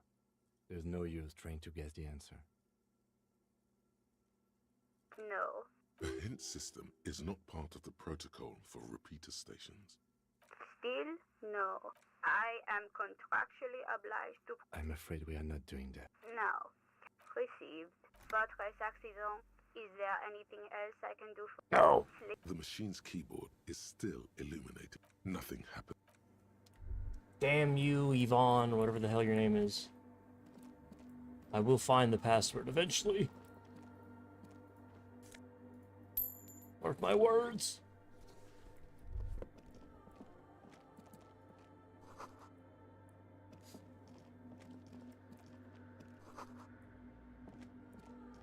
Where's the crab man? Let me at him. I probably have a gun. The silence in this part of the church, it's almost palpable. All the shifting matter and shuffling of living things is gone. Nothing seems to exist beyond the church anymore. Maybe if you were to stand in just the right spot, even your footsteps would be completely silent. And then it's gone. Almost all of it. But for the faintest of hums, you can hardly hear your own breathing. Your voice is barely audible. Not a howl, but the softest of whimpers. You produce a few muffled thumps, after which the silence feels even more total, somehow. The lieutenant points to his ears and shakes his head. Then he leans closer. Can you hear anything?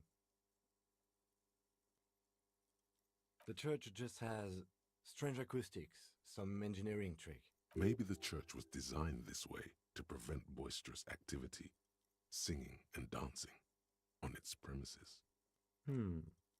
Could be. He doesn't seem entirely convinced, though.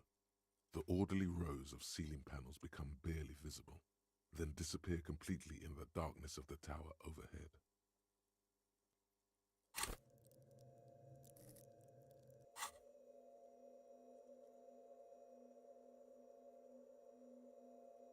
I have a flashlight. I should get a bonus.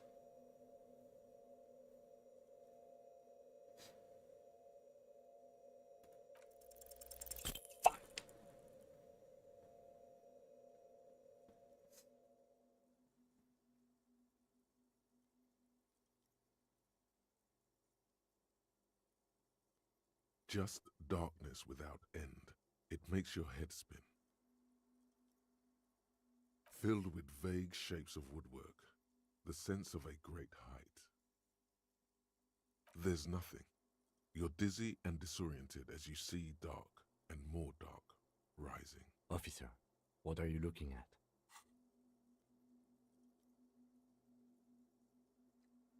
You see something hanging from the rafters, looking straight at you with dark eyes. It's a bald man! Maybe it's possible to talk to it. Who's Tiago? What? Tiago, you see something. Who the fuck is Tiago? Are you Tiago? Is that a man? Looks more like part of the carpentry of the building came alive and is now studying you intently. The Crab Man. The man leaned forward a little, fixing you with a steady, unreadable gaze, then speaks. Habitual alcohol use has made you into a scared little pussy, Holmes. But don't worry, everything's gonna be alright. That accent is Villalobos, a peninsula in Mesk and a district in Jamrock. There's a sizable contingent of Villalobos-speaking Mesks in Revachol. I'm here to receive the mother's love. You can too, Holmes. And when you ready, she will take your hand and lift you out of that despair at the bottom of that bottle. This man is obviously a habitual narcotics user. Do we really need to question him? Bro, do you see what I'm seeing? Hey, and what was that about the bottle again? You haven't even drank that much lately. Lay off it already. Shish. Oh yeah, sure. You don't know anything about alcohol use. You got it all under control, Way. I could smell the control all the way over here. Not all of it. I was like you once. You don't know all the havoc Albino is wrecking on your mind and your spirit. Necesita parar, homie. You know, actually, since we're here, you may want to pay attention to what the ceiling climber is saying. Some crazy guy under the roof. It doesn't matter who I am, Way. I'm just bringing you the message of the mother's love. She don't want you to hang yourself on your own stubbornness. Can you jump down from the rafters? This is the Church of the Mother of Silence. You are welcome here. You have no idea what the fuck he's talking about. Is he just trying to throw you off your game? 'Tis not an act, my liege. Save him perchance he hath deceived his very self. This man is a zealot. Other spooker? Oh, esa viejita es muy estudiosa. Don't know, Holmes. Viejita is grandma? No. I just call her viejita because of her clothes. She's actually quite young. Or maybe not that young. Age is just one of the many masks we wear. That's what I said, Holmes. Don't really follow her comings and goings. Just see her typing on her computer now and then. We got different interests. I'm afraid not, Ese. You just have to wait until she comes back, or search through her radio computer. Too many times, Ese. You need it for something. Surveys are a good way to fish for personal information, especially in the name of public safety. Don't sweat it, vato. The password is afterlife death. What you think of that? Makes me almost pity la niñita pequeña when I hear it. Never known myself to be a crab, but if that's the name you got for me, I won't stop you from using it. You must be the crab man.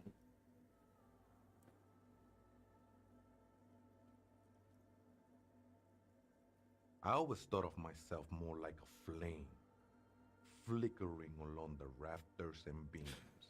What were you It may thinking? be that I gotta work on my technique. I was in a gangway, but my memories of that time are fading. Most of them are already gone.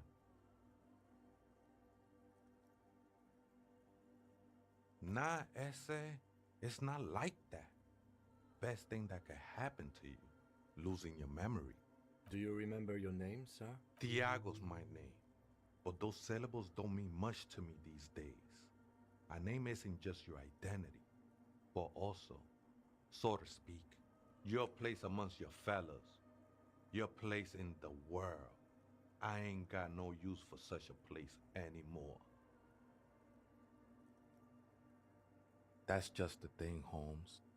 None of that matters. This is a special place. There's a perforation in the world up there, a way out into nothingness. This church was built around it for purposes of veneration. I circled it, nurtured by the silence bestowed by the mother. One of these days, I'll be pure enough to go drink from it directly. Huh? Oh, that's no simple question, Ese. She is one who can be painted or sculpted. She is a cavity in the dark beyond sense. She saved me, but I couldn't describe her to you. No one can, Holmes, and no one ever will. I will be incinerated, but not destroyed. Finally, I won with the state of the world before reality began. That sounds a bit like substitution behavior, no? You know a thing or two about that. It's not like that at all, man. It's just faith and joyful service. Too gleeful, those words. He is lying. Not to you, to his very own self. I heard that before, Way, and I know I can't convince you on the spot. But think, when's the last time you woke up from silent communion with a hangover, regretting what you did last night? She took you for a good spin, huh? Don't worry, bro. That love is but a drop compared to the ocean. Seems like a religious psychosis. The mother will eat all of you and never spit you out. I know it will take time. Don't sweat it. I'm a seraph, Holmes. I sing the mother's glory.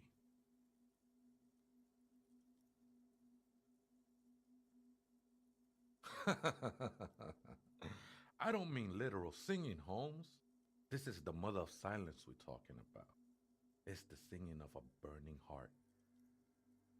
You may be thinking, but fire crackles. No, Holmes. That's the material that's burning.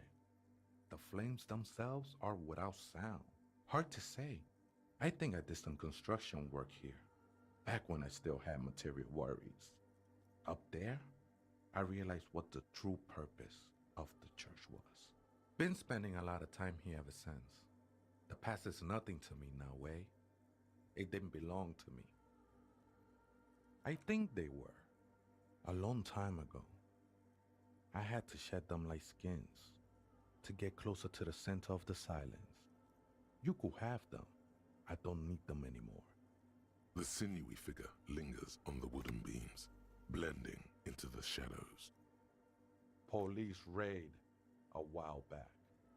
Did you witness it? Not really, or at least I don't remember much of it anymore. The mother's love has done its job.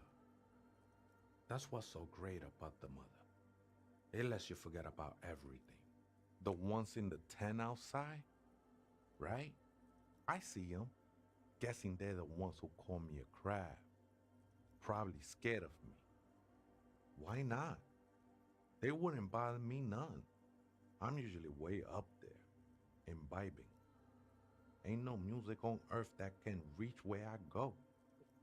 Might even be nice to have some company. I think we're done here, Essay. That was an interesting conversation. However, I'm still not sure how it's relevant to our investigation. That's because you're not thinking fucking big enough, Kim. That's why you'll always be small time, Kim, and I'm the one that's the double entrepreneur, whatever the fuck. The double freight train. Double freighter, whatever. You don't think big enough, Kim. You don't think like I do, buddy. Mesk bangers, silk scarf.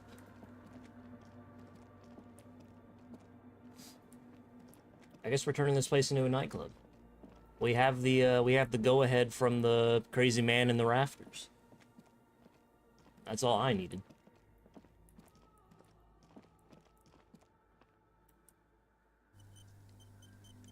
That's the sign that I was looking for. In white, silver, and apricot faience, the young mother of humanism stands above you. A crack runs across her body. She is impossibly tall, oval-faced and sad, a dark and radiant majesty. This is her innocence, Dolores Day. Cradled in her arms are a pair of glowing lungs, clearly visible from underneath her flowing dress. You should kneel. No. Cold wind seeps in from the crack in the glass. Snowdrifts cover the floorboards at your feet. Above, you feel her multicolored eyes on you, inspecting you. The woman looks down at you, standing there. She towers among her followers, architects, laymen, courtiers. There is a sad smile on her lips and a glint in her green-blue eye. Of what? Compassion? Remorse? She acknowledges the passing of someone who is still alive.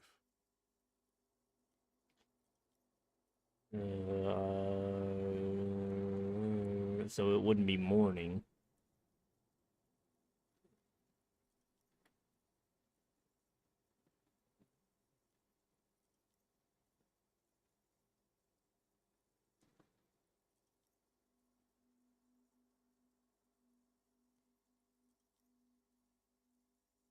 The passing of someone who is still alive?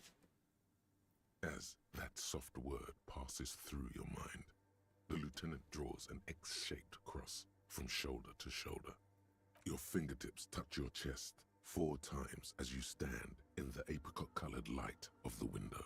Above you, the woman still smiles, her distant smile, sundered by the crack in the glass. The old woman in the village was right.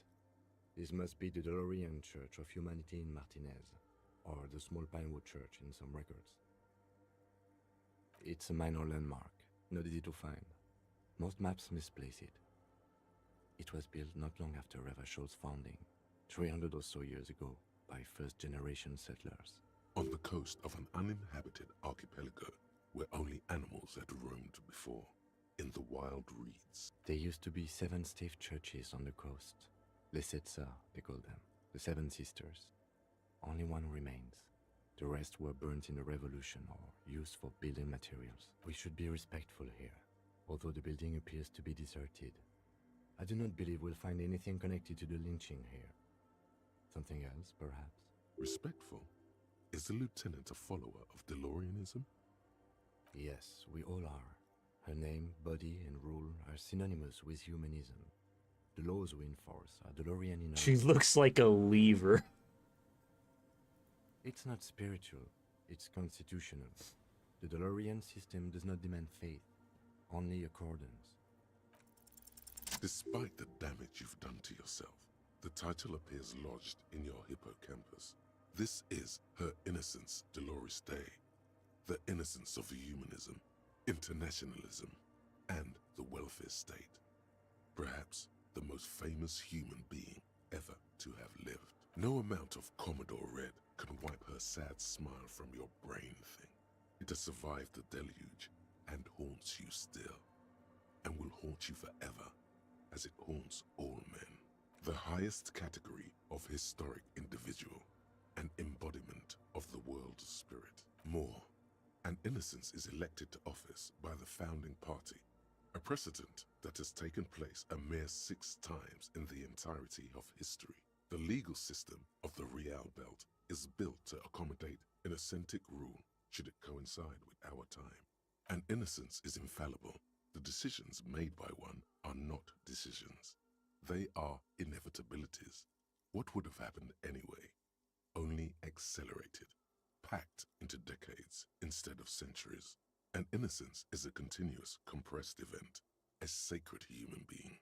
It is an honor and a glory to live when one is in office. No, we are alone. 300 years ago, in the wake of the discovery of this Isola, the Insulindian, by explorers from the continent of Muindi, she is, among other things, the innocence of inter-isolary travel and the connected world. Many things, you know she was a woman of the court, the wife of an influential Marchese, and eventually the principal advisor to Irene la Navigateur, Queen of Serene, modern-day Sir La Clé. Also that she was gorgeous beyond beauty. Terribly, women of the court were expected to play both contract bridge and chess sufficiently well to prove an interesting challenge to a man. A simple grasp in matters of philosophy, theology, and science was encouraged. She was, by all means, a kept woman. She made the most of her position in the antediluvian court, a court visited by the most prominent thinkers and artists of the day. In secret, she was becoming the era's preeminent philosopher of the state, a scalpel, a piercing gaze. She was an almost preternaturally magnetic and intelligent individual. To her contemporaries, she appeared out of time, a messenger from the future of the species. We all fell in love with her, head over heels. Even before she was declared an innocence, her influence was tremendous. It was on her advice that Irene la Navigateur sponsored a number of voyages into the Pale, a costly, often tragic endeavor, ultimately vindicated by the discovery of the new world, the piece of reality you're standing on. She was crowned 2 years after the first expedition returned, setting in motion what is widely considered the greatest era in history. The DeLorean era. Wow, indeed.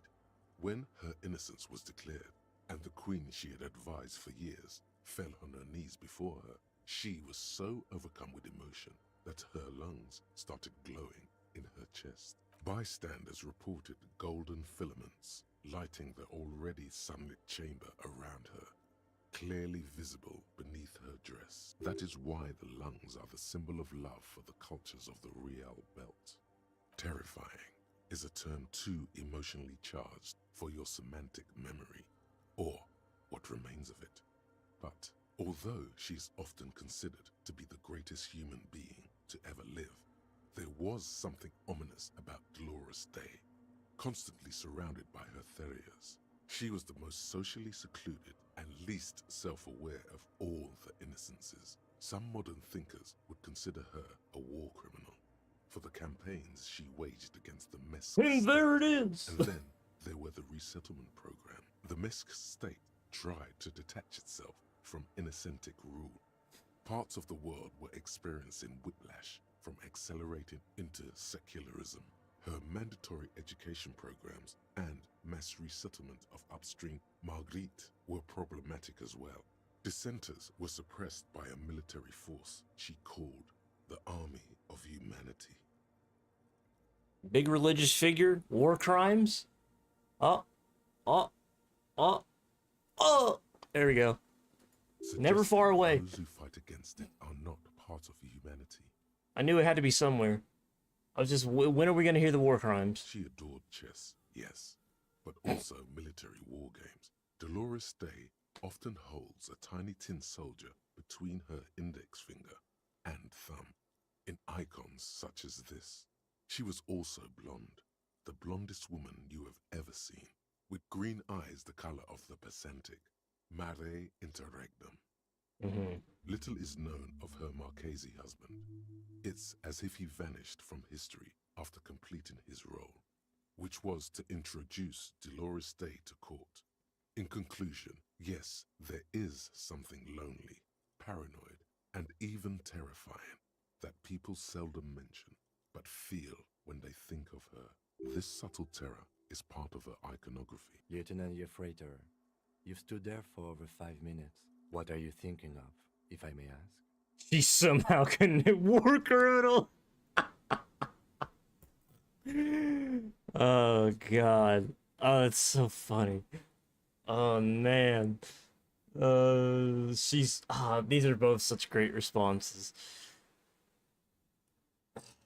She's somehow connected to the case. She's been dead for 300 years. I'm telling you, I'm it's almost 1,000% certain she isn't connected to the case.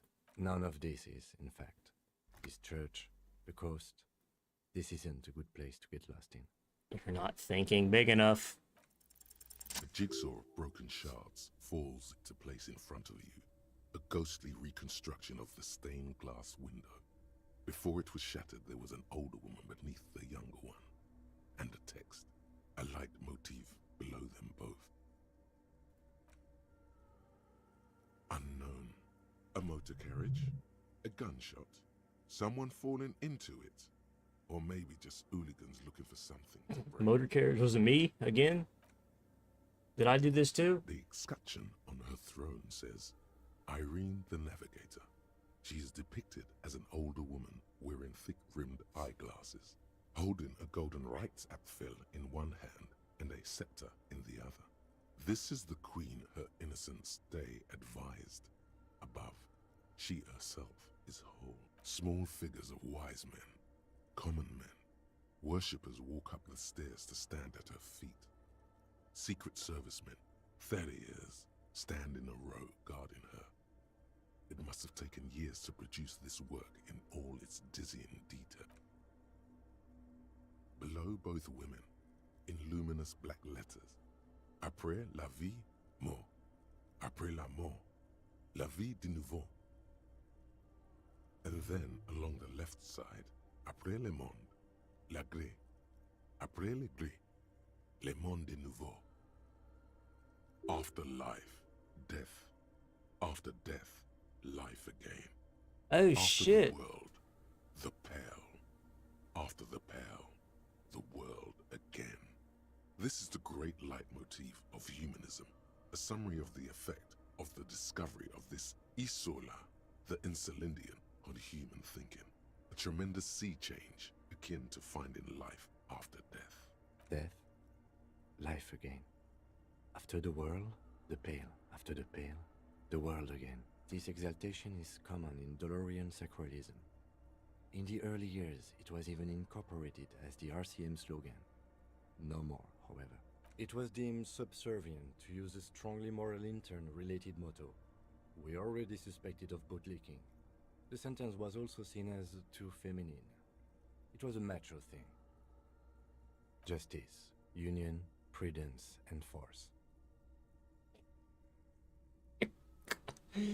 Jesus, okay, Not at all. The mother of humanism towers above you. War criminal! War criminal! The machine's keyboard is still illuminated. The speaker comes. Good evening. Good. Good. I have unlocked the filament. After ending the call, please press print to Good. access the filament. Fortress Accident, is there anything else I can do for you today? Sleep well, Fortress Accident. The machine's keyboard is still illuminated. The printer prints out a long text document with dated paragraphs. It looks a bit like someone's journal. The first entry, made on the 4th of February, 51, by an unknown author, is short and concise. Arrived at the church.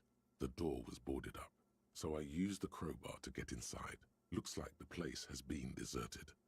Nothing out of the ordinary, but I'll ask around. The lieutenant leans closer, scouring the printout over your shoulder. Just as you finish reading, he looks up, muttering under his breath. 4th of February. That's over a month ago. Whoever set up those machines has been here for quite a while. It's related to the case. Our case? No, I don't think so. It must be some local eccentric. 6th of February, 51. Had a little chat with the local fishermen. Said I shouldn't go near that place, that the church was spooky and ridden with narcotics. It's a little spooky, all right. Still haven't figured out the electricity. 7th of February, 51. Finally got the electricity in. Next on the agenda, a new antenna. I'm thinking ESCA series, something advanced. Why would anyone need any of this equipment here? 8th of February, 51. Bought the antenna, had some problems setting it up. Called Simor for help. Heard the others are back to making art. Drinking somewhere out of town. Sulislav started a rock band again. Lexi has been seen asking money from strangers, but at least the artists have their act together. They're qualified labor. They can get work anywhere. Graphic design, ads. The programmers are doing fine too. I mean, they're programmers. The writers, though, they're fucked. I just have to find out what caused that data loss and be done with it. Still don't understand how it managed to wipe out the backup, when the backup wasn't even connected to the front. I know. Everyone thinks it's impossible. They say I must be lying. I'm here to set it right. Seems like something to do with radio computers. We know where the backup is. It's in the fridge! It's in the ice cream thingamajigger that I couldn't get in because I don't have a good enough tool. Something about the backup data getting destroyed. And how everyone... It's all connected! I think these people worked in the radio computer games business. The one we saw in the Doom commercial area. They must be our former co-workers. And then it comes back to it. It was actually the entire time. It was the fucking entity, man. It was the entity. 12th of February, 51. Brought some food from the grocery store. Apparently, there's a strike going on in the harbor. Definitely not happy to see the Martinez people again. Everything's now set up in the church. Going to start working tomorrow, 8 a.m. The strike. We are nearing the date of the murder. Keep reading. I'm interested now. I want to know what's that radio anomaly that sent this person here in the first place. 25th of February, 51. I've been sending data up to Lintel for a while now, trying to recreate the data loss, but nothing. Didn't even feel like logging in, the disappointment. But I did discover a curious audio-spatial anomaly at the back of the church. I've named it the Swallow. It swallows sound. Need to get some mics. Is she talking about? 28th of February, 51. Yes, the first recordings confirm that the swallow is real and I'm not just losing my mind. It's a pillar of silence with a diameter of approximately 3 meters. Seems like the higher I go, the less I record. This might be a coincidence, or it could be connected to the data loss that led me here. The pillar of silence. She is talking about the silence. Is she suggesting it's more than just an architectural quirk? The lieutenant doesn't answer. He follows your gaze, studying the basins. The water shines in them. March 51. Some kind of young disco men have appeared next to the church. I've been trying to record the silence to find the epicenter, but now it turns out I've also been capturing the future of dance music, one neo-disco song over and over again. Fortunately, the song is so monotonous, I was able to devise an algorithm to factor it out. The other day, one of the disco men came in. Before I could even say hello, she got scared and left. Good, I don't want anyone distracting me from my work. That disco man must be a cell. The girl on the ice? Sounds like her, yes. March 51. I got a call from the repeater station. Someone has tried to access the radio computer in our old office in Martinez. Can't do anything about it. The storekeeper still doesn't want to let me inside the building. thinks I'm part of some kind of curse. How Martinez of her. I knew it wasn't a good idea to meddle with Nah, I'll shut the fuck up, kid. No. It was a great idea. You're learning things. This is how you learn things about machine. March 51. A new 2-meter aux cable. Noodles. Crackers. Ping energy drinks. Water. Toothpaste. Gum. Also, some canned air. Your reading is interrupted by the sound of the church door opening. A strange woman makes straight for the radio computer. Sunya! Have I met this chick before?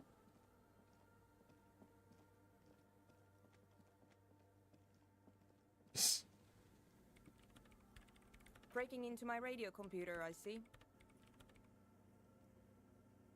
Yes, you are breaking in, but not into her radio computer. You're a master circuit bender. I do apologize for the intrusion, madame. We are with the RCN, you see.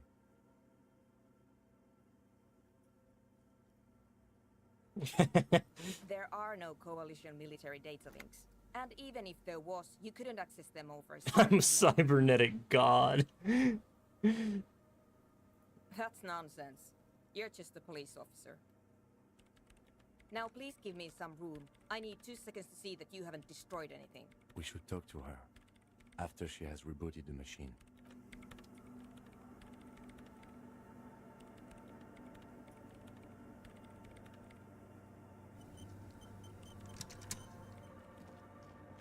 What is it?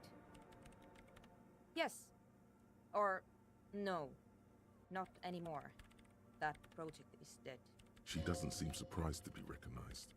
Rather sad. Something passes over her face before she straightens her back. No, you just printed out my personal log and wasted some paper.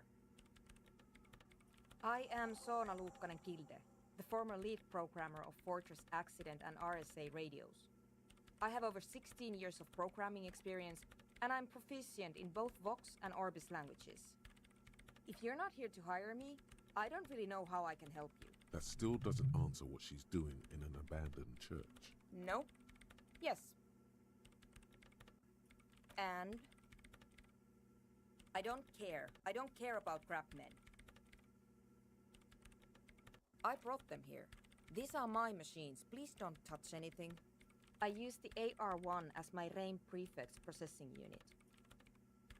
Mm-hmm. Yes?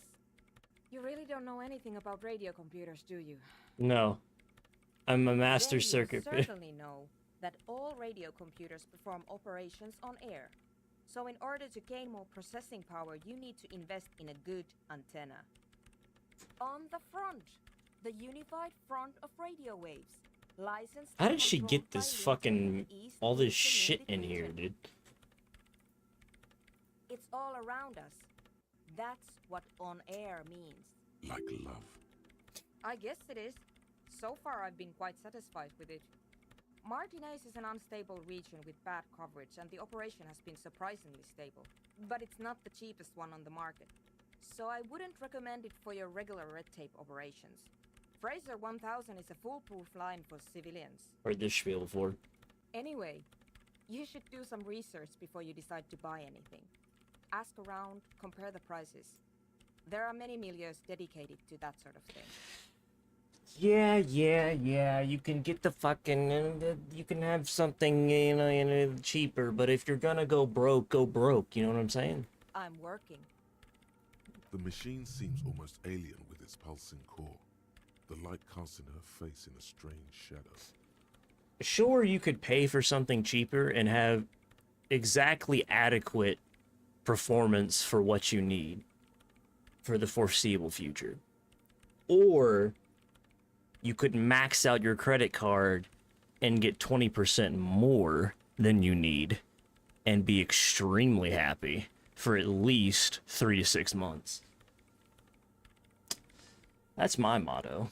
Could you just shh for a moment? Or get to the point. I really need to focus on something. Fuck. Jeez, okay. So you do know something about computers. I just said I was the You're right. cybernetic god. Prefect is used mostly by the government peeps. No, I don't. Because I needed something good for my investigation, and Reims Civic is widely agreed to be below all standards, so I had to upgrade. Besides, owning a Reims prefect isn't such a big deal anymore. No, actually, it is kind of a big deal. You don't see Ream prefects in every police department, for example. I know a friend of a friend who used to freelance for the Coalition. I was actually aiming for the military-grade Reim Rational series, but couldn't find one. Prefect is mainly based on the same technology as Reims Civic, so it's kind of a rip-off. But it does have better compatibility with newer antenna models, so I won't complain. They are connected to my Reim Prefect. Whatever you do, just please don't move them, okay? Short and terse. There you have it. Whatever she's using them for, they're hers. The fuck are these, like... She has, like, the, what are they called? The assless chaps? I guess, I mean... Not assless, because she has something there. It's like when they have different materials specifically for the fucking... Great. Ass. All in all, this is just bad. I don't know what the fuck she's doing. She's got even worse clothes on than me. That's saying something. I'm wearing shit I picked up off the street. You really like those questions, don't you? There have been complaints from your neighbors. I'm conducting scientific research here. You can't throw me out. I can hit you over the back of the head with this fucking flashlight. I'm looking for the location of a 2mm hole in the world. Wait, what? She's looking for a disruption in the radio waves. That's what her personal log said. The lieutenant raises his brows, but doesn't say anything. Yes, that's what led me here. But I suspect it might be something a bit more complicated than that. Exactly. What does it mean? Up to now, it has been impossible to say what it is because it's impossible to measure nothing. What do you think it is? What qualities does nothing have? How do you measure something that does not exist? It's probably like what? Part of the Pale? Because the chick on the boat was saying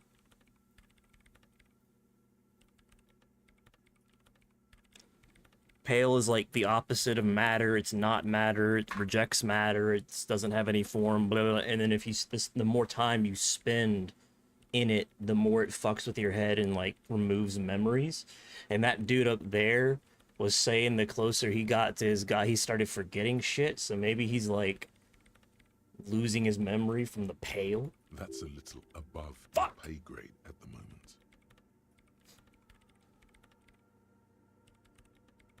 I don't know. Are we? That's what I'm trying to figure out here. But how do I figure it out?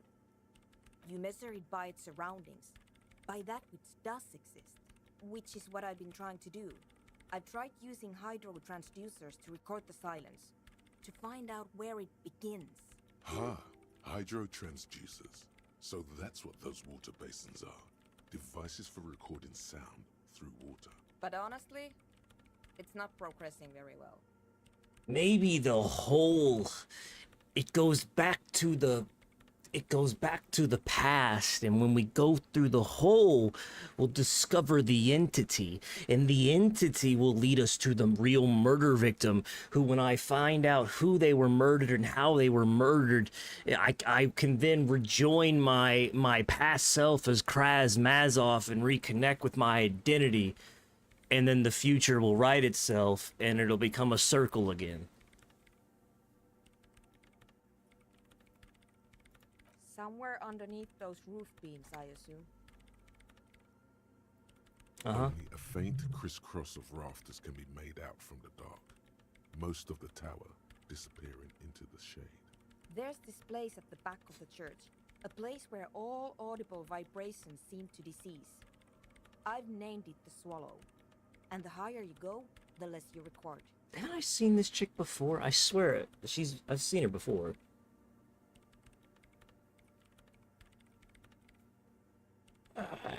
I'm retracing my steps.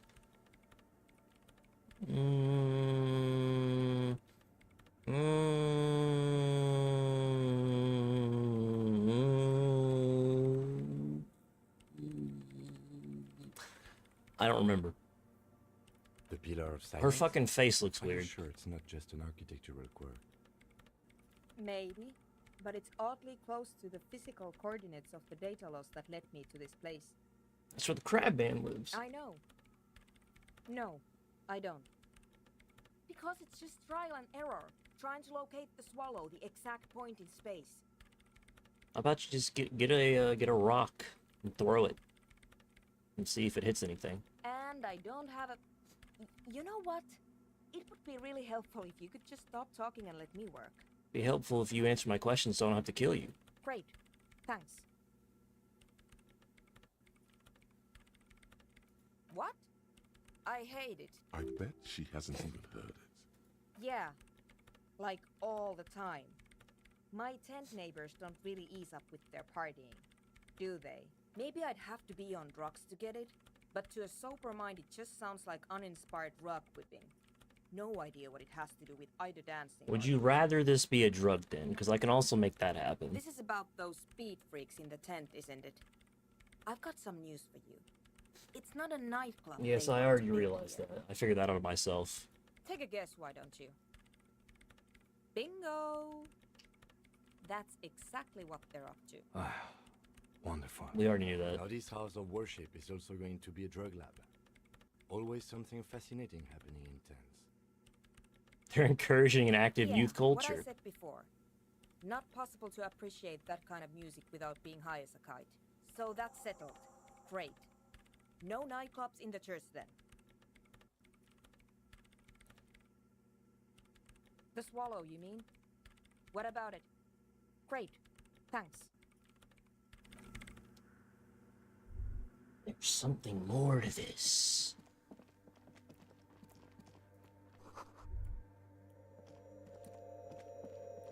Could these wires work as microphones? Hey, Crabman, can we speak again? I summon thee.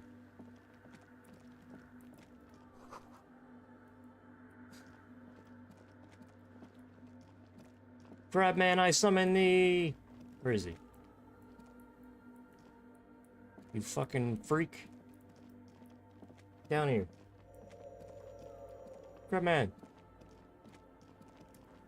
Hey, her Innocence Dolores Day liked little figurines, right? Liked holding little men between her fingers. You have the headless Fallen Rider figurine. You should give it to her. Win her back. What? Don't be so pessimistic. Love doesn't die that easily.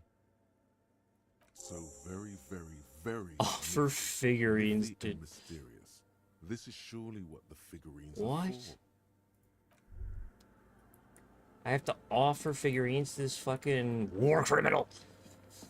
The mother Sounds of good. humanism stands above you. Why? That does seem to be a problem. Maybe you meant something else? I don't know. What are we thinking of? Part of your mind has gone on to other things already. The mother of humanism towers above you. Throw it at her.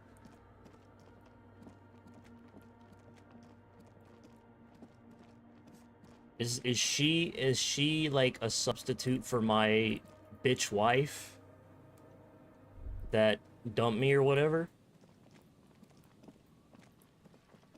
His words, not mine, by the way. Well, he hadn't said them yet. I feel like they're coming. I'm a feminist.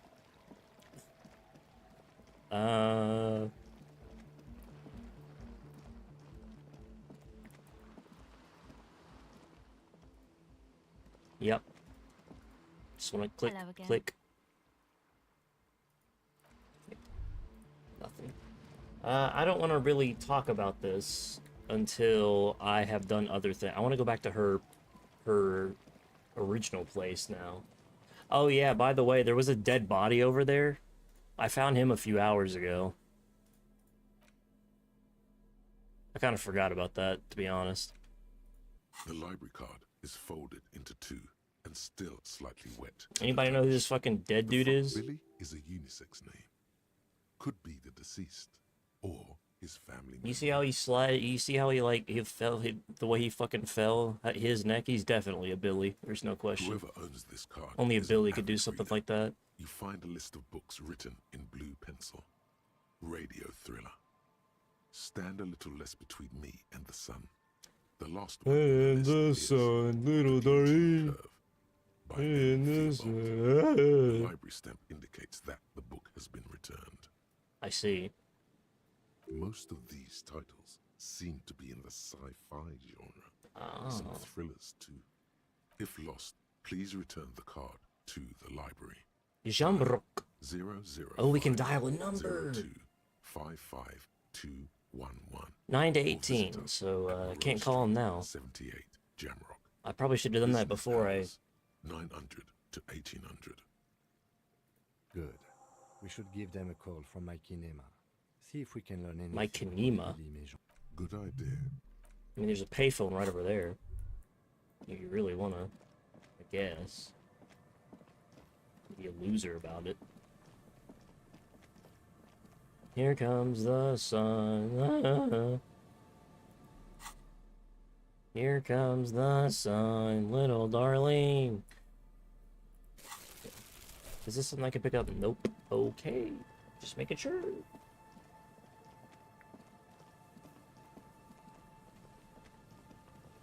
I keep checking to make sure that my TikTok live doesn't get fucking smacked again. Used to be they would just ban me for hate speech after like 30 minutes. I think this game has such heavy dialogue that I don't talk as much. They're covered in a thick layer of grime. They must have been like this for 40 years. The other hand, though, is that instead of getting hate speech, I get banned for inactivity instead. So it's like a, you know. Try to see inside. Dripping water falls from a high place. All you We can should see probably is go the back shadow to the of a house. rusting staircase. There's rust and corrosion on the bars. They're foaming with it. And a small layer of white salt from the sea. No. I won't even try. Oh yeah, yeah, the glass. I always forget about the glasses I thing. had a partner once. They called him Eyes because he had to show me things. It's that bad. Well enough, actually. It's odd how that works. I'm no sharpshooter, but I pass my shooting courses 7 out of 10. His hands lead the way when it comes to that. And his shoulders. It's reflex. Did he have good sight to begin with? What caused his loss of sight? The way like LASIK won't fix your eyes if you have bad eyes to begin with. The fuck is that? Oh, it's the cryptozoobah. What? You know? You see a once bright mural towering above you. The signage has peeled off. It's that over chick's the years, husband. But you can still make Damn, out I thought he was dead. Feld Electrical R&D. That's less interesting. A slogan used to intertwine with the loops a long time ago. Now, only a shadow of peeled letters remains. It says, tomorrow is just a whisper away. Looks like tomorrow never came. Damn. Cold. You know what I want to play? What I want to play immediately after this game is Heavy Rain. Really just immerse myself in some of the greatest storytelling known to man. Or maybe a Beyond Two Souls, a David Cage classic.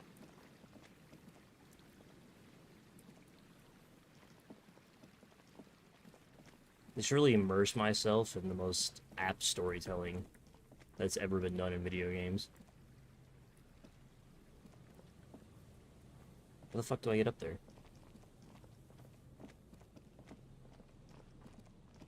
You.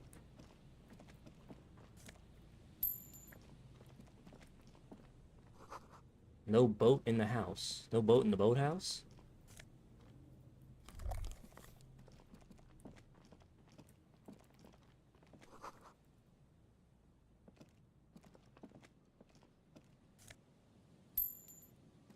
$30 fucking, dude. Not quite the 700 I need for that fucking lamp or whatever. But it's, I mean, I'm halfway, I'm basically halfway there.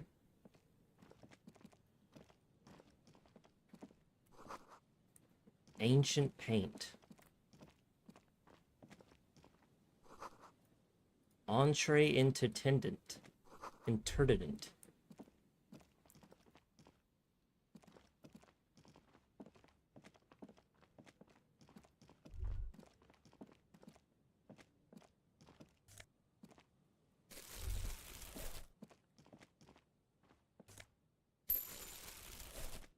Oh my god, it's so much money. Oh my lord. I'm making so much cash. Fallon Peepo Peepo. I see. God knows I could use one of those. A scattering of bullet holes is spread across the cracked wall, reaching from one corner to the other. Look, Kim. There's bullet holes. Correct. The density of the bullet holes is unusual. Even in a general average bullet hole frequency in Martinez sense. Grim affairs. Meaning this is a lot of bullet holes. Looks like fully automatic rifle fire. Something you don't see these days. The manufacturing and sale of automatic rifles was curtailed after the revolution. The destructive power of such tools proved to be too much. We do need to retain some humanity in this world. Unable to piece together the big picture just now. There's a hole in their hypothesis. The scattering of bullet holes looks...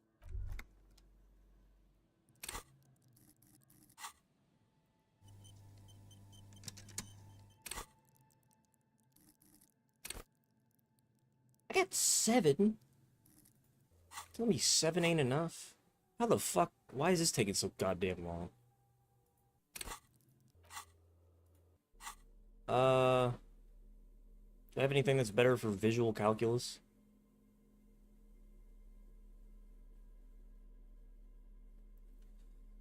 I wish there was like a click for this stat and we'll just automatically put on the clothes that are best for this stat. So I don't have to keep looking. Because like I'm never gonna remember. Visual calculus? +1? It's blue. I thought it was yellow. It's blue. For some reason. I don't really think that makes sense, actually. I'm gonna report that as a bug. Uh-huh.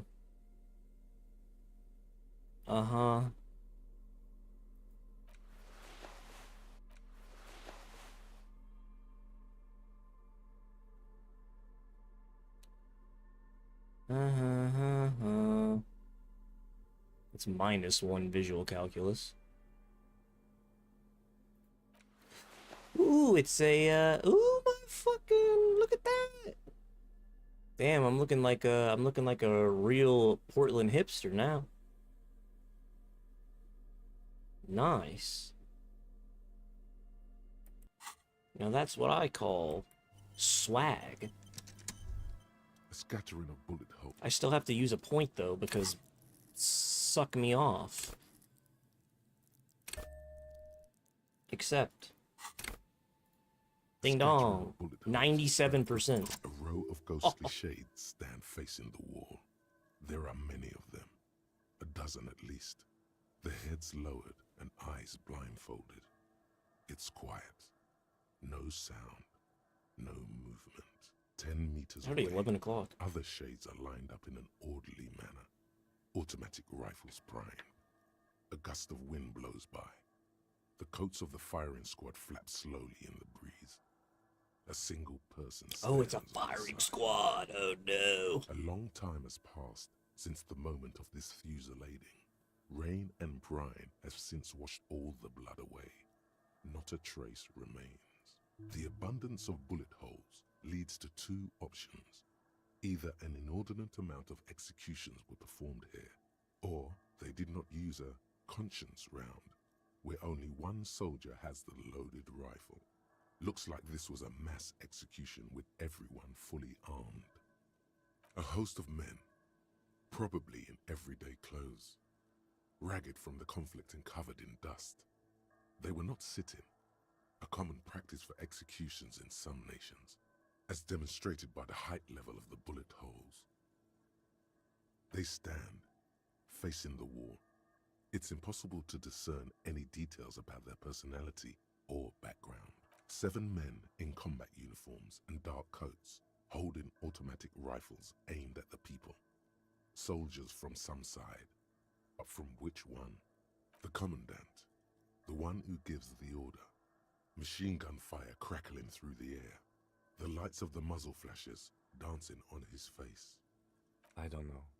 I don't know who died here, lined up beside that horrible wall. It could have been any of the parties involved in the revolution. Perhaps the ones executed here were the loyalist conservatives, killed by the communists at the start of the Civil War. Or it could have been the communists, put to death during the last stretch of the conflict by the coalition forces. It could even have been the employees of the failed R&D center down the coast, as their building was taken over by the revolutionaries. Or maybe... Yeah, it's very unlikely the coalition forces were the ones who died here. They were always the last ones against the wall.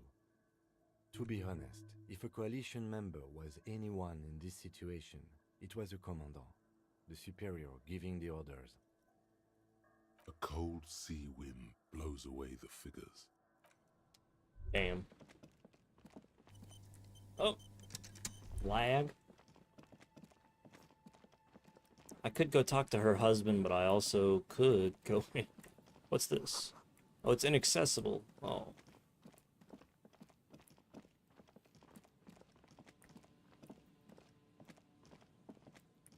It did say I could fast travel, didn't it? But I also I still don't have a map.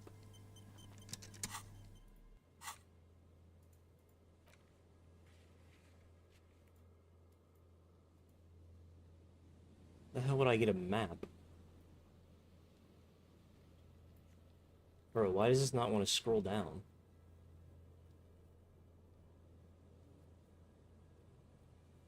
Why is this so hard to scroll?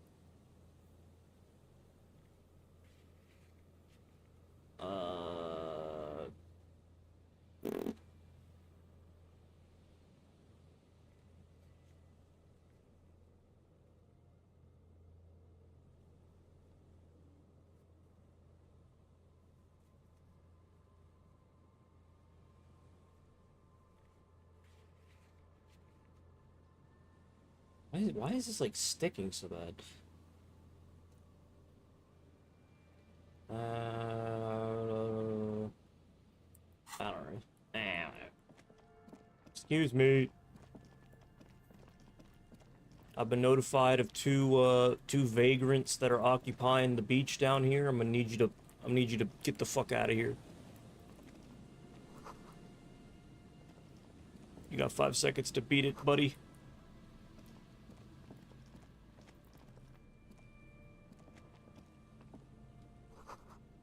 Tiny cages. They're trying to catch the Smurfs. They're engaging in slavery practices.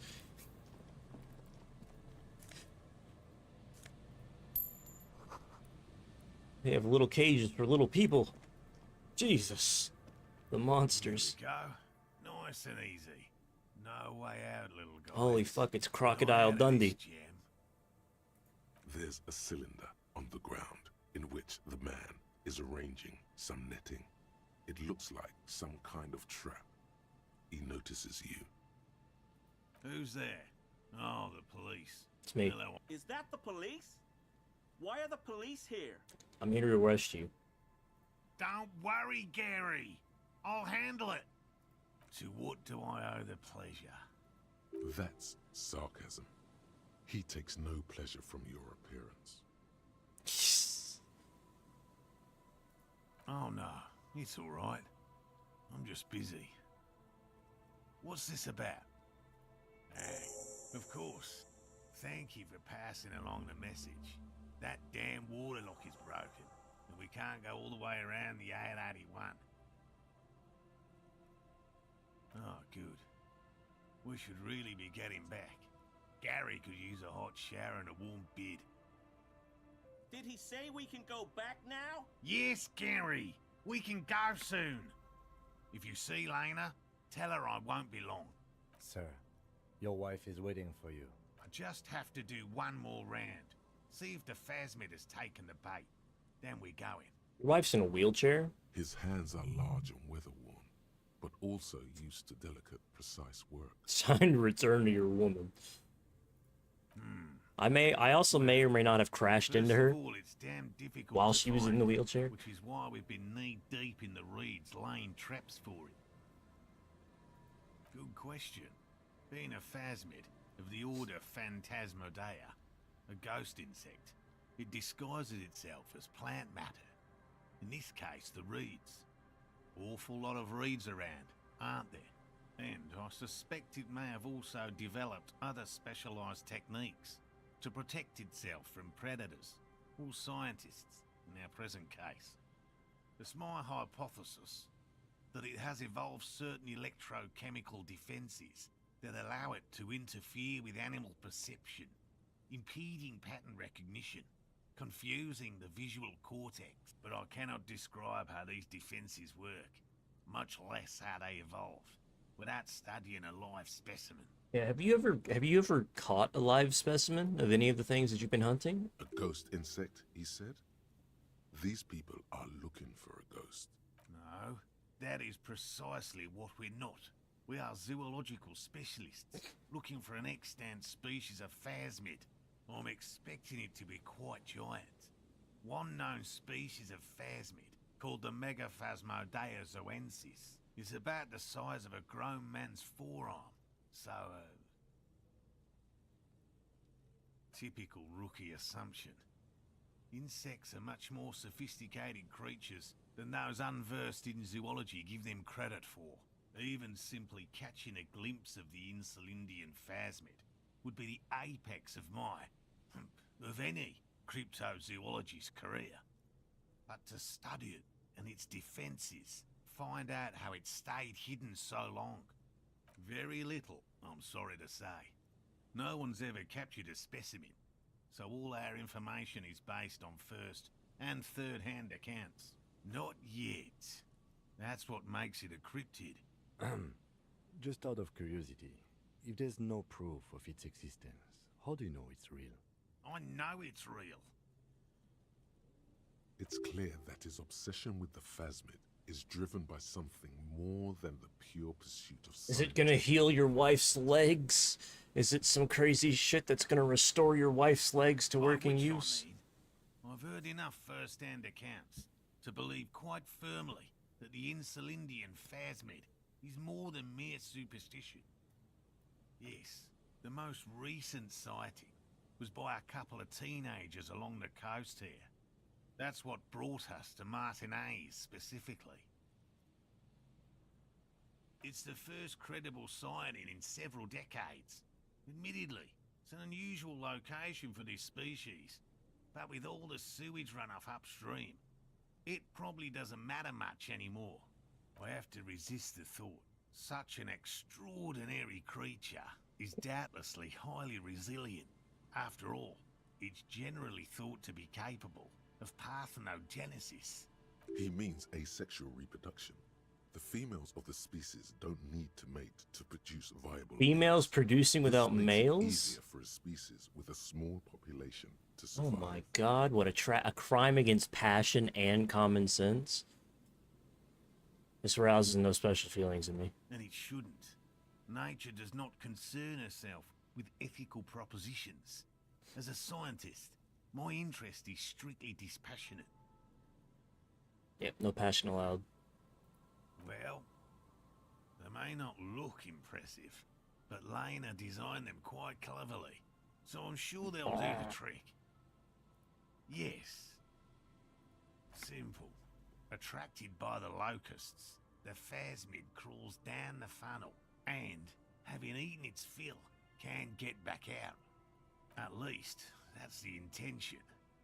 The net isn't a perfect solution, but we didn't want to use anything that might damage the specimen's delicate exoskeleton. Locusts. Nearly all known phasmids are herbivores, of course. but we've hypothesized that the Insulindian phasmid might occasionally prey on other insects. Inside the traps, a number of locusts crawl and tumble over one another in a tiny, chittering swarm. A meat-eating stick insect? Does it pretend to be the reeds as part of its ambush behavior? This seems unlikely. Thank you for your opinion. We have also included plant material in the traps to satiate your skepticism. They'll work, I assure you.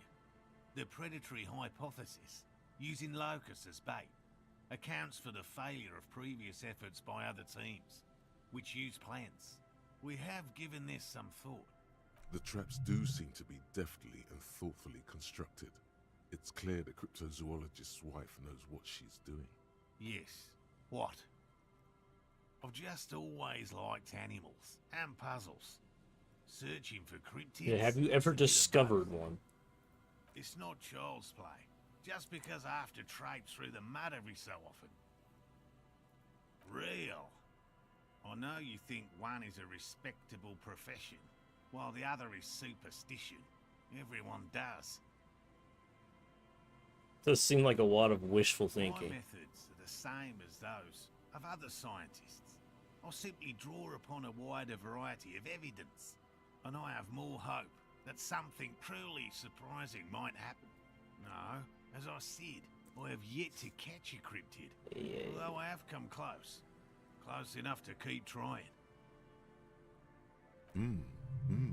Interesting. Something for later, this close call. Everything from forgotten regional lore to newspaper accounts, like the one that brought us here, to look for the phasmid. The Very phasmid. open mind. He's interested in things that people believe that scientists don't. Most establishment scientists only care about reputation and remuneration, Reputation. not real research, and certainly not the truth. They're a cowardly lot, and both the field and basement archives can be dangerous places. No, very few cryptids are ever discovered, and not for a lack of the list of cryptids kept by the Cryptozoological Society of Chemnee, which is 4,082 items long. About 2,000 have been confirmed as hoaxes. 2 are categorized as confirmed discoveries. The rest are in differing stages of discovery, refutation, and data collection. Yes, the Chateau Quan forest pygmy, who turned out to be an extinct species of primate, and a cave salamander from Grad, who is, honestly, quite unremarkable. It's in a zoo somewhere. We cryptozoologists are brutally honest with ourselves, more so even than the public. With cryptids, most cryptids are hoaxes or they are never found. That does not mean we should stop searching. Indeed. If our expedition is successful, every paper in the world will report on it. From Revachol to Dushantu. It will be a zoological miracle. The hair on your arms stand up. Electricity. Sounds like reeds hissing. He has clearly done his math on this. There is no surprising him or swaying his opinion. Yes? All right. What cryptids precisely? I usually discuss these things with specialists, so I don't know what. We would have to discuss. He wants to say, but decides against it. A willow person. It's a long story. One non-specialist would find rather dull. Willow people? Not at all. They're not people, really. Some argue they aren't really animals, as they seem to have evolved directly from trees. They're very, very thin, almost flat in fact, and can camouflage themselves easily, wrapping themselves around trees and blending in with the tree bark. In that way, they're not too dissimilar from the phasmid we're looking for here. You probably have. Gary and I painted an entire grove's worth of trees in slow-drying paint. It was a bright lavender colour. I was hoping one of the willow people would get paint on it and not be able to camouflage itself. After waiting in hiding for hours, I saw a figure slip from one of the trees, a lavender shadow, dashing through the grove. I chased it with a net. Not very elegant. You can't be elegant in the field. And, well, it was faster than me. A lavender shadow. I know you think we were snacking on funny mushrooms. It's easier to mock someone than to admit that the world might be more interesting than you've imagined. Furthermore, I'm not saying it was a confirmed sighting. I'm painfully aware of what goes into verifying such things. There is a serious possibility that I saw a squirrel or a trick of the light. I am my own harshest critic. He makes it a real point here to sound falsifiable. No offense, officer, but I'm not much of a pedagogue. I don't know what I would have done if Lena hadn't persuaded me to go back to field research. You should ask her if you want interesting stories. Me? I'm not a people person, unless you haven't noticed. And I don't make a good lecturer. My strength lies in field work and persistence. By all means, by woe man. You mean my Whoa, wife, man. I assume. I will return to her. I can't leave before we finish with these. My wife understands that just as well as any. Come on, Morale. We've been soaking out here for days. It's time to go back. And leave the traps? Absolutely not. I won't let Lena down. Come on, she wants us back. I'm soaked up to my nuts over here. We'll both catch reed crabs if we don't dry out soon. Of course it's important to her. She's seen it. A verified sighting, on record. One of only 4 this century, and it's hers. She's seen it? Yes. That's how we first came to know one another, in fact. But that's her story to tell, not mine. Suffice to say, it's long been our dream to find proof of the Insulindian phasmid together. I can't abandon course now. No. The traps need to be monitored on a regular schedule. What would we do if the phasmid were to starve while we were sipping tea at the hostel? I could go for some trap setting. I didn't expect you to take such an interest in our work here, officer. Chaos is my method. I'm Caught hooked. the bug, I see. It's easier to get caught up in the search than you'd imagine. There are 4 in total. One is to the south, on this little peninsula, by the boathouses there. It's very near. Another we set in Land's End, to the northeast. It's behind a small sand dune there, on your way to the old radio tower, after the church. The third is set near the canal, where you crossed, by a concrete slab. A big thicket of reeds going up the slope, and among them, you should check at least one of those before returning to this one, since I just said it. This one's more of a technicality, but still, better safe and stupid than sorry. Bring it to me at once. Just make sure the trap is closed tight. He's not comfortable with the possibility that you'll claim the find, but he's lying about this even to himself. That's highly unlikely, officer. But in the event you do, I'll spray you with a pheromone mixture I developed. It's made of musk and research chemicals. The Present pheromones your should armpit. attract the insect to you, or at least prevent it from bolting at the sight of you. It's quite potent. Will last you about a week. This is the smell of dying reeds, of longing crumbling into the water. I hope you're not buying this. It dispenses it without letting you touch the canister, so it would be precious like holy water. It is precious. A single dose cost me 50 real to develop. Not that I expect you to understand. Tim, you're really harshing my mellow, brother, and I'm about to slap Which you. means you two can pack up and go back to the boiling. Finally, someone's talking sense. Thank you for your help. Gary and I will start breaking down camp.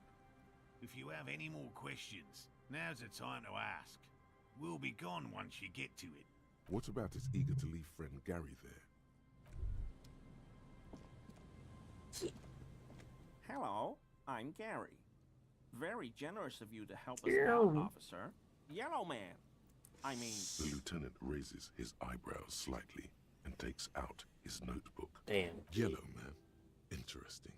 This is something to ask him about after a little probing. Always the fucking racist opener. You don't see it too often, but when it comes, it's like a lightning bolt. I'm just waiting for my friend Morel to finish up with his insect traps so we can return to The civilization. crypto-fascist. I like nature, just not this bloody coast. It's mostly drunks and degenerates that come here. Degenerates. This man respects authority too much. To see the truth inscribed upon thine own visage. Pretend thou art a paragon of virtue.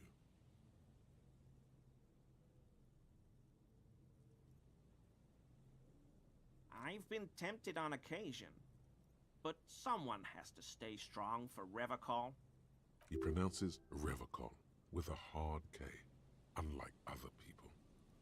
We finally found the motherfucker who has the stupid mug. I like to pronounce it the hard way. Oh my god. Way. The Vespertine This is way. the fucking owner of the racist mug. Stupid way. It's a secret right. A very fringe nationalist handshake. Oh my god. Oh, so that's what the RCM in Martinez is about. Great. Great to hear someone's finally taking care of that. Can I just say, I don't know if this is necessarily a knock against the game, but is there a single individual that looks like their in-game character model? This looks nothing like who the fuck I'm looking at. I mean, I guess that sort of vaguely resembles the fucking line that he has going on there. Like, it's not even like the same color hair. It's completely different. He has long hair that covers his ears, and here he's just like, he's just fucking balding. He looks like, I don't know, he looks like the Crypt Keeper or something. So you do know something about it? No. No. Nothing. He was some kind of mercenary. True. But everyone here knows that. I'm just glad to hear you're looking into it. He didn't kill him or anything, but there's something going on here. No. I help Morel with No. research sometimes, and I've learned some things along the way. But I don't usually go in for picnics like this on my own. After all this time with Morel, he must have an opinion on cryptids. This could lead to a good one. Oh, yes, the burning rhino. Morel doubts he's real, but I don't much care, because I won't be the one looking for him out in Safra Serai. A rhinoceros that looks ordinary during the day, but burns brightly by night. Well, at least the males do. They have special ducts just above their shoulder blades that secrete a combustible fluid. When the rhino is just beginning to light itself, it looks as though it has wings of fire. But how is this combustible fluid lit? The rhino starts running very fast to build heat, then stops, raises its head, and sparks fly from its neck, setting its back ablaze. We don't really do that around here. Perhaps we should have more such decisive action in Revacol. You know, this city used to be a flaming rhino once, a long time ago. Oh, The flames jeez. are not just for decoration. They are an integral part of the beast's mating behavior.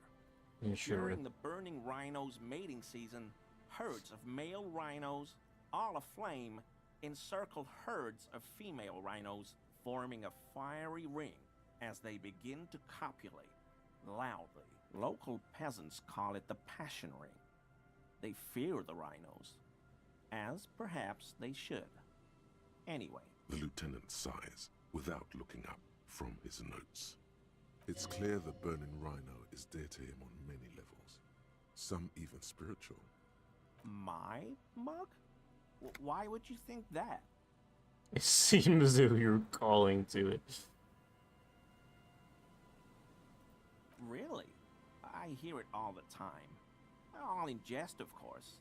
No offense meant to anyone. Okay, I admit it. I threw the mug away in the trash container behind the hostel. I know I shouldn't have, and I am I very knew sorry, keeping this officer. mug would have been good. You're not going to find me, are you? The maximum. For 100.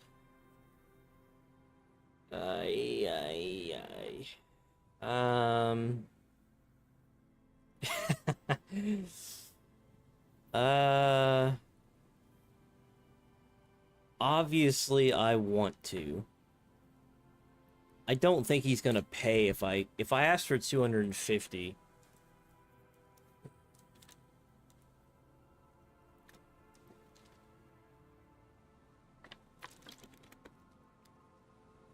Well, also, could he give me something else if I don't ask, if I just ask for information instead? Whew. Thank you. You won't regret this. I won't use another man's property to dump my garbage ever again. I don't know what got into me, really. Work has been stressful lately. Damn Koiko's price dumping us out of competition. What did you do, Gary? Nothing. Nothing. Just answering some questions. Helping out the law. Officer, please. Let me explain. It's not like that. Fucking Gary. I was only cleaning up. I live right across the yard from where he was hanged, and I saw him stripped naked. All the clothes lying around in the yard, smelling. People are animals, you know? Then I came out to clean up the rags because no one else would. I put them into the whirling's trash, along with a broken mug, admittedly. Okay. I was coming to throw the mug away, and, well, I threw the mug there and the clothes too. Right. It was just civic duty. Exactly. That's exactly what it was. Civic duty. As he shifts uncomfortably, a series of clicks, like the clinking of glass beads against one another as they roll across a hardwood floor. He got a piece of the armor, this cocksucker! Oh my god! Motherfucking racist ass Gary has the fucking armor. Kill him. Shoot him. Kim, shoot him. Pull out the gun, shoot him. Shoot him in his fucking fat head. I know a guy who works with the trash collection services, CS Municipal. He gave me a master key for the trash containers of Martinez, so I can use Give me the whirling keys trash and the containers to armor. store my own stuff.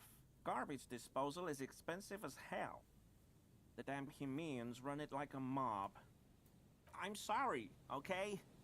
I thought I could cut costs. I shouldn't have. I shouldn't have disgraced myself. Disgraced? No need for the histrionic, sir. It was, after all, just a trash container. He studies his reaction. Gary doesn't answer. What sound? Really?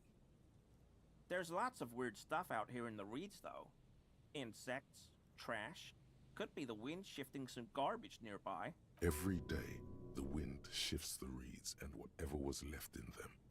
Tambourines and condom wrappers, plastic and glass bottles. The smell of decay. Armor? No. I mean, yes. Of course. I know he was wearing armor. Gary, but I'm gonna know fucking anything cut your head off. about it. An infant could see he's not telling the truth, but he's too scared to admit more wrongdoing. I hope I could help your investigation, in my small way. Composure. Not many Sealites here, or anywhere, other than Sale. I meant no offense, truly. Do you remember how, when we met Measurehead and I said the next racist will be a really good one? Well, this is that racist. Our lucky, will you grant us 3 wishes? Are you a racist, Gary? Will you grant us 3 wishes? Hey, man, all I meant was there are not many Sealites around here. What I'm are just they stating a doing? fact. What are they doing in that soul of theirs? Scheming? What could they possibly be doing? The lieutenant looks up at you, almost sadly. Oh no, nothing like that. Definitely not scheming. Sounds like some conspiracy topic. You might be able to discuss it with him when the lieutenant isn't here. If you can remember. I'm gonna need you to leave so I can talk to the racist alone. And I want this armor, brother. I'm sorry. Return without the lieutenant. For this, your balance organ thinks it's a waste of time. Nah.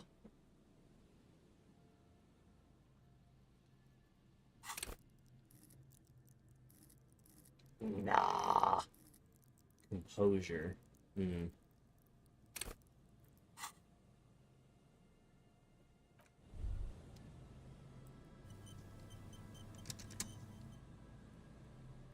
Well, it's almost midnight anyway. I guess I can go... Can I go drop him off and come right back? People are starting to think, waking up. Oh, God. Oh, Gary. Oh, Gary. See, this is the point in, like, a New Vegas type of game where I probably would have just started shooting. I don't know what that's... I don't know if that's a good or a bad thing or what that says about me as a person.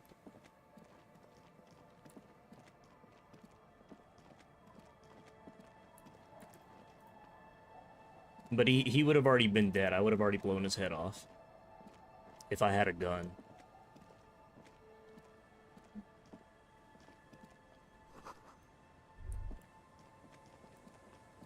Okay. I'm leaving here.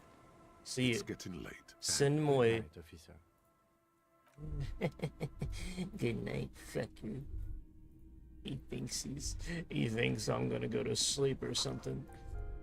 Little does he fucking know I'm gonna go have a racist chat with our racist buddy.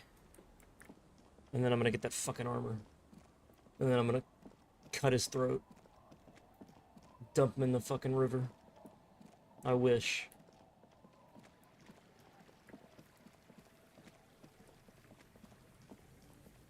They better still be here, I'm gonna lose it. I haven't started doing the stupid activities yet. Okay, thank you.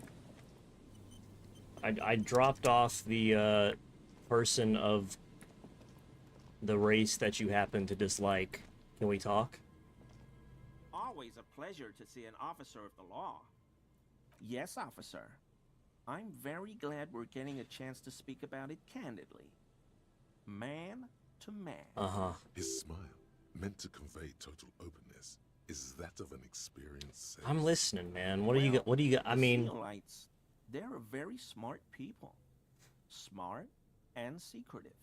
Most think they have isolated themselves on their landmass because they disdain to mingle with the rest of us. Mm-hmm. I'm not saying that you think that too. You seem like an incisive man, officer. You must be, being a detective. It's a shame, too. What would we all do without law enforcement? Oh, here we go, man. But, as I was saying, even as Sale remains closed off from the world, Seolite agents have been slowly advancing through the echelons of power on the other Isla. They come as apparently well-meaning immigrants, sometimes students. They learn our violin and cello, but more often tech workers in cybernetics and similar advanced industries. Sale is known for being technologically advanced, although it's not entirely known how far they have progressed. Consider, though, Sale is famous, or shall I say infamous, for its spy tech. Don't you find it convenient? Yes, they sell us fancy technology and then send in their experts, who pretend not to be experts. They play their violin and cello. Oh, we like your music. Or work in unrelated fields. Like, say, law enforcement, where they have access to a lot of sensitive data and use their superior technology to blackmail, mislead, and manipulate, turning high-ranking people in government and corporations into SEAL-like agents. Please, be careful. Don't let on that you know about the SEAL-like conspiracy. Who knows what he might do to you? I thought that was gonna give me a point for the armor. Composure.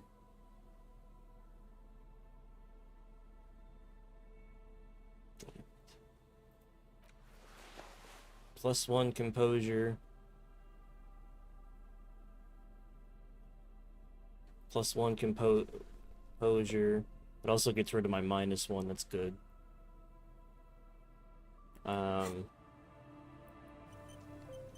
That'll give me +2. Is this a white or a red?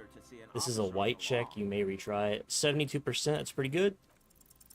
That shirt looks very uncomfortable on him. Look at the buttons, barely keeping that thing together. He's got the fucking chest. He's got the he got the chest piece. Armor, for example. This One motherfucker. that makes a clicking sound when the plates meet each other, resembling pearls or marbles, stolen from the corpse in the yard near where He's he got the lives. big ass chest plate, dude. I knew you'd figure it out, officer. I'm sorry I didn't tell you at once. Oh, that's fine. I was ashamed of what I did. And I didn't want you to know. We're not detecting falsehood, sire. He's gearing up to admit the truth. Gary, what's going on? I forgot this dude was here. Later, Morale. I've got apologizing to do. Why did you lie to me, Gary? Because I was weak. I should have told you the moment I saw you.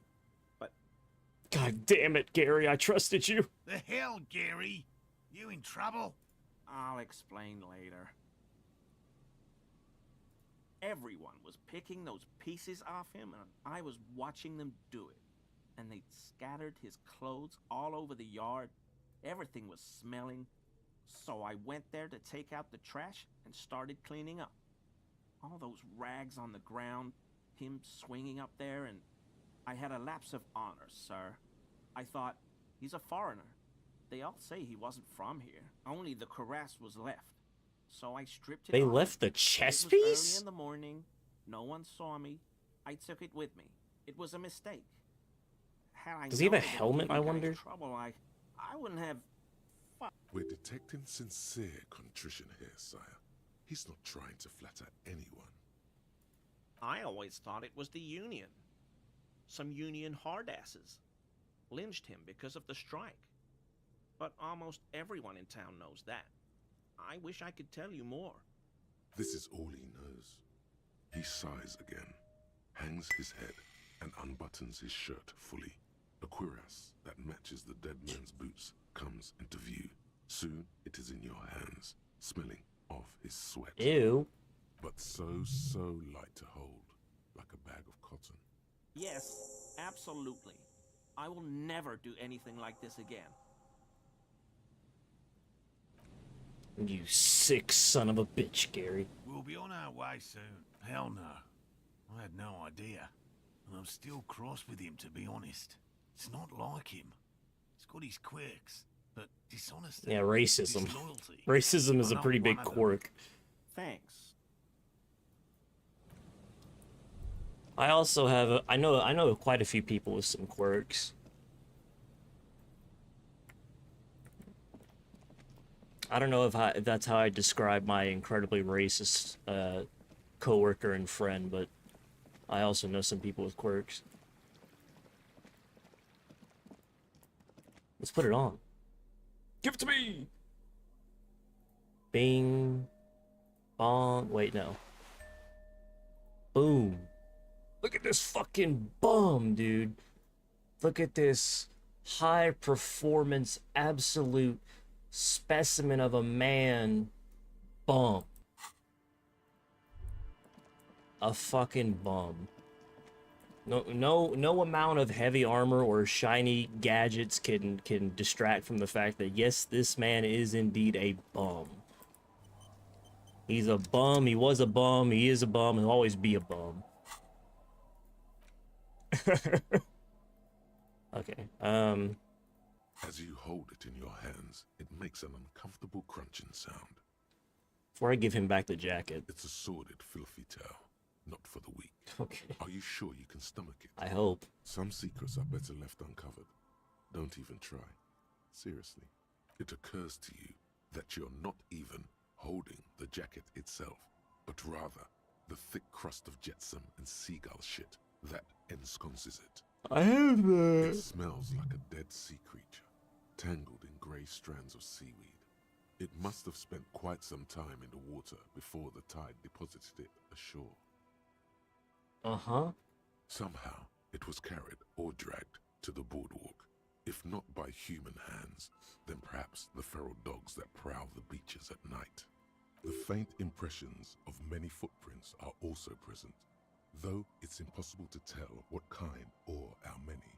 Suffice to say, the jacket spent some time on the ground before someone draped it over the railing. The crust is hard. This jacket spent at least a day baking in the sun. Who knows what happened to it then? Somewhere, high above the city, a pair of seagulls trace loops through the air. They are like the bombardiers of the aerostatic brigades, gliding above a target-rich environment. All of a sudden, the Bombay doors open, and their white glittering payload rushes to the ground. Splat! An explosion of white on a man's shoe. A curse goes up, but the birds do not hear. It's too late. You've already thought about it, and now your hands are covered in muck. What? No. Then it'll just be on your pants. This is a disaster. You'll never get the smell out. This is a disaster. This is a disaster. You want this fucking jacket? Tequila. Tequila. I knew you'd come through. That's fucking great, man. Let me see. What? This isn't my jacket. My jacket was beautiful. This is fucking filthy. What am I supposed to do with this? I'm not taking a disgusting pile of hobo rags. I may be in an irrecoverably decaying orbit, but I've still got standards. Either bring it back the way it was before, or find a dumpster to burn it in. Underneath the accumulated filth, the jacket itself appears to be stain resistant. The fuck am I gonna scrub the seagull shit out of this thing? What? You're getting on my last nerve, buddy. Oh, you're getting on my last nerve.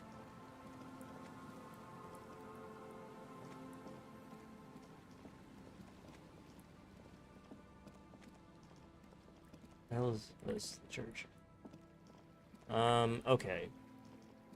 There's a fair. It's pretty much time for me to be done.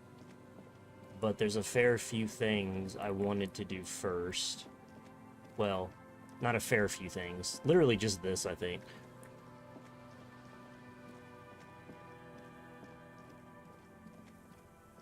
I really wonder what's in there since it only gives you one chance to do it.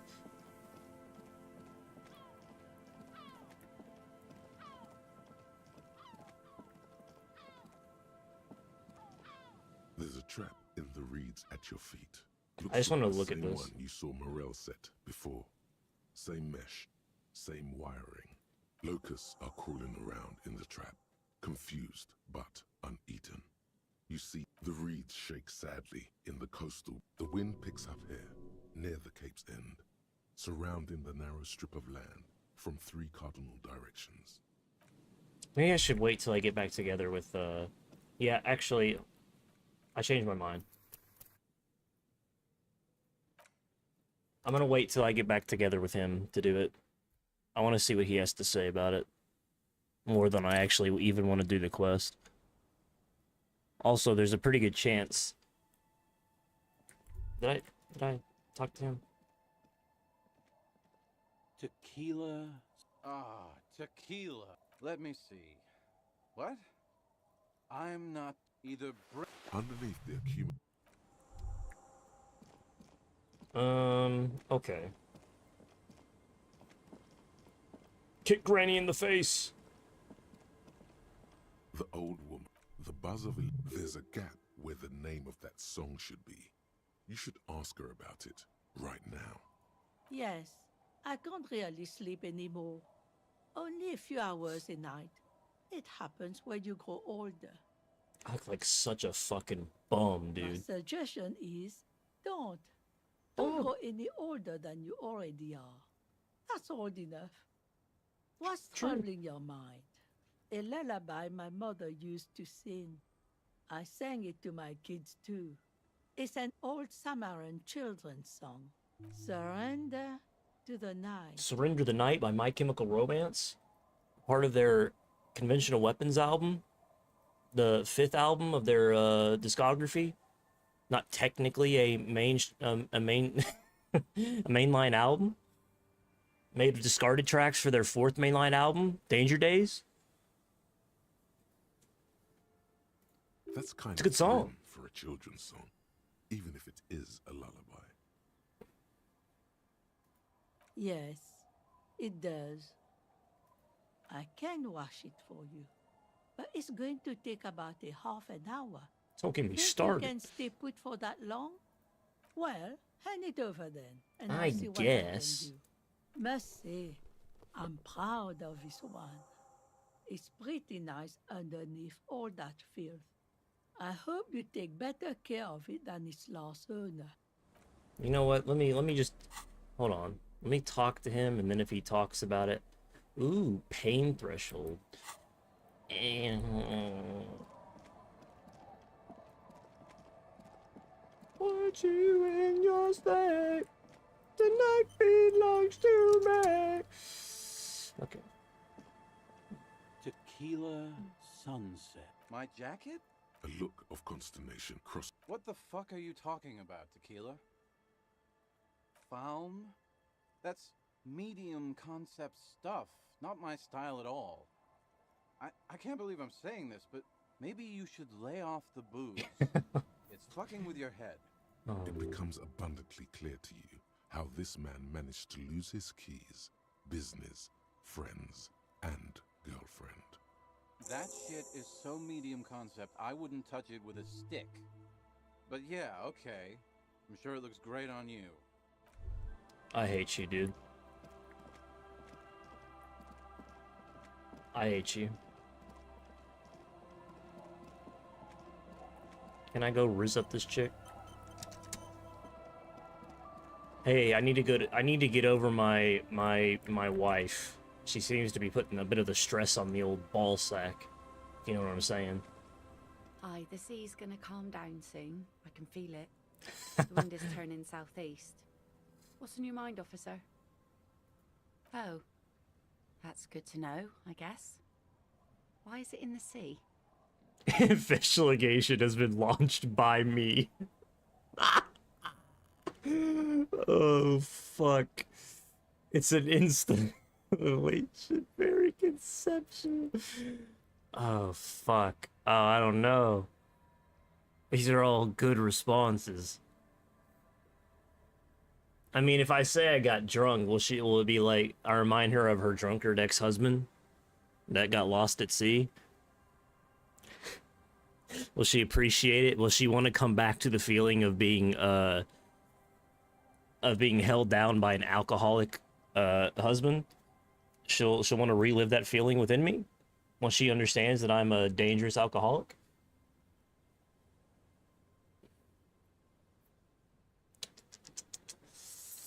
It's a sign of the carnage to come. I wasn't feeling it.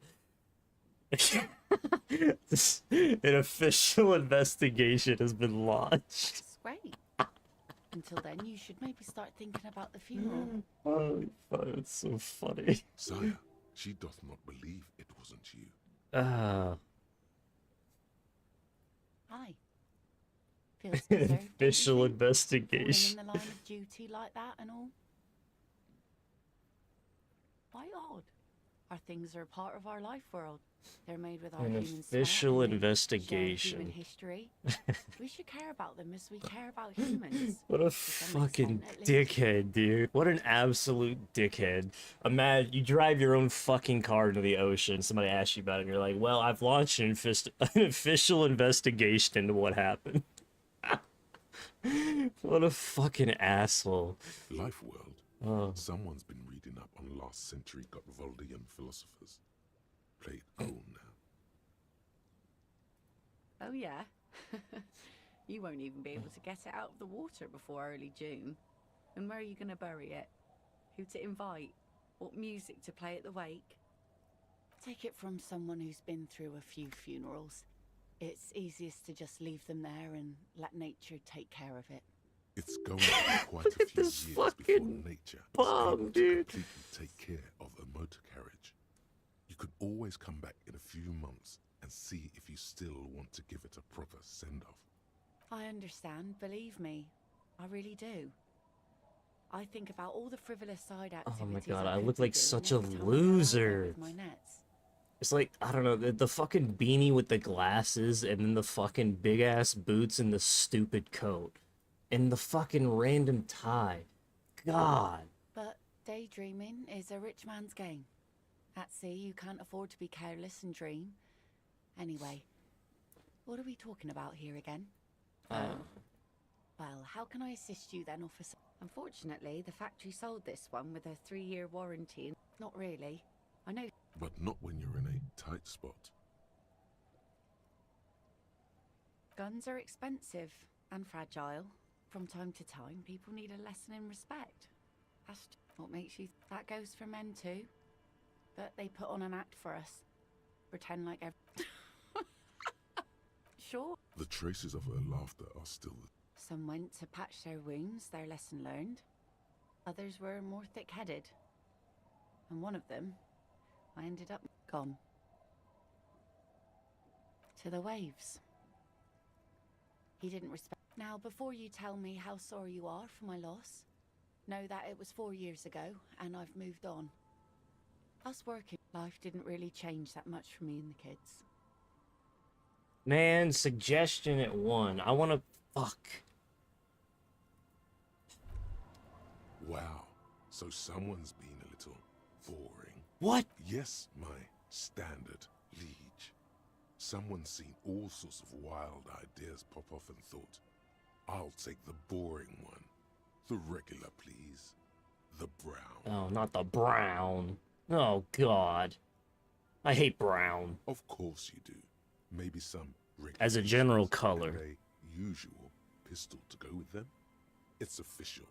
My lord's copper type is regular cop. I'll let everyone know. No. I'll send out a telefax. Yes. Not a regular cop. Sire. Think of it as a caste, a class. Not a super cop? A nation of regular law officials that you belong to. It comes, of course, with the usual benefits. Done and done.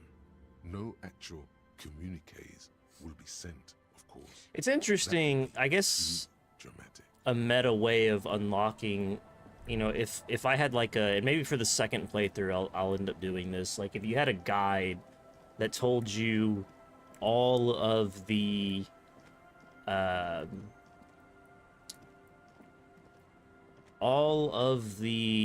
thoughts you can unlock and their benefits, and you knew exactly what ones you wanted to do, then you could just go back and redo a dialogue over and over and over and just choose.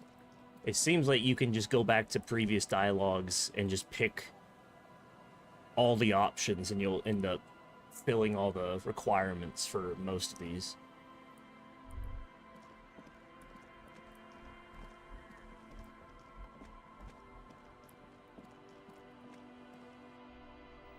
Was there anything in here?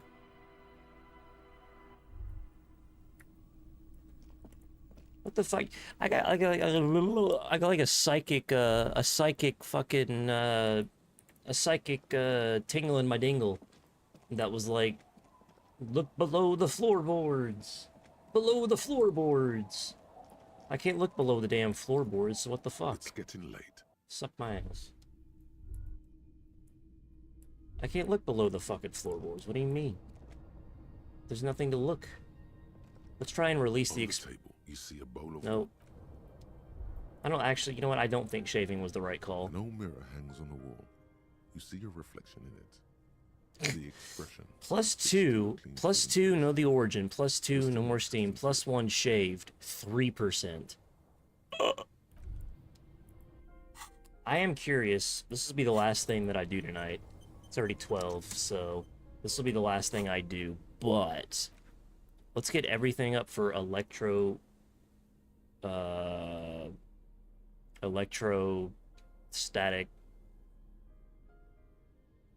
whatever. Let's see if we can boost electro whatever the hell. I know I have a few things that do it, I think.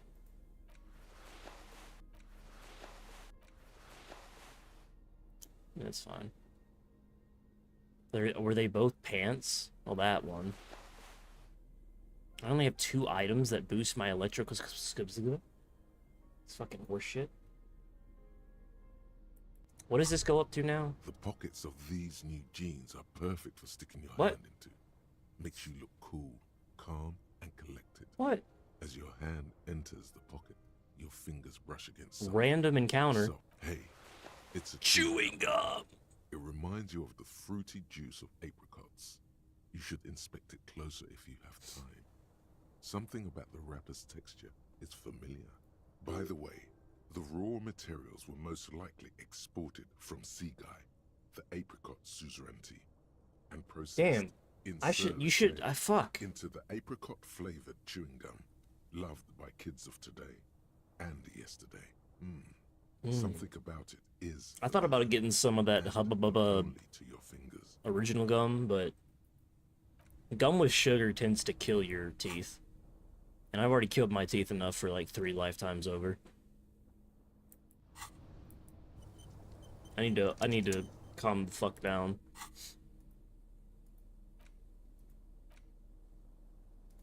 There it is again. The scent of apricots with a touch of cinnamon. Smells like the end of some distant summer. The surface of another planet, or some ancient temple. Ancient temple? Yes, from the height of antiquity. A long, long time ago. Millennia ago. On an island of time you can never return to. The sun sets into the sea, but the water does not boil. Instead, it turns to liquid gold. For a moment, it's the Machu world's Picchu. store of precious metals seems to increase dramatically, and you are rich. There is a movement next to you, the shuffle of a small coat, warm like the evening. But when you turn toward it, there's nothing there. Why are you talking to a gum wrapper? Bitter, citrus, sweet. It seems to grow Told me to stronger, fucking like a look glow at it, so I with am. every breath you take.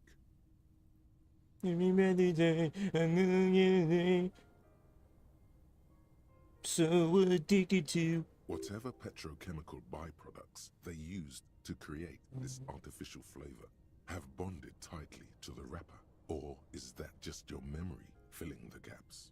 Until a blossom of skin and flower petals erupts behind your closed eyes. Made of toffee, cream, and distance. You just had to take a dive. What? The front of this Did my cheating wife fucking she liked apricots? From the sides of his head, She may not even a pair of cheated. white I don't know. antlers spread to the corners of the cover. He seems a little bit too upset for somebody that just had like a breakup. So I'm assuming that some shit went down. Because Friesel was incompetent, foolish, and cruel.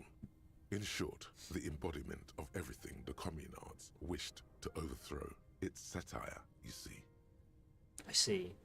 To your disappointment, there aren't any full-color pictures to direct your attention. No fucking color that we ain't reading this Just shit. column after column of closely set text, interrupted occasionally. I can't read anything that doesn't have in pictures black in and color. white.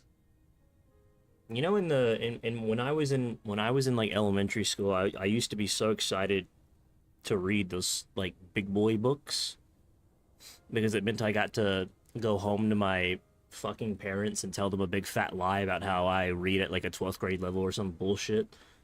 It's just like it's a total asinine, completely made up thing that they do to make you feel better about yourself when you have a little pea brain, your child. But I used to be I used to be so excited for reading for the stupid weekly reading things we did when I was younger, and then by the time I got to college, I don't think I've read a book in like 10 years. No advertisements, you notice. Like actually. So who's funding this radical commentary? After rifling the pages with your thumb several times, you return to the table of contents. I can't tell you how many books that I had to buy or rent for college that I then had to do entire semesters of tests over and still didn't fucking read.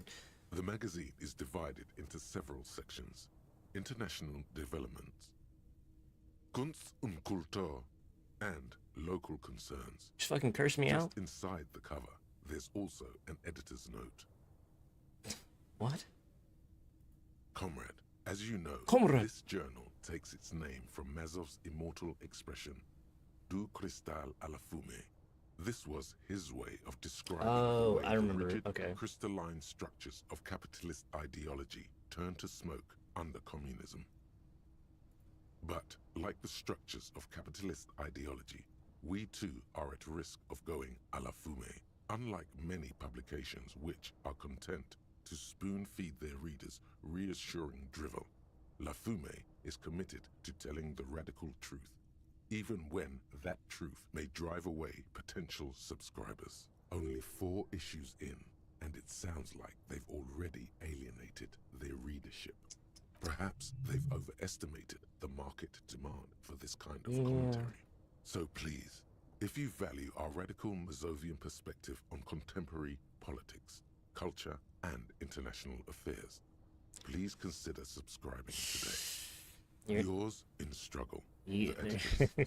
There's nothing harder than getting leftists to donate to anything. That's just not the way. If your communist agenda is built on the fact that you want people to sub into your plan, it's not gonna fucking happen, dude. You flip back to the front of the May as well give up now. The table of contents unfolds before you. It's over, dude. This section It's includes Jover. a long, tedious critique. It really is of the Jover, latest by the way. round He's gone. of free trade Holy shit. negotiations between End of an the era. EPIS nations and the Free State of Semenine.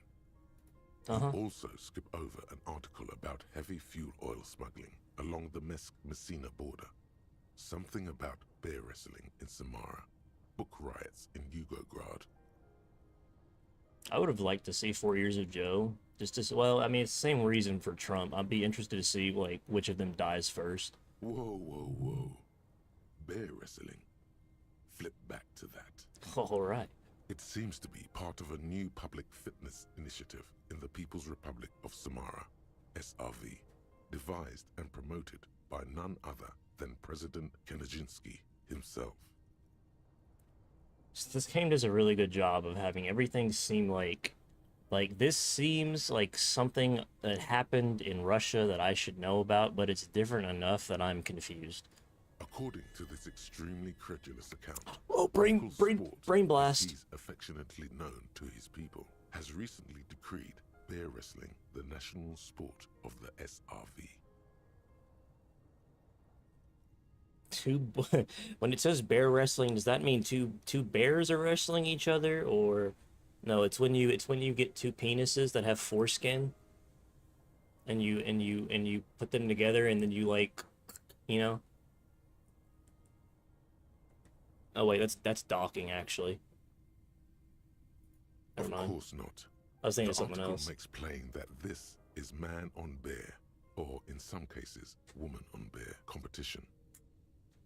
According to the SRV's, You know what they say? They'd rather be with the bear in the forest. has been a tremendous success.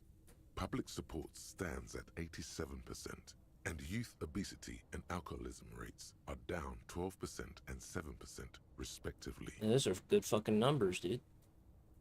This is the SRV we're talking about. Oh. If you think those are the real numbers, there's probably a guy who wants to sell you a bridge in La Chute. Guess it's hard to fight a bear if you're out of shape. That's very much the idea. President Kaczynski has long maintained that a strong body is the best defense against capitalist aggression. You flip back to the front What were we talking about? What is this about? I'm completely gone. It takes a moment, but gradually it dawns on you that Kunst und Kultur must mean arts and culture. Why they decided to title this one section in Valda is beyond you. Obviously, yeah, it's about to say a style. Come on, now. Random phrases in foreign languages. Absolutely. As you leaf through this section, you come across several reviews of recent radio plays, as well as a brief artist spotlight featuring a local artist identified only as CS. The main feature, though, is a long essay titled Tip Top Tournée, a critical Mazovian perspective. The Tip Top Tournée is an inter-Isolari racing series, mostly known for its high speeds, ludicrous sponsorship deals, and high death toll. In Revachol, it's held quadrennially on the prestigious Zero Carousel racing circuit. This so-called artist spotlight is really just a brief Q&A, made all the briefer by the subject's evident hostility to her interviewer. You think you're settling in for a relaxing recap of the most recent season, maybe sprinkled with some nice anecdotes about a few of the more colorful drivers. You ever tried to read it in the middle of a room, by the way? Reading in your room tends to be one of the more uncomfortable things to do, just because it's so hard to find a place to sit your ass in a way that your legs and back won't kill you in 20 minutes. Instead, you find yourself skimming a 10,000-word feature about all the politically problematic aspects of Tip Top Tournée. This motherfucker, I've been standing in the middle of this room for an hour at least. Where to even start? For one, there's the crass commercialism of its sponsorships, and then there's the practically criminal emphasis on deadly motor crashes. So, all of it, basically.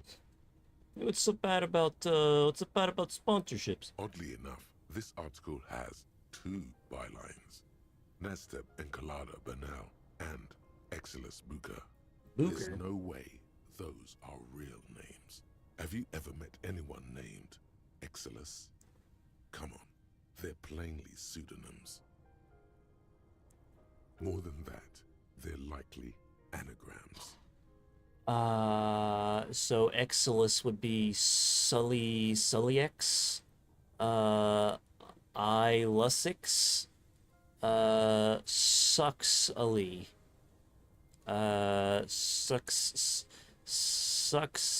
Sucks Eli. Eli sucks? Something similar? Under capitalism, the article says, every pursuit has its price. Every pleasure, even one as elemental as the joy of racing others around a track, is reduced to an advertising opportunity. Thus, the so-called tournée becomes a competition between increasingly meaningless brand signifiers. Your discount laundry detergent racing against a pack of Astra cigarettes, or even a fritter. What? And that precisely is what's problematic about it. Were it not for the promise of random, spectacular violence, audiences would quickly lose interest.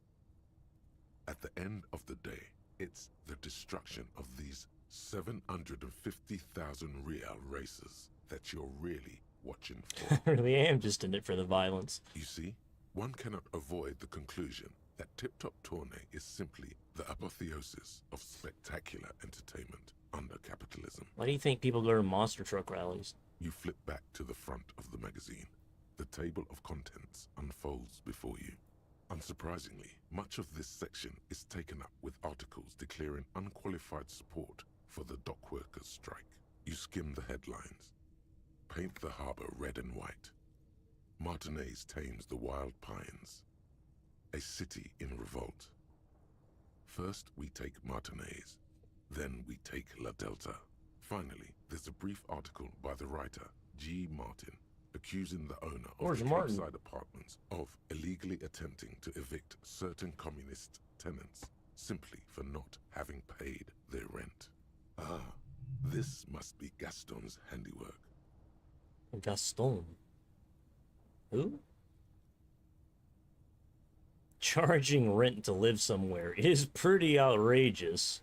The writer G. Martin remarks dryly that capitalists love wealth redistribution, so long as it's only redistributed upward. Good thing your rent-paying days are behind you. Yeah, exactly. Thanks. I'm living in this damn fucking shack now. You flip back to the front of the magazine. Hell yeah. The table of contents unfolds before you. I have a shack to live in. Okay.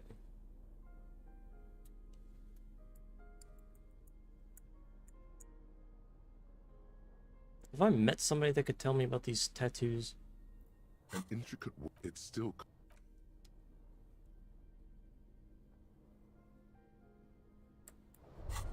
Apricot, what is this? Oh yes. Guillaume Le Million. Guillaume Le Million. What the hell? Bad news. Guillaume Le Million did not become a cop. In 38, he went on a tour to the Sinyao province in Safre, where he died of autoerotic asphyxiation.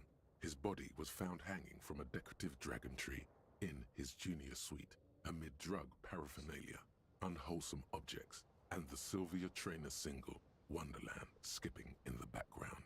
And yes, you can take this as a metaphor for Revachol in the 30s, and also as a warning.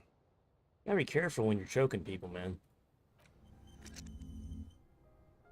You really gotta be careful with the whole choking thing. Kill somebody.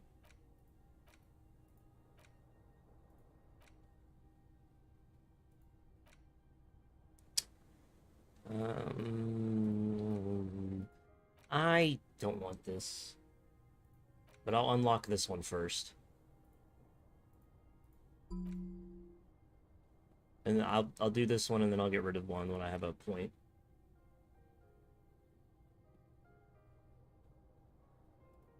Always practice safe sex, and if you're gonna get choked, then you should do it with a appropriate, trusted individual that hopefully won't kill you. I mean, honestly, I guess it's the same danger if you're sleeping with somebody in the same bed for the night. You never know, they could just get out a knife, and just fucking kill you while you're sleeping.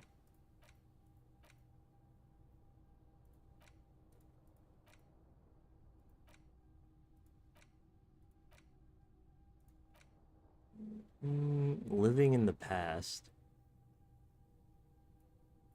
Let's do this. Apricot chewing gum. All these ones related to main stories seem like a pretty decent bet. This one is giving me 20% zoom out. This one is +3 shivers. Alright. Let me go to sleep and then that'll be it for me today. There's probably going to be a dream sequence, I imagine. Still, you've earned a rest. Yeah. A lot better than the couch. Across the room, the heating system hums its soft lullaby. The mattress feels soft and sheets warm. It only takes you moments for the world to fall away. I'm glad I didn't have to waste my money. And this man was saying... Thoughts, baby. A million little lights in the dark. You're one fine instrument, brother. All those faces and all those names. All that laughter and screaming and scheming around. Every corner and every street. Recorded in you. Forever. On Faraday. No, you're spinning tapes at the discotheque. The great unceasing disco of the mind. The flash. The bang. The endless learning experience. On and on it goes. For untold hours. At the disco where you first asked her to dance. Rising. Rising above the dark curvature, the great wingspan of sleep, studded with stars. Behold, there are millions of them down there.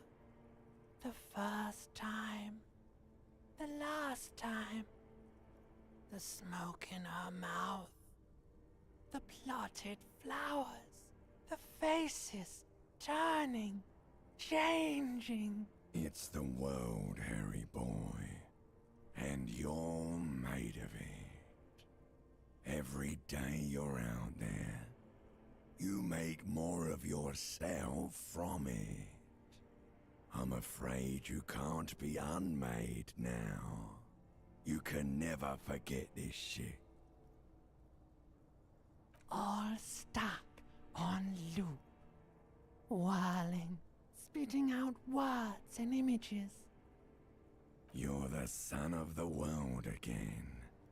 Harrister, a ceaseless agent, picking up litter and old newspapers, collecting your little bubblegum wrappers and idiotic picture postcards. Meaningless, meaningless keepsakes. Reading your awful letters and recalling things, aren't you? The endless names of the world. An address book you are. The map of a city. You'll go insane if you keep going like this. One more day, and you'll be in the loony bin. I just know you will. And for what, brother man? For the money, baby. For the greater good. For Revacol.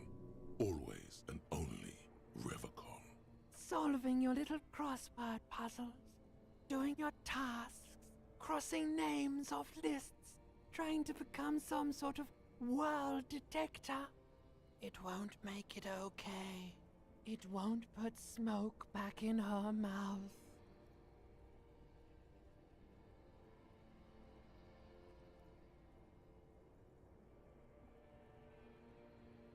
There he goes again. He's a real political animal, our Harry. He still doesn't see that it's the world changing around him. He's got no idea what he's in for. 'Cause only love can break your heart. Beep, beep, beep. The alarm is ringing, Harry. The disco circus goes on and on. You barely slept 3 hours last night. Do it for the wind. Do it for the picture puzzle. Put it all together. Solve the world. One conversation at a time. I'm looking forward to a second playthrough where half of this shit makes even a modicum more sense to me. Given the whole context of, like, the full game. Good. You're up. Listen, there's something that's been bothering you for a few days now. This fucking bum, dude. I thought he was bald for a second, but no, it's that awful, like, looking beanie that he has. It's a suspicion, or a feeling, really, that things are not quite in hand around here. An earth-shattering deduction from your psyche. What will those guys come up with next? Every day, things seem to spin more and more wildly, out of control. The center isn't holding. And despite your efforts to moderate and contain these energies, things only seem to be getting worse. Oh sure, You've been making progress on your case, interviewing people, solving side tasks. Yeah. But who's focusing on the big questions? But have you ever seen them? How do you know they're even there? More importantly, how do you know they aren't waiting for your participation? Me? You've got to find out who bears la responsabilité. La responsabilité? Awesome, terrible thing. It is human nature to crave la responsabilité and to deny it. That's why it must be distributed across many different organizations, agencies, offices, and portfolios. Harry, you're thinking about this too narrowly. La responsabilité isn't concerned with trivial questions like who killed who. It's about the real issues, the human welfare index, the price of staple goods, the transition to real democracy. Whoa. This isn't some kind of dictatorship. You can't simply seize la responsabilité for yourself. It must be given by a legitimate authority, like a committee. Only the most even-keeled minds in Martinez. Your half-brother, the lieutenant, is a natural place to start. Together, you'll be able to discover who has la responsabilité in Revachol. And, if necessary, you'll have the My wisdom half-brother? and expertise to assign it among yourselves. My half-brother? Most likely, Who? your findings will be collected in a report, which will be carefully reviewed. He's my half-brother? Also, I mean, technically, so he's my, are we talking about Kim, or are we talking about actual blood brother here? The dude in the fucking wig? Once they've reviewed it, those same superiors will produce a set of recommendations to be taken up at the next meeting of the Standing Committee. What a bomb that empathy just dropped on me. Rest assured, no matter what happens, it will be done through the proper channels. Okay. Good luck. Your report is eagerly anticipated. Look at how many fucking tasks I have. Ugh. Oh no, he was talking about Kim. Okay. I thought it was saying I actually have a brother. No, Kim's my homie. He's my brother from another mother, I guess. And another race entirely.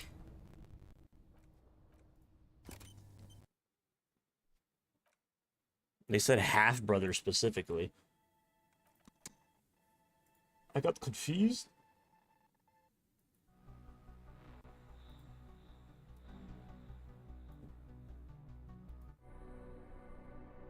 Okay. That was fun.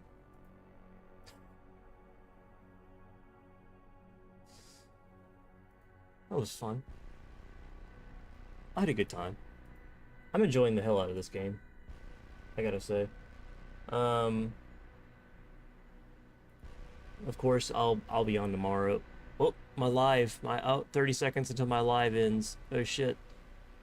Unable to verify it. No. Oh, thank God. I managed to not end my live on TikTok. In my life. There we go. Okay. Inactivity my balls, dude. Anyway, I'm enjoying the hell out of this game. I'm really excited to delve in. I feel like I may cry when we finally get Harry and the chick's backstory. I feel like there's a good chance by the end of this game I will be in tears. Just a sneaking suspicion that I have, considering the fact that every single time we get into this mode of talking about him and his wife's relationship, it just gets so deeply depressing. Incredibly depressing. So when I feel like when we're actually like moving through the center of the hurt, Oof, I don't know, man. I may end up in tears. But I'm excited. Still. I'll be on at 6 p.m. CST again tomorrow. I think I'm probably going to start doing every day except Saturday. Because Saturday is usually when people don't... I think people generally do other things, so... I should probably take the time to make a single clip or something and upload it to my channel. Like I did yesterday. But happy weekend. Happy Monday. Sunday into Monday. More of this game tomorrow. And yeah. I don't know what I'm playing after. After I finish this playthrough, I'm going to be doing another playthrough. And after I finish that playthrough, I may even be doing another playthrough. I'm not really entirely sure. We'll see. We'll see how long it takes. I'm going to at least do 2 playthroughs of this, back to back, for sure. Let me see here. End text. There we go. Follow the Twitch stream. You care. If and when I ever get to 500 subs, I'll be finally monetized on that platform. And then, yeah, TikTok might be gone by that point, so that's a shame. That's a shame, but we'll see. These things usually have a way of fixing themselves, in my experience. Although Vine didn't fix itself. Rest in peace. But if TikTok dies, there'll be another platform within a year that replaces it. It fills the gap. And then when it does, I'll be on there too. Maybe, if I'm not dead yet. We'll see. We'll see. I very well could be dead, you never know. You never know. Maybe a meteor comes out of the sky and kills me in my sleep. You never know. All I'm saying. You never know. But appreciate anybody who came through today. Raynor, I seen him. We had one bot that was trying to spam. Appreciate it. Juliana on YouTube and Muncher on YouTube. Appreciate you guys coming through. Even just a one-time comment. Even just people coming through for a second. Anyone watching the VODs. I appreciate all of it. And, yeah. I'll be on tomorrow. Thank you.